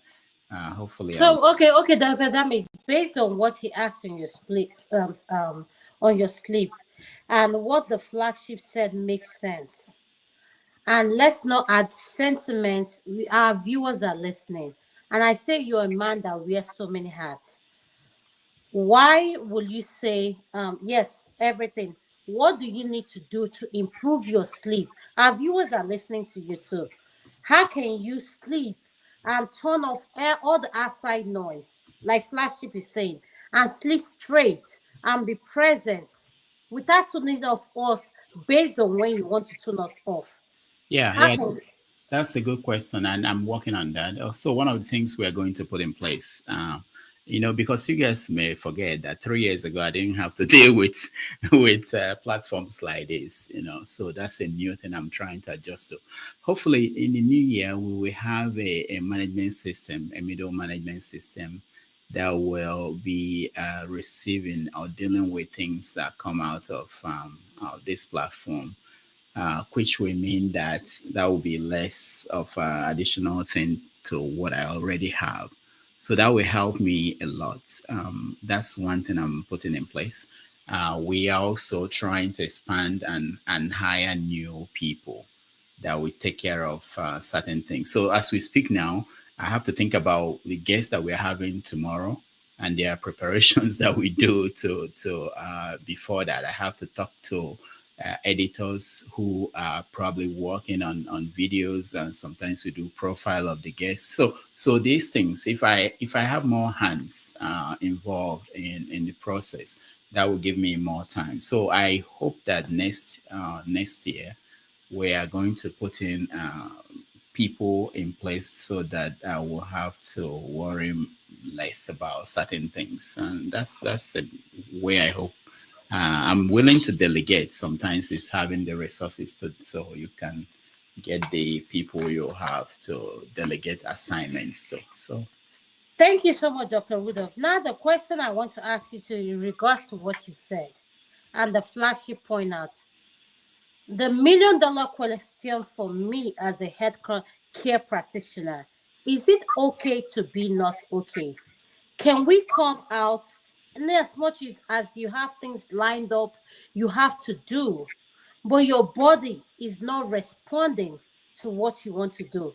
Is it okay as you, as our boss, to say, Adama, can we let this go? Let's do it for another time. Right now, I can't do this. So can you share that with our, so that our audience can understand what we deal with to make everything come to life for them? Is it okay to not be okay? yeah, of course, it's always okay to not be okay. It's also okay to move things. I know there were things that were going on. This I didn't plan to be here today, but certain things happened. I said I will want to listen in and then probably come in and say hello. But it happens, and if you are in any leadership position, you really, no matter how you try, sometimes, especially when you don't have backup support system. If this is a corporation like American corporation that has a strong base, it will be easy to handle. But we get there, and I think it's part of what happens when you are starting off any kind of organization. You may find yourself carrying and wearing so many hats, but eventually, if you do handle it well, you get to a point where you don't have to, and I'm looking forward to that. But it's also good to have the experience of all the aspects of any kind of organization, so that when you have people doing it for you, you'll be able to understand their what they're dealing with. Thank you so much, sir. The flagship.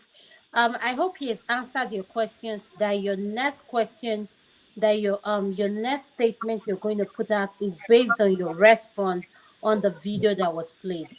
Well, I wanted him to tell me why, if he's wearing so many hats, is based on necessity or pleasure. Okay. Yes. Oh, Then Okay. that's a add, good, yeah. I was going to add to the question Adama asked just now. It is okay not to be okay, but it is not okay to stay or remain not okay. For Find Hmm. out of that. Deep. Yes. for a long So time, yeah. For a long time, it's not okay, yeah. But it may be for a short period, it's okay, because sometimes it takes time to put in place something that will fix it. So, um, yeah, the question you asked about what was it again? You made me forget. the question about Necessity, the many hats. necessity, Oh, the many necessity. hats. Yeah, Yeah. yeah, How do you make them a exactly. priority? Exactly. They are mixed. There are certain things that are necessity that they So, are. do you have a favorite child? You know how children are like, they'll say you this is your favorite segment. Like, I know you have so many children that you've created. Do you have your favorite? I know your audience want to know. Do you have a favorite? Yeah, yeah, and that's Dr. Damages. Oh, no, no, we are all your children now. Dr. Damage, you see, on that your label now. What are you No, saying? I'm being honest. Because I don't report. I don't. I, I don't have an editor. I don't have people that I check with. I used to when we were at Sahara. So sometimes I panic, like what I'm saying. Like, it's not legal for somebody to come out and say whatever they think about. But that's the only place I can say whatever I think about, and then watch and see what the reaction would be. And sometimes it's horrible, when I think about what I said. Hey, So all the horrible, all yeah, the yes. horrible, all So the it's horrible. horrible, yeah. But Yes. other than that, I really, really, I'm amazed at what small idea, how it could grow and become something like what we have here, and the connection and the family. and the people who have come together as a result of this. It's still amazing. Sometimes I wake up and say, is this all true? Are we really? One day we'll talk about this. One day we'll write about this, we will, because I didn't have this projection 3 years ago, but I But really. tonight, I can't afford you. The flagship, sir. What is your next song before we go to the next panelist? Sir, can you complete what you're saying?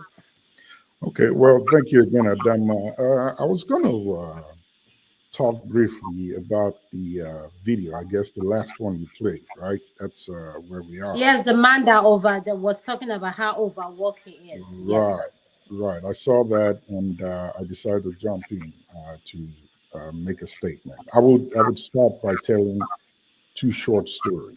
They are personal stories because I experienced them. Many years ago, while I was here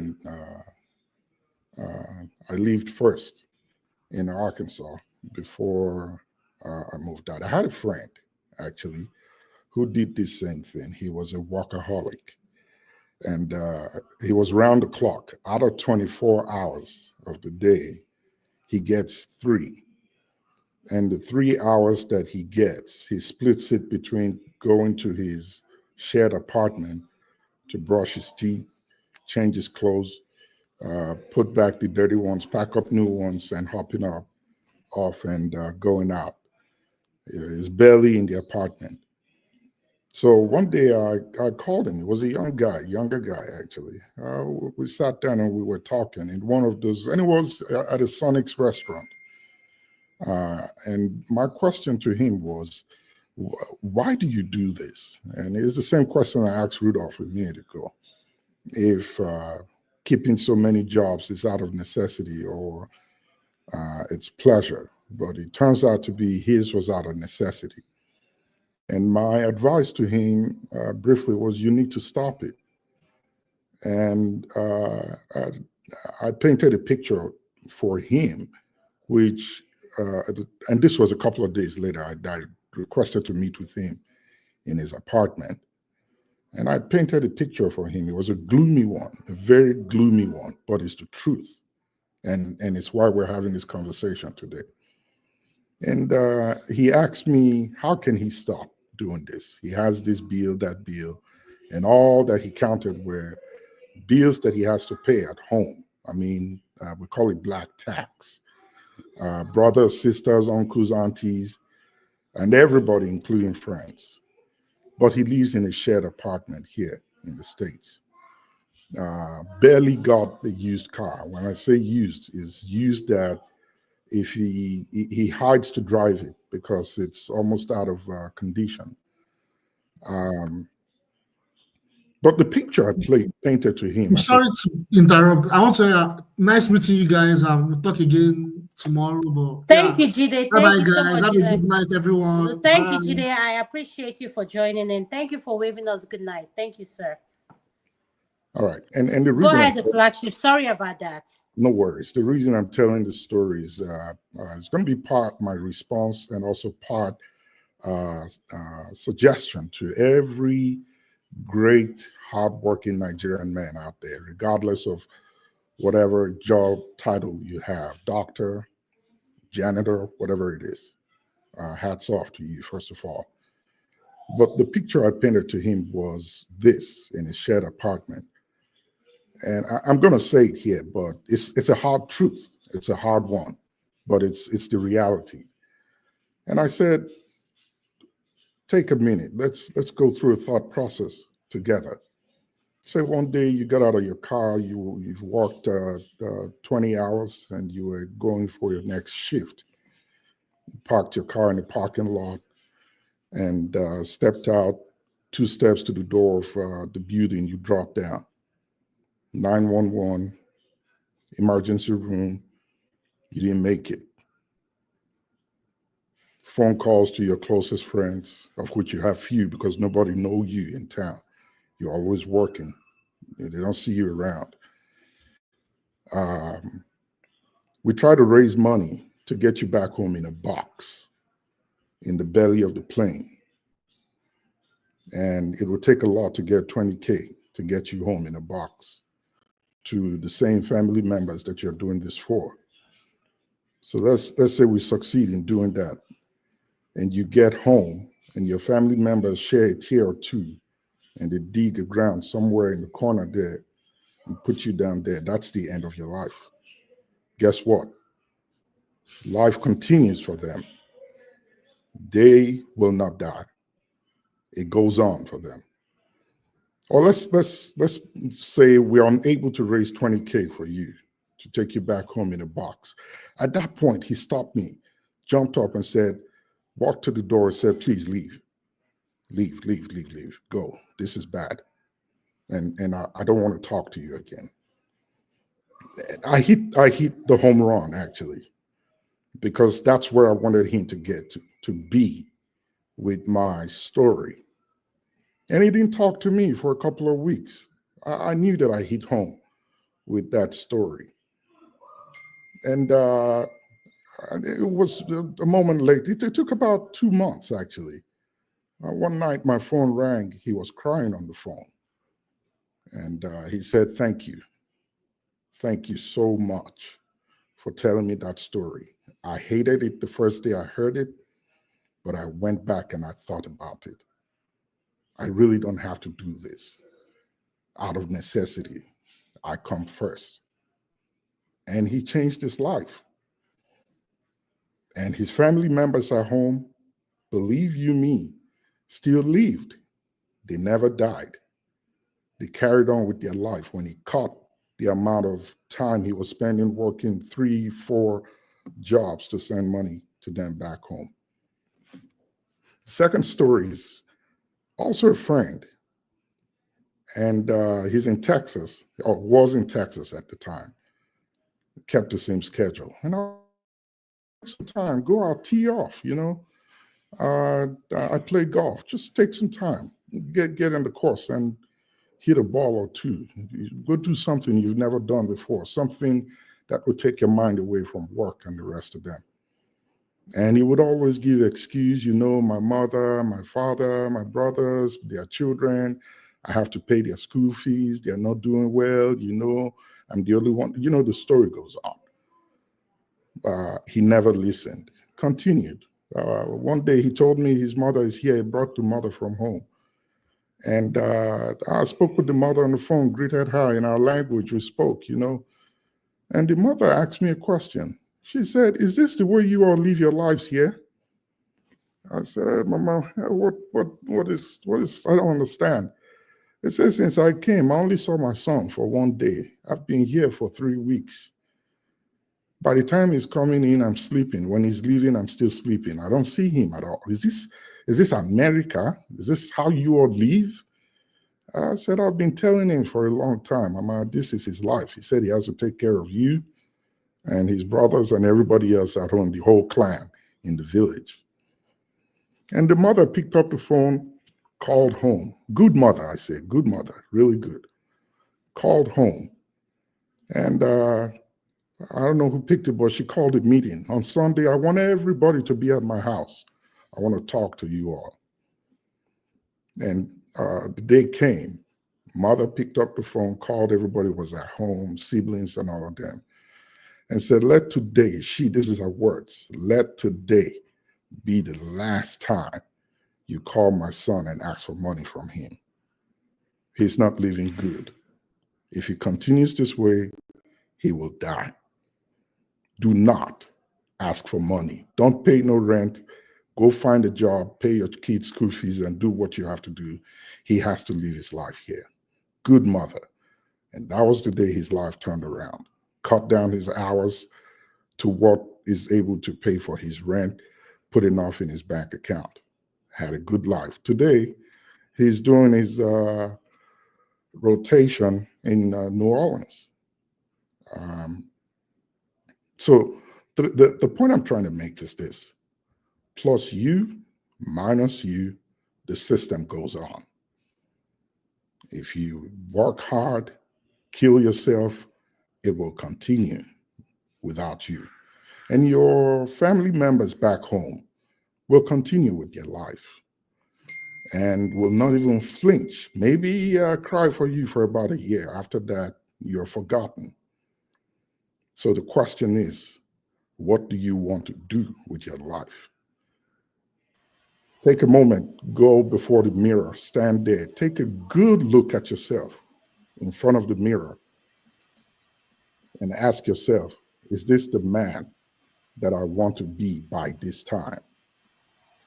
If your answer is on the negative, then you've got a lot of load to shed off and drop off your body and work on yourself, develop yourself. You come first. You are your first doctor. You know your body, set your limits. If you go past it, and one addition is this, get a doctor. Rudolph said he has doctors. Get one.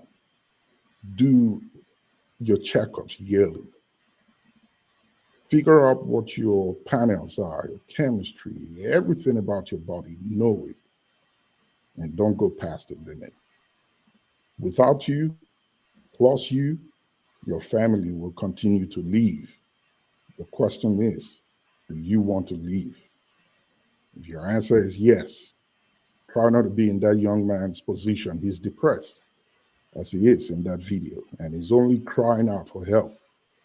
I wish I could talk to him for a day or two, maybe help to turn him around from where he is. That position is never good. I was once, I didn't get close, but almost there at one time. It was not until I found out that in my language back home, they would say the build office for your head. Build office for your head means you are the cash cow, the ATM. They pick up the phone and call, you drop the money. Yes. Tell you some Yes. fictitious story Mhm. that when you go back home to try to verify, you'll be shocked that it never even existed.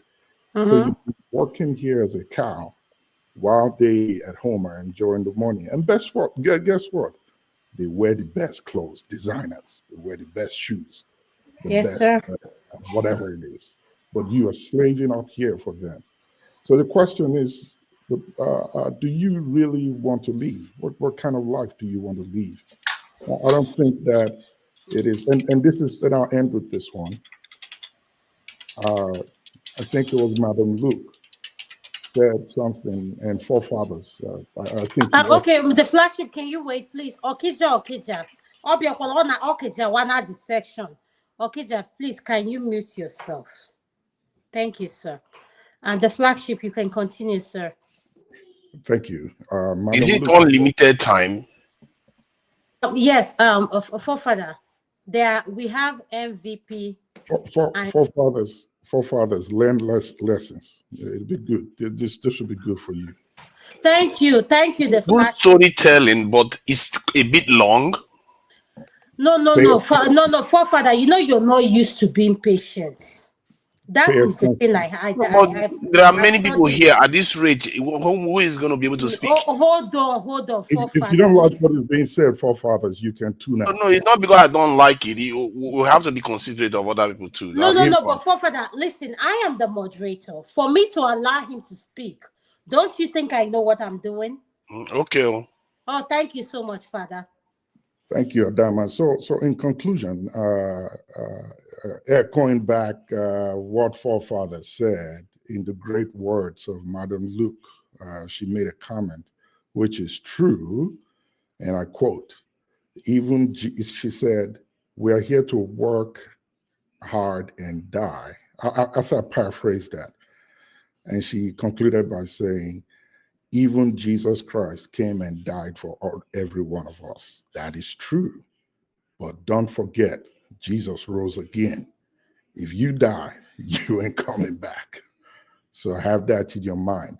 Think about yourself first.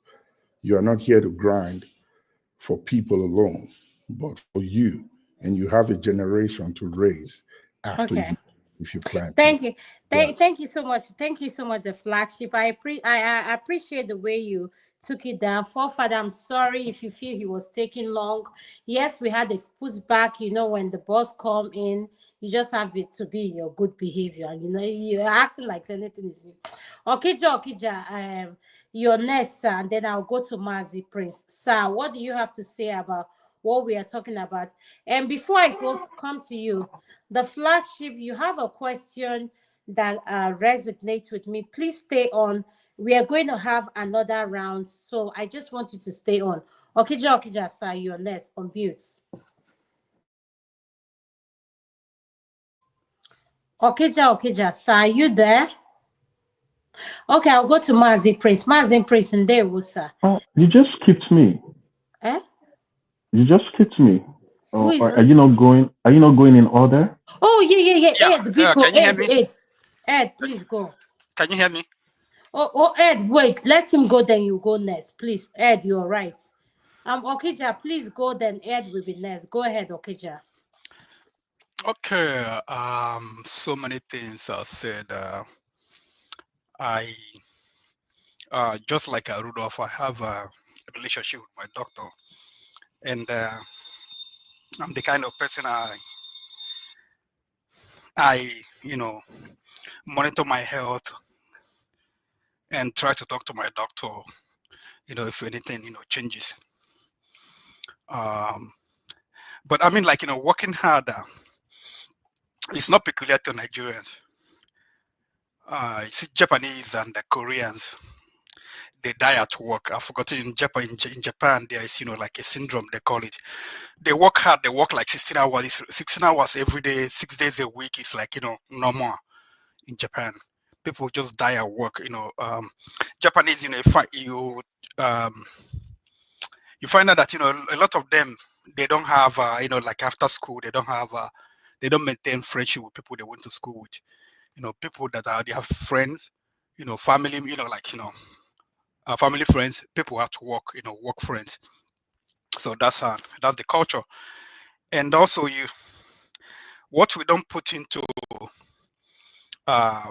we don't consider the fact that, our orientation in Nigeria, the way we are raised, like a nuclear a family, we have, cousins and their mother's place, your father's place all over.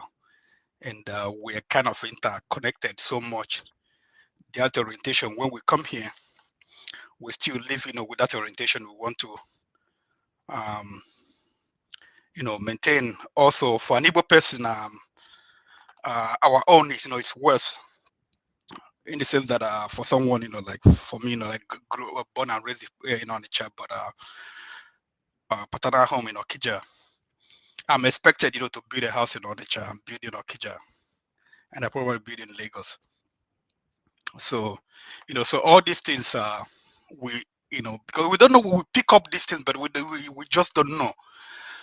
All of us, we need to go see a shrink, see a psychologist, and so that they will talk something, maybe, I don't know how they do it, or even if they give us medication, they get some things out of us, because there's no way, you see, it's not that we don't know that we're clean ourselves.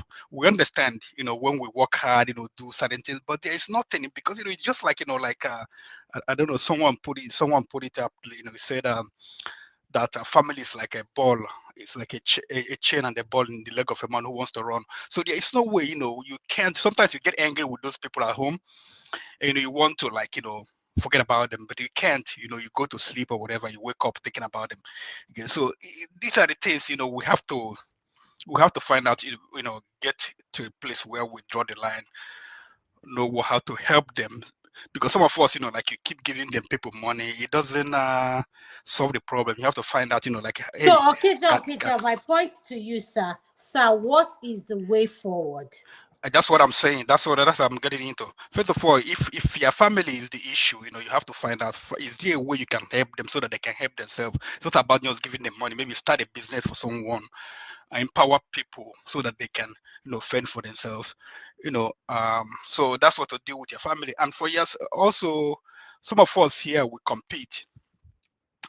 Someone buys a new car, you want to buy the same car. You don't necessarily know, like, need to have this kind of house. I was talking to a friend of mine, he was trying to buy a house, and I looked at his situation, bro, you're gonna live a smaller house. You're not like you are divorced, living alone, you have to buy a small. No. He said no. He has to buy a big house. Talking about four bedroom house. I said we don't need four. Yeah, because his friends, they have those big houses, raise what do they call that kind of house? I've forgotten. Anyway, but that's so yeah, so that's one of the ways we have to help ourselves, and Okay. also and Okay. also the kind of jobs we do sometimes. If your job Yes, sir. is if your job is if you have to do two jobs, find a way where you can maybe learn, improve yourself, get some Mm-hmm. skills and do one job, that will pay Mm-hmm. you maybe almost the same thing, those two jobs are paying you. And Okay. also learn for like our friend here, Rudolph. Sometimes you have to learn, like if you have something doing so many things, you have to learn how to put some of them down. You don't have to kill yourself, because if you kill yourself, the things will be there. So that's like me, if I try to do something and I find that it's adding stress to my main job, I will just leave that in and I focus on my main job. So that's the way I do it. Yeah. Okay, thank you so much, sir. Mazi Prince and Dewo, sir. I'm going to come to you, sir. Sir, can you please unmute? Yeah, Adam, Mazi Prince and Dewo, Happy New good Year. evening. Same to you. I know I keep Yes, sir. coming Yes, off sir. and off. Akwi my babu papa. New Year. Just leave it like that. The wine I drink, so I'll just tell you. You just mail it to my this No, thing. no wahala. That one will sort it out. You Yes, know, sir. Yes, sir. we'll Yes, sir. sort it out. Yes, sir. Yeah, So, Mazi Prince, what is your yeah. opinion on this segment and the video you watch? And do you have any question for Dr. Rudolph before we let him go? First and foremost, I'm surprised that Dr. Damages is here. Yeah, I'll report him to Mama Udoka. No. You Yeah, can't. You is it can't that Mama report him. Udoka? No, but I want you to understand what he's here. Okay, let me. Maybe I didn't say this. I want our men to understand why Dr. Rudolph is here. Listen. Okay. We are talking about our men not making our time for themselves and being Yeah, overworked. So Dr. yeah, Damage is a man that wears several hats. So yeah, and our men who have like 3 or 2 jobs and at the same yeah. time don't make our time for themselves. What is Dr. Rudolph doing? He's sharing his ideas, which he has shared, on our men to have good quality of life and at the same time maintain their career. So at the end of the day, what we are trying to say is have a balance because problem are not always going is not going to leave. So that's what we are talking about, Master Prince. Yeah, no, I was kidding when I said I was kidding when I said I was gonna report him to Mahmoud. I quite understand what you are saying. I think for me, like currently we are vacationing. Currently in Canada. I should be seeing Jim in few minutes. We've been trying to meet each other. Please, I are guess you he's telling saying me, you're seeing? Oh, please, please, Mazi Prince. Are you saying you're seeing yeah, my brother Chim? yeah, I should be seeing Jim. I'm telling you, Please, I should can be you seeing relate him my too. message to him? Tell him Adama says that he still makes me mad. I will let him know if I see him. Yes, if I definitely see him. Yeah. So I'm just kidding. He's saying out of love. yeah, Go ahead, Mazi Prince. sure. If you go back to the subject, long time ago, one of my bosses told me something, and he kind of like said, yes, we are, you can work hard, but at the same time, it's better you work smart. And I kind of like started pondering on what he was saying, and it made a lot of sense to me. What do I mean by that?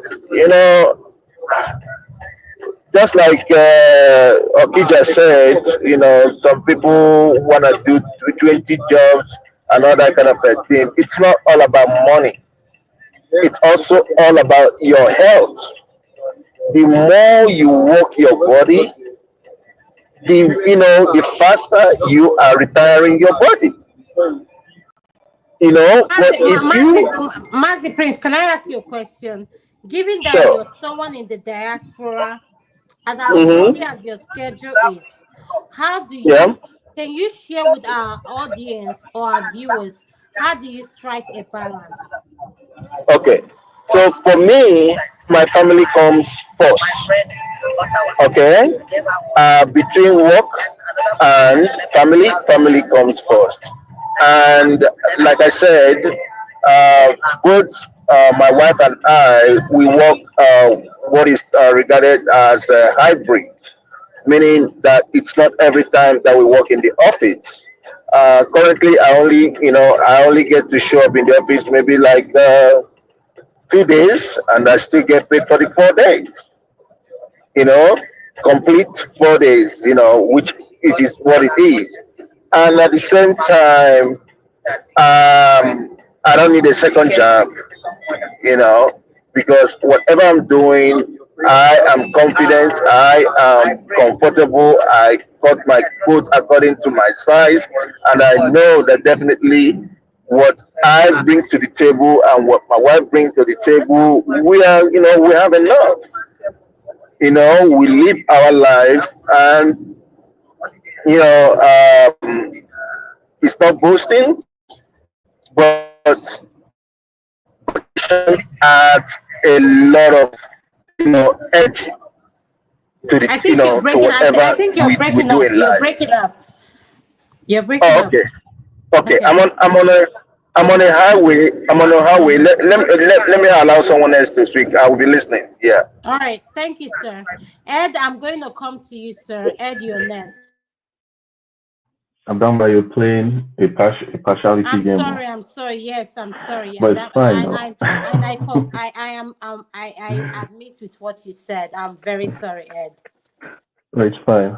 Magzi, please say hi to Chin. He actually told me you were coming to Calgary because we spoke on Christmas Day. Yeah, that being said, very nice conversations going on today. Flagship, I doff my hat to you. Very brilliant submission, as always. And there's a lot So, and to learn. before you go on, my boss is still on the platform, which is Dr. Rudolph. Do you have a question for him? Given Yeah, that I'll he's a come to man that. that has so many hats. Yeah, I just want to remind you before he leaves, because he's not like us that can stay here 20 hours. So please. Okay. Yes. But first, I guess I need to really know these many hats that Dr. Damage wears. I know he teaches in a university. So because No, oh no. papa no wait Eddie That's my question. That is he my wears many question. hats. No, listen, Ed, listen to me. He wears many hats. I am not calling you to come and identify those hats that he's wearing. What if that's my question, Adama? My question is, ask him how is be able to have a family Don't mind me. lifestyle and a quality life. Now That you're putting a question in my mouth. I think Dr. Rudolph is a public personality, so he should be able to answer these questions very easily. But that being said, I will ask a question and I'll also make a comment based on what Rudolph said earlier. The question I really want to ask, I know Dr. Damage, even by reason of this platform, is someone that's really concerned about how the diaspora can, galvanize to make change in Nigeria. And I guess my real question is, how do we really drill this down where the diaspora, because I believe that's why I created this platform. It's not just for us to come and chat, to just come and have a good time and just say anything. I believe it's using this as a platform to to kind of stir up a change. So based on his own assertion that he usually has a vision board where he speaks about things that he wants to achieve, where does he see this platform featuring in that goal? Because I believe that's his goal. And also, how how does how does he envisage that the diaspora can actually make a change in Nigeria? That's the question. And then on the issue of the comment, he said something about Nigerian churches that usually um, come and is usually Nigerians in Nigerian churches. I guess that's what he's saying. And to be honest, that's a very true observation. And that's an issue that has also kind of prodded the minds of we Christians. That's why is it that when the missionaries that came to evangelize Nigeria came, they were with us. They didn't form their own churches among us.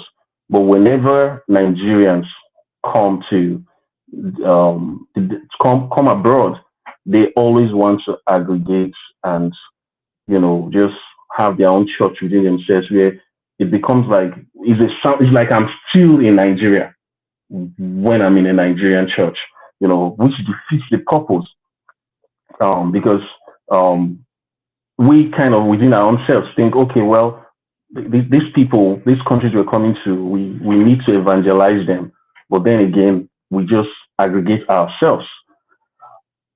I would want to maybe just um, give one of the reasons why that is the case. The first thing is that as much as the church is a gathering for a spiritual purpose, there is also um, a social element to it. Like, the church is a place where people come together to fellowship, like to build relationships.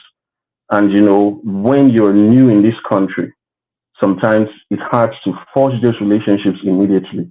So for some people, especially if you studied here, and that's another thing, most Nigerian churches tend to be, or I mean, most of them tends to start from campus or university locations. At least in my own experiences, in my own experience. So that kind of creates a place where Nigerians, the people of Nigerian origin, come together, have that kind of social gathering, help to reinforce one another, and there are even Nigerian people who just come to Nigerian churches for their children to learn the culture, to see how Nigerians do things. But having said all of that, I still feel that we should go beyond this. Again, this goes back to his point. I think the recruitment process for the Nigerian clergy is something we really need to think about, where we have people who are really passionate about these things and not just using it as a cop out or as a plan B. But yeah, let me get back to my question to you, Dr. Damage. In your vision in setting this thing up, what did you see? As in, how did you see this playing into the diaspora being a point of influence in what happens in Nigeria? How do you see that playing out? All right, thank you so much, Ed. Let me say that we have something in place. Next year, Flagship and Kene will host us in Atlanta during the summer. So we will announce in January what day that will be. Anybody who wants to join, anybody out of this platform, or any friend of anybody who is in this platform, we want to have a day we can get together and meet each other face to face. Whoever can make it, we'll see them. What I hope will happen there is what I've experienced before in other platforms like this, where people will meet. They will go over what is more like a hindrance or handicap we have right now, which is the issue of trust and the issue of when you meet people online through a medium like this, they don't appear to be real people, and there is this suspicion and about them sometimes. But when you meet them one on one and see them and know they are real people, you can go to the next level of that kind of relationship, which we include people who have like minds. We come together and push beyond just talking. Ideas that I know most of us have. There are people who have ideas of recalling lawmakers. They can do it, but they need to come together with other like-minded people. And sometimes this limitation of online platform becomes hindrance in that pursuit. So hopefully we will have that meeting and certain things will develop or go deeper after that. I'm saying that because I've had a group like this that I've been part of, and we were discussing online, but it wasn't physical. It wasn't like video. It was mainly typing. And eventually we met, and we met in Atlanta, and we formed an organization. Part of the ideals of that organization was to influence things in Nigeria. We called it Nigerian Leadership Foundation. We had planned to do so many things. Eventually, we couldn't do much because Nigeria was also going through a transition that time, and most of our people went back home to become part of the political process. But I'm saying that it's possible, and I think I have that marked down as one of the things that will happen next year. We are very, very glad that Flagship and Kene are ready to host. So we'll talk more about it as we enter the new year. The other thing is, I heard that there might be a wedding in the making out of this platform. Which wedding? Because I don't know, but I'm getting the hints from some people. I know. Dr. So we may have a wedding very soon, and people will know for the first time. So things like that. Hopefully, this So, Dr. Damage, can I just ask you one more question? In the American political space today, we're seeing the kind of conversations going between Elon Musk and the MAGA base concerning things like H-1B and all of that. And part of the argument is that the Indians tend to, because that's what they're saying, that the Indians are coming and taking over jobs that are meant for Americans. And part of the whole accusation is that Indians tend to bring their own people to take over those jobs. And I know at the time I thought about all of this. Like from your own perspective, how do you think, because we don't see that so much happening in the Nigerian community, where we really, I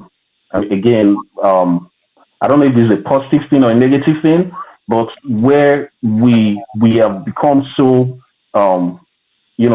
we become so strong in particular areas of expertise, and we're able to, have a pathway for our own people in this country, if that makes sense. Yeah. Do you think it's a good thing even to start with? And if it is, are there ways that we as the Nigerian community, as well as maybe even our governments, because this thing is systemic, the Indian nation. The next video playing now is the girl about the passports, right? Madama. Okay, can you put Daddy December?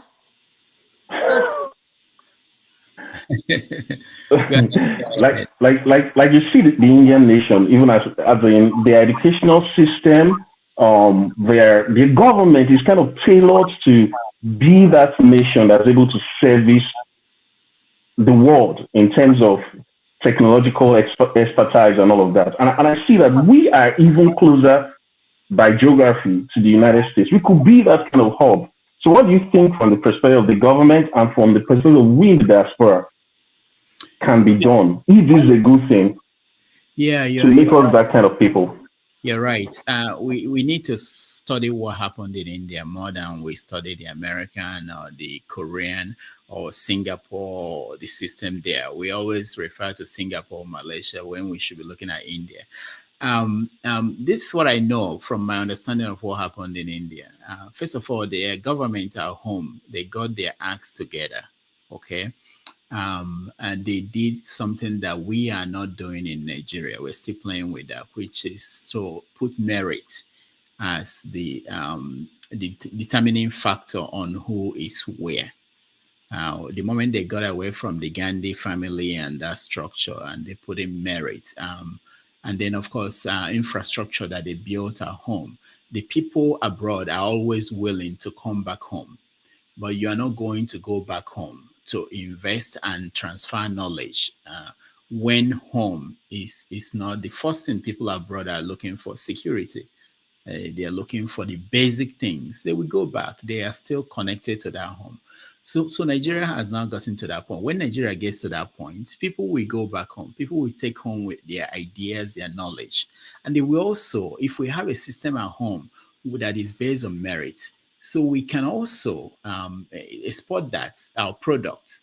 Right now, most people are ashamed of people that come out of schools in Nigeria, that you are not going to recommend them. I have friends who are professors, and sometimes they will recommend some students, graduates, to come here and do graduate programs. I'm not saying that all of them are that way. Well, some of them are so disappointed about the products that come out of there. So the same with sciences. So I think the moment is not there yet, but it could happen at a switch, just a small switch, just a minor adjustment. That's what Nigeria needs. Minor adjustments. It's not big adjustments the way we think in terms of getting the diaspora to invest at home and getting them to tap both the knowledge, the talent at home, and bring them abroad and develop them more and conquer. We part of the issues we have abroad is so scared.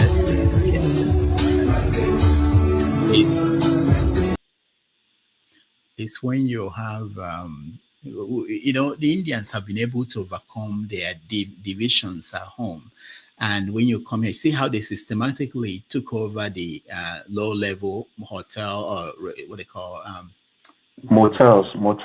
Yeah, what they call that industry. Yeah, not just the motels, but anyway, they took over the motels in America, and they are good in high tech, and they are going in there and they are dominating.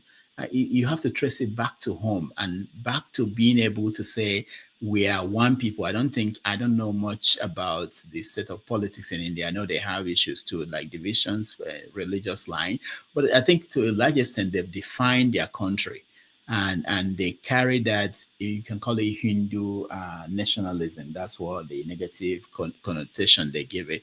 They know who they are and their role in the war, and it's been defined for them. And they know that they are important and they can dominate the world. And they're out there trying to do that.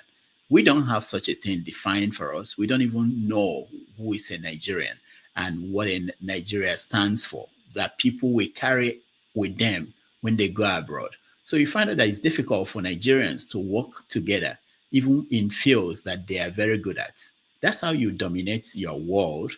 But we don't work together. 2-3 Nigerians start a business. Before you know it, they are fighting each other, and we have a lot of problems. So it's about setting the tone. Nobody has set the tone for us at home. It's difficult for us to do it abroad. But I think we can start by small getting together and dealing. Look at the small platform we have now. Go to all the platforms and you see the kind of issues that are going on within those platforms. It's as a result of not having a big ideal, an idea that will be our driving force. I hope that we'll get there. Thank you. All right. Okay, Dr. Damagis, we have one more video that wants to be played. Then, if you honor us with watching this video, then I'll be highly, if you can't, but that's okay. My bedtime is, I'll watch it, but my bedtime I'm past my. Okay, no problem. Yeah, but I'll watch it. I saw the video. I know the video. I want to see. Okay, let's see. Could you please play the next video? Thank you.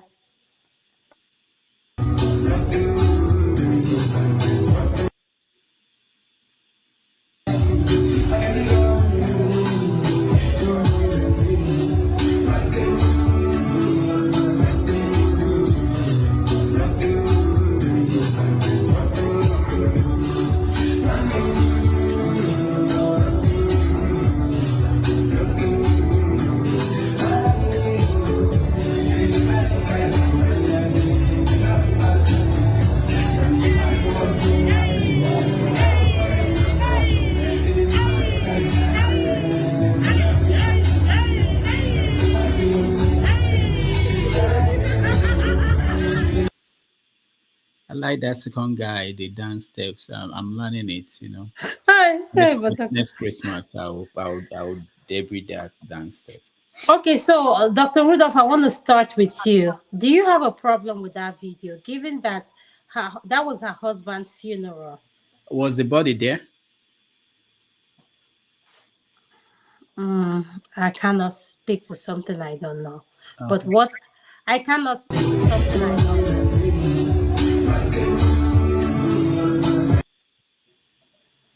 So Sorry, I had to play it again. I just want to recheck the bodies up. I don't think so. okay, Dr. Damages, all Yeah. I'm saying, let's forget whether the body is there or not. Okay. We all come from a cultural environment. Yeah. It was that appropriate to do? I had that happened. They're Ghanaians. When you say we all come from cultural, we have different cultures. We have to be sure what is their culture. I don't know. If you say Ghana is not just one ethnic group that is there. We have to be sure before we critique. I find it difficult to do that anymore easily by basing it on my own cultural upbringing. So, and again, I need to know, like I asked, the first question was really about the body. The second one will be, how long ago did the man die? Who is the man to the woman? I mean, the fact that they are husband, then what? You know, was the man a good man? Was she happy that the man died?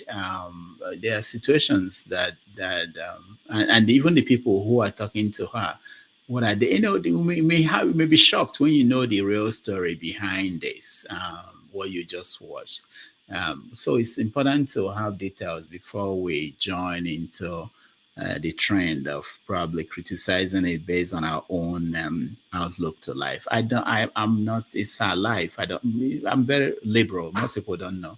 I don't think I have any say in how she wants to celebrate the life of the husband. You know, and I don't want anybody. If I were in her position, I don't want anybody to tell me what to do. So that's why I won't want to tell her what to do. That's her life. But Dr. Zamrajis, the question I have for you is, does our traditional allow women to act this way, or whichever way they choose, at the time that their husband is being buried? Okay, so that's a good point. So first of all, you have to ask yourself, her is she connected to her tradition? Where I believe this happened in the West, not in Africa. So let's say it's happening in New York. If the person is not connected to her people, from her hometown or her country, even, why would she behave? Why would she abide by whatever is a tradition? We have to know all these things before we jump into critiquing what she is doing and why she's deciding to do it that way. Maybe the husband would like her to dance and be happy that finally he died. You know, I don't know. I'm reluctant, and this is Dr. Damage speaking now. I make a living criticizing people, but I'm reluctant to jump into this bandwagon. I'm free-minded, you know. Thank you so much, Dr. Rudolph. Andrew, what is your opinion on this video? Let me go before. Let me just say bye to everybody. Thank you all for. Thank you so much, sir. Good night. And I will see you those who can join us tomorrow on the show. Thank you all. No problem, sir. Thank you. Okay. Andrew, what is your opinion to this video, please? Yeah. You see, culture may differ, but see the optics of it is. So people express grief by dancing, but not in that way. I mean, I've seen people who express grief dancing and crying, but not that way and manner with the other man so close to her. Sadly, it could be the man worked so hard and he died, and another man is going to smoosh his wife now. So anybody who wants to work themselves to death, good luck to them. I'll take my life easy. Anyone that says that's laziness, good luck to them either. But the optics is wrong as far as I'm concerned. Whether this is not about culture to me, I just feel the optics is wrong. It's a last respect for the man, whether she loves him or she hates him. She could as well pretend. I don't know. That's just me. For me, that the optics is completely wrong. This is not about culture. It doesn't. It's cut across culture. So I just think the optics is very very wrong. So that's all I have to say. Thank you. Thank you so much, Andrew. Tonight, what is your opinion, sir? On the video or on the previous comments? The video we show about the lady dancing and whatever they call it branding on the day of her husband's funeral. I think people, different cultures have different ways of expressing themselves, and even individuals have different ways of responding to grief. And so one cannot necessarily judge her based on just that one incident, and we don't know what she's like outside that or before now. So, but just on face value, you would think that somebody, by and large, would expect her to be in a more solemn mood, So, but that is not the case, and we can't pass judgments because we don't necessarily know her. That's my take on that. That said, I needed to respond to the previous comment, which was quite a good delivery in terms of narration of the idea that you have to live your own life. Basically, that's what it was trying to say.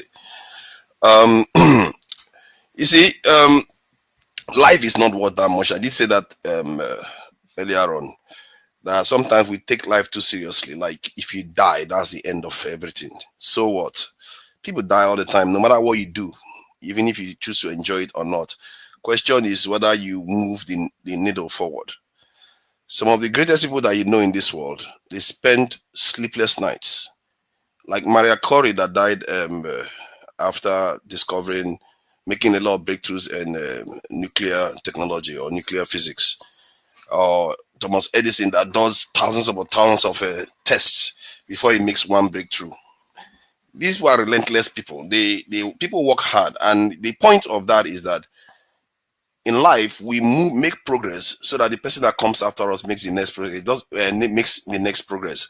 It doesn't necessarily mean we'll solve everything. Our life may be a total tragedy, just like the tragedy that you see in Gaza today or in Ukraine.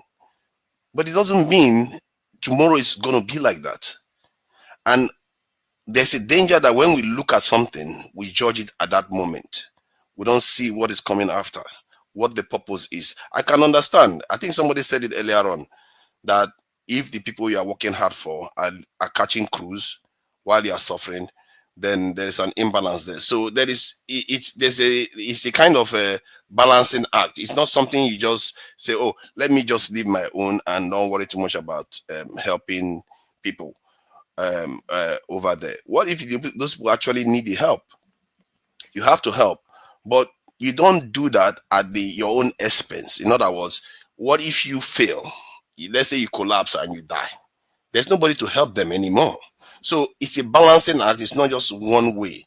And that's what I found a little bit exercising about the delivery, because the entire thing was mostly about, take care of yourself first. And sometimes people do things and they don't take care of themselves first because they believe what they are going to achieve is going to be good for the ones that come after them. It's not always about their individual state. So in other words, people have different types of lives that they live. They will have different colors. And for me, it boils down to one of the lines that Shakespeare gave about life. He said something about what a quintessence of dust.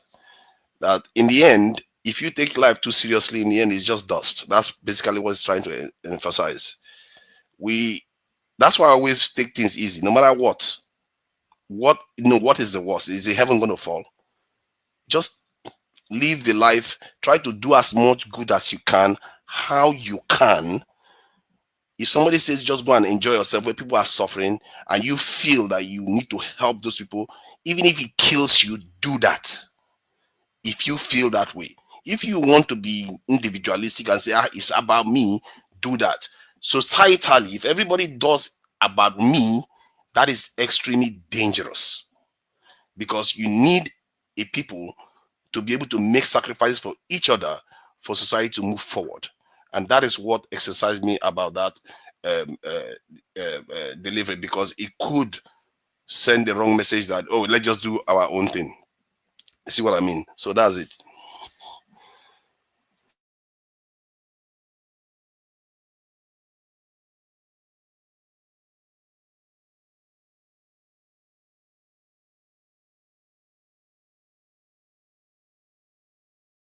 Sorry about that. I didn't know I was muted. The next person I'm going to go to is Electricity. Do you have anything to say before you play the next video, please? Yes, just a little bit of pushback. Fofana, you were talking about those who created something or came up or died at early age. Did you by chance speak? I don't know, speak to them to know if actually they want to die at that age? I mean, because it seems to be talking from a place of certainty. Some of them, yes. As a matter of fact, there are people that actually develop the No, Father. My question is: did you speak to them on a one-on-one basis? Some of these people are historical figures. I'm not that old. I'm sorry. Okay, so you're not sure that you don't know people like Steve Jobs. Do you think Steve Jobs would have loved to die by cancer? Obviously she's not gonna, but she also understood the risks when she got into it. Thank you very much. I can give you a clearer example so that this crystallizes it for you. The people that developed the kamikaze torpedo boats, they were turned down from doing it. These people were ready to die. They wrote a petition to the military in their blood to do that. That shows you the kind of stuff I'm talking about, to convince the Japanese to enable them to do that, what they did. It doesn't mean everybody should do that. No. All right, thank you. Okay, do you have any? Yeah, do you have anything to say regarding this video, or do you want us to go to the next one? I beg, I haven't spoken. No, I don't know if you're jumping people. I haven't spoken also. I don't know. No. We are going to another video. That's what I'm saying. We didn't comment on this video now. Which video? The widow. Okay. I would beg okay, Uncle KJ, what is your opinion? Adama, please. I would like KJ, please. 1 minute. I would like to say good night, please, Adama. Okay, thank you so much, Mr. Flagship. It's an honor, sir. Thank you so much. Thank you so much, sir. Adama, the way you're asking, is that you don't want me and Luke to comment? No, Wundi, if your wife dance now, you guys will go and be holding party. Madam Luke is one person that will shut down the whole Houston, or wherever she is, that the thing is not happening anymore. So you don't want us to comment? That's what I'm asking now. No, comment on it, Uncle KJ. Comment, go on. No, well, okay. Now, I listened to earlier. I listened to Rudolph's comments, and I listened to Forefather. I totally disagree. I totally disagree. The only thing that is so special before the eyes of God, one of the things so special before the eyes of God, is blood. Blood. That's why he says that the earth will cry out against you when you shed the blood of another man. And so it's so serious that when a life is taken, whether by sickness or whatever, in this case, we don't know, it's a very solemn moment. And consequently, in African tradition, I will come back to who I am. You respect those moments. It is called the rite of passage. You allow the people to pass through. Even if you are crazy, you have to respect the people. Now, in this case, it's her husband. And there's nothing here to say we don't know, because we can see the pictures there. We can see the video. So we know it's situated in Africa. I'm even thinking it's Ghana. Okay? So we know it's somewhere in Africa. And we respect the dead. In fact, like I said in one other forum, I said in Igbo land, they believe that the dead and the living live together. So, hello. Can you hear So, us? did you see what I did? The pushback I did now? Are you talking to me? No, sorry about that. No, go ahead. Okay. So in her dancing, celebrating the exit of the husband, if you ask me as an expert in interpretation of pictures, I would tell that the person we are seeing is not showing any form of regrets, but rather celebrating that, alas, free at last. Now, the Bible makes it also clear, and I'll go to that and I'll come back. I'm going somewhere, please be patient. In Matthew 23 and 14, he said, "Woe unto you, scribes and Pharisees, hypocrites! You devour widows' houses, and make long prayers just to show. This is why you will receive a harsher punishment." Now, if you see the man, the vultures are already circling around her.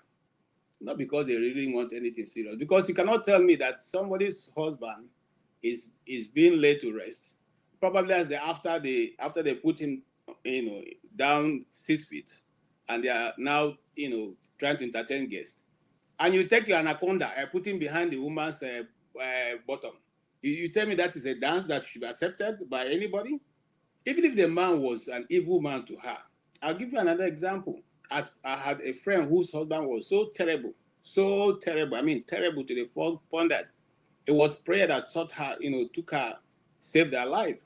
But at the time of burial, because he eventually passed, she was there in the state. She even shaved her head. The only thing we had accepted with her that when she gets there, she shouldn't do was to sleep over.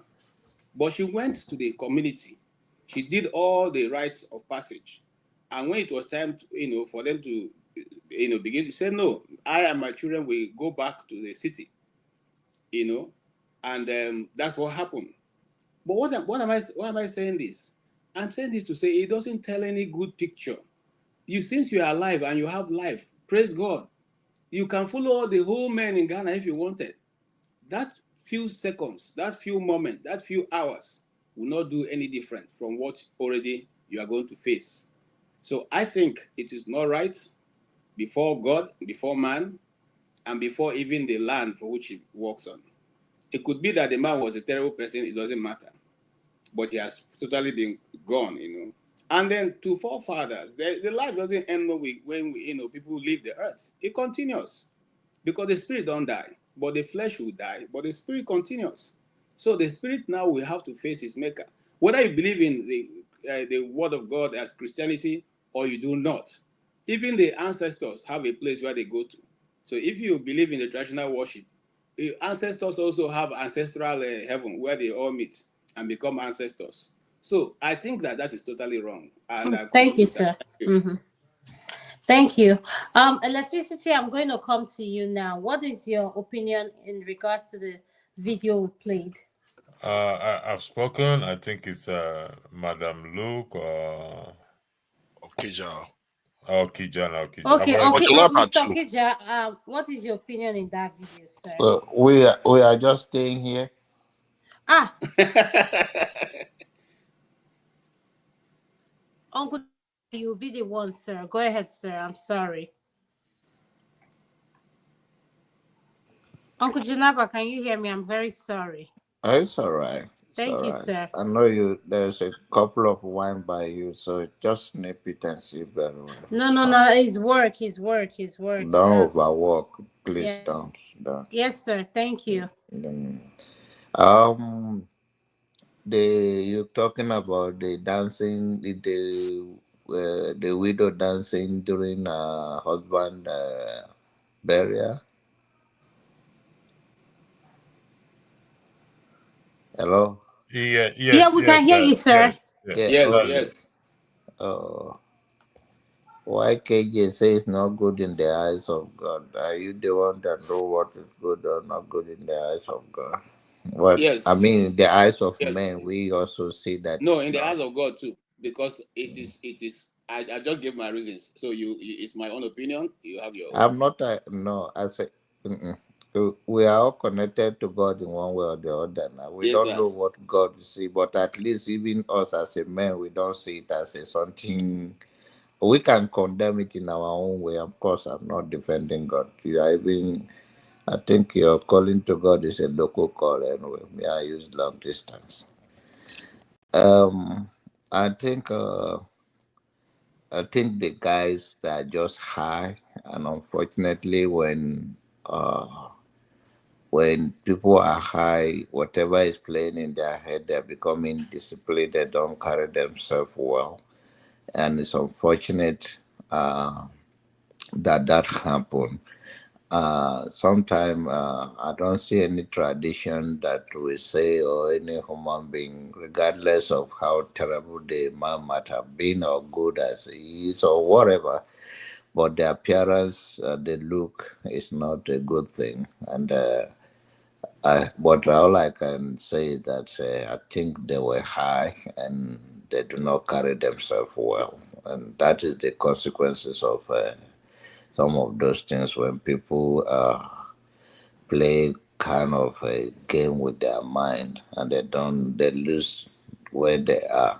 And I don't think that Tinubu that should be brain should be very constant to know where they are at the point. But it's unfortunate, and I hope the world does not see it as a Africa culture, because anything that the world see like that is they will be asking you, is it in Nigeria? And worst part of it, you can see flags, see tradition, wears and all that, but later they would think it's Nigeria. People die now in Nigeria, they are dancing. So, but I think I believe that they are high and their appearance is unacceptable. Thank you.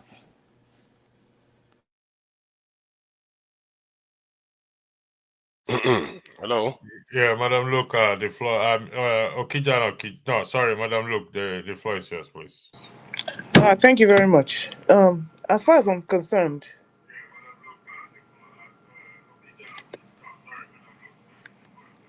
can you hear me? Yeah, I can hear you. We can hear you. Yeah, okay. As far as I'm concerned, I don't know what the big problem is. We like to be judgmental. We like to read meanings into things, and we always like to poke nose into people's affairs. I personally don't see anything wrong with what she's doing, and if that is where she wants to live her life, that's fine. I'm not questioning her. I don't want to know who died or who didn't die or why she's smiling or why the men. It's just her life. So But that's all I want Madam, to look, this say. is the aspect you're not looking at. Given her the African culture, is that what she's allowed to do? I don't believe in African culture, so you can talk to people who do African culture. I don't do African culture. So that is why I'm seeing it as a different perspective. And who's to say what is she supposed to do? So please, let the people who care to be judging and quarreling about that go take about. My take is, I don't see anything what she's doing. I don't believe in most of the African culture myself. I'm not a traditionalist. So hey, next person, please. Thank you so much, Mama. Everybody has commented on that video, electricity, right? No, Kija hasn't. Oh, Kija, sir, go ahead. What do you have to say, sir? Okay, Okay, I sir. think he's gone to bed, so let's play the Go next play. video. Could you play the next one? Thank you. Is it possible for me to respond? Oh, it's all right. Go. No. And Yeah, I wanted to respond to KJ, but it's okay. Let's go with the next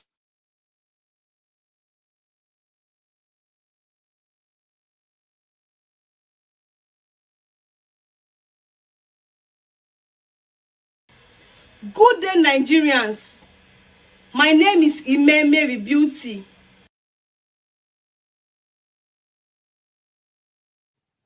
Why is she not playing? is it me? I think the video. Can you? I'm not seeing it move. Electricity. Yeah, it's kind of weird. It starts very.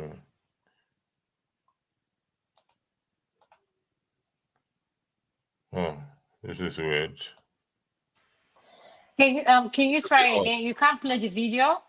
Hold on 1 second. Let me put it back again. Just give me 1 second. It's moving. Why is it not talking, man?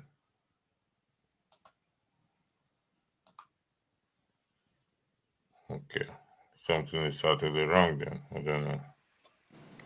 If you got the link, I can try from here. Let me see if I can upload it on. Just give me 1 second. So I don't have the link. It's just from my system. Just give me 1 second. Passport. Where is it here now? Just give me 1 second. I'll pull it up now. Where's passport?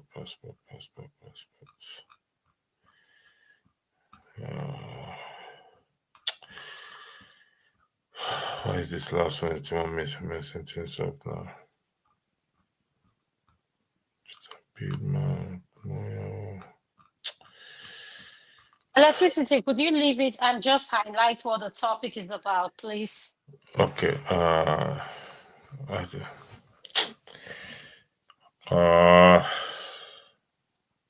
Just give me 1 second. Let me try again.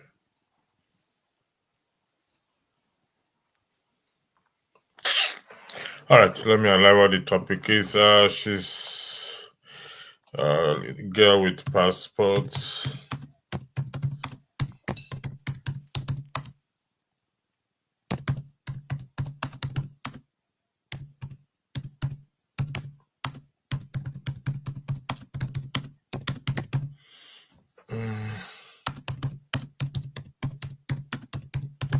Sorry about this. So this is it here. It's about a girl whose passport is about to expire, and she's looking for a man that will take her to travel before it expires. That's the bottom line of the story, the video. So Does she have a destination in mind? She does not have any destination. She just wants to travel anywhere. Just a man that will make it. Unfortunately, there's no contact details there, so I would have reached out to her, but they got to be the Republic of Cameroon now. This thing is so annoying. Adama, the floor is all yours. Adama left. Oh, okay. All right. Adama is off the this thing. I don't know what happened. So, gentlemen, it's a lady and a gentleman. I'll just give us 2 minutes to round up for the day. Just sum up everything you read. Thank you. Yeah, she might come back. I just wanted to respond to KJ regarding what he said about blood. You notice that the Bible has a lot of sacrifice that was made, starting with Christ and his disciples.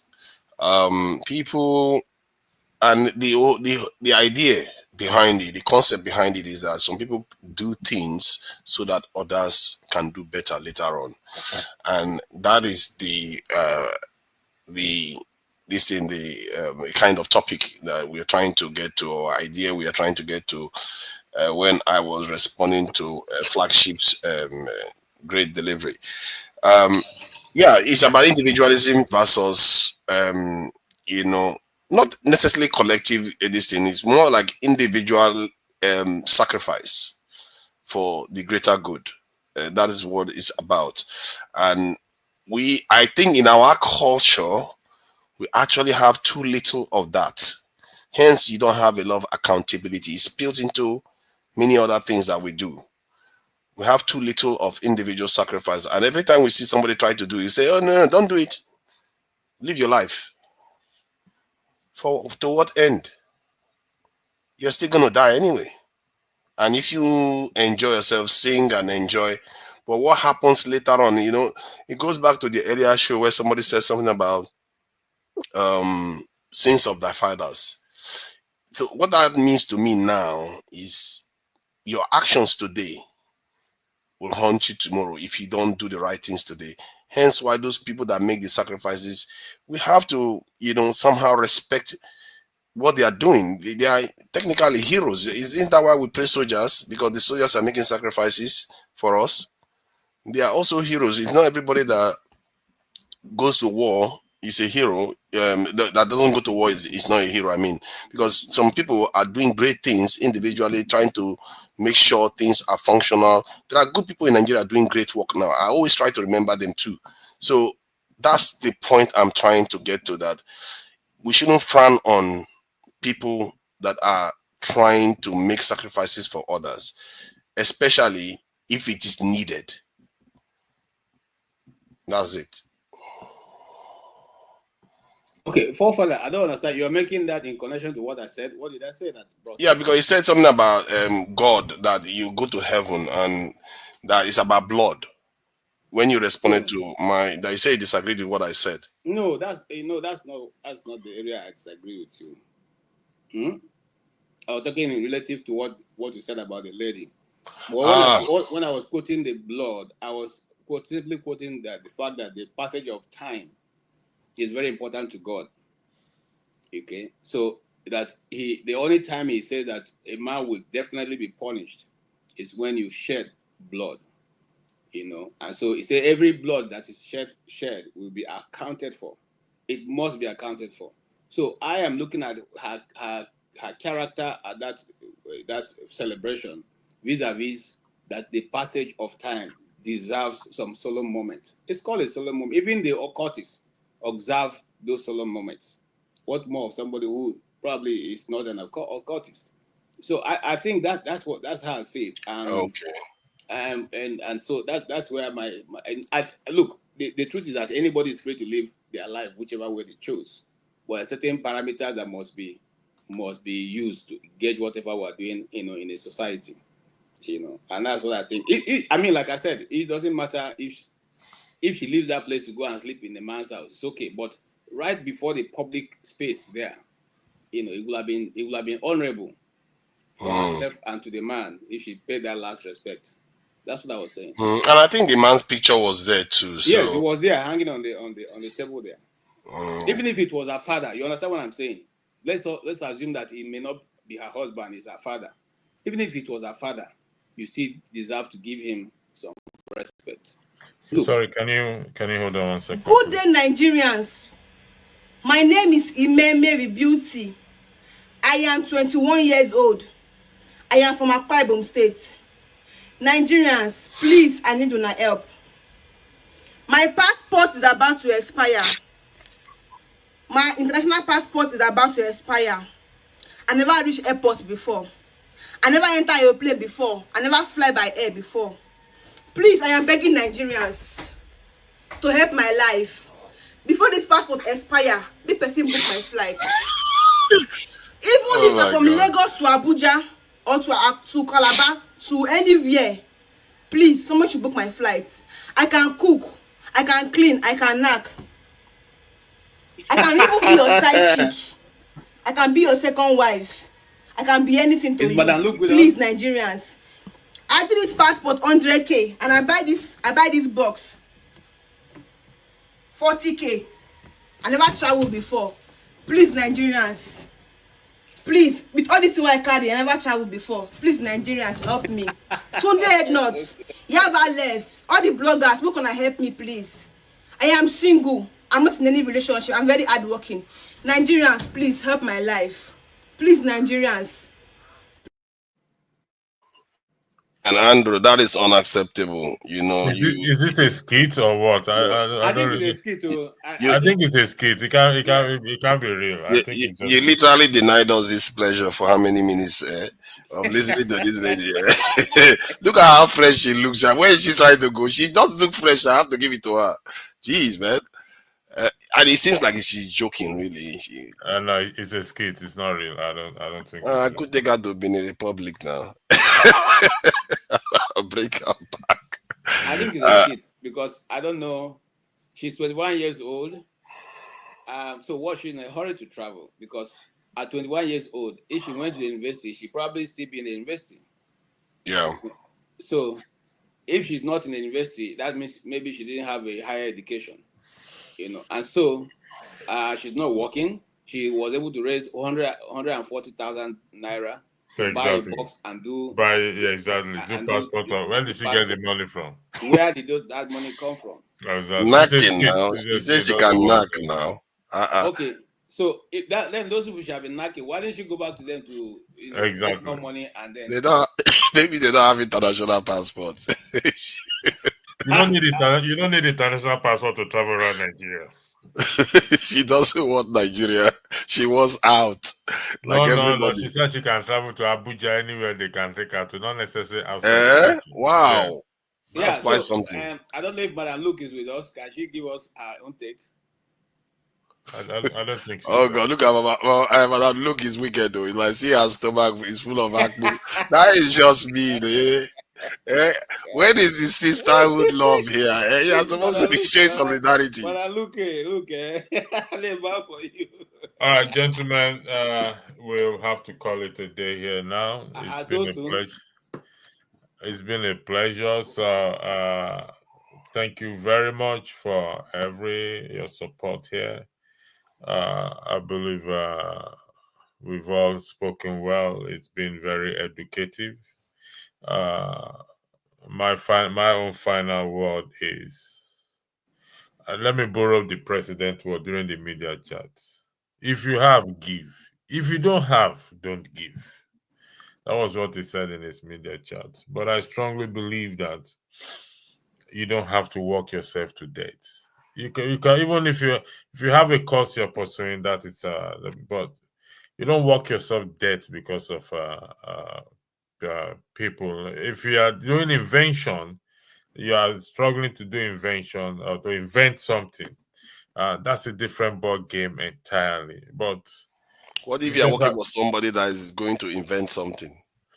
Listen, I know we're gonna argue this from now to the kingdom come, but from where I come from, they say who don't die, don't die. Now who they are alive, now remain. So if anybody wants to work themselves to death, good luck to them. I'm not gonna work myself to death anyway. And also, if anyone thinks I'm lazy with the kind of job I'm doing, I don't do 2 jobs, 3 jobs. Good luck also to them, at least to those I'm caring for. I am doing my best, and so every man with his every mala with his own kettle, as you all we talk on. So that's my final submission. Thank you. I don't know if any of you have a final submission again. Adama, are you there? Adama is not there. All right. Can I also speak? Can I just go ahead, KJ. Okay, my final submission will be this. Some of us by the books of that was written for you as an individual, it could be that God has given you an assignment that may start at your 60. It could be that God has given you an assignment that may start at your 70, at your 80, at your 90. So you cannot walk and kill yourself before you get to those ones, because at the end of the day, you will not be able to fulfill those purpose and destiny that have been written for you. I try as much as possible to maintain a balance in everything I do.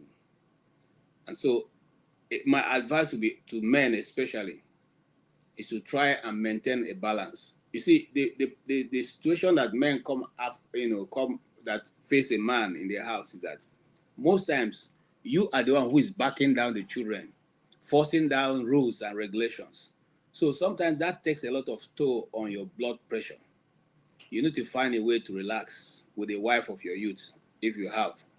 If you don't have, you need to find a way to sit down in solo moment, even if it's 2 hours a day. Take it and just be still and let your blood pressure and your system and everything calm down. There's nothing wrong with you sitting down and listening to a good jazz music. If you are those who don't listen to worship songs, I take worship songs, and that gives me a lot of relief. So you can sit down and just let your spirit and your body be in one accord, at least for 1 hour every day. I'm sure that will help a lot to revitalize your system. But let me tell you the truth. We all will walk, and if Jesus does not come, we will all go. The money will still be here. The property will still be here. There will be more beautiful and more excellent vehicles being made that we have not seen before. All the things we are struggling for, they will be improved. They will be improved, and the ones we are having now will look so obsolete that you will not even want to go near it. This is my final take. When I was growing up, I thought that the Mercedes 200 was the best car ever in this world. So in one of my prayer points, I said to God, please, whenever I want to buy a car, give me Mercedes 200E. Let it be Mercedes 200E, flat engine. Okay. When I eventually leave the university and I started working and I had the money to buy a car, I was planning to go and buy a Rover. And then that thing came back to my mind. I said, sure, you prayed for Mercedes 200. I say, yes, but Mercedes 200 is no longer out there. So I don't have to keep that promise. As soon as I finished saying that to myself, my phone rang in the office. I picked it, and it was my friend. He called me and said, look, I have one of my Oga who is from America. He's going back. He has a almost brand new Mercedes 200E. And I should come and look at it. He think I will like it. And you know what I did? At that point, I knelt down and I said, God, I'm so sorry. Because at that time, this Mercedes 200E had gone out of fashion. Nobody was driving it any longer. It doesn't look anything smart. That's how the world progresses. And so let us all be very, what do you say now? Circumspect in what we do and try as much as possible to align with what purpose we think we have assigned for ourselves. And let our spirit always find a day, a time, and a season every day to just sit down and reconcile yourself with your spirit. Thank you so much.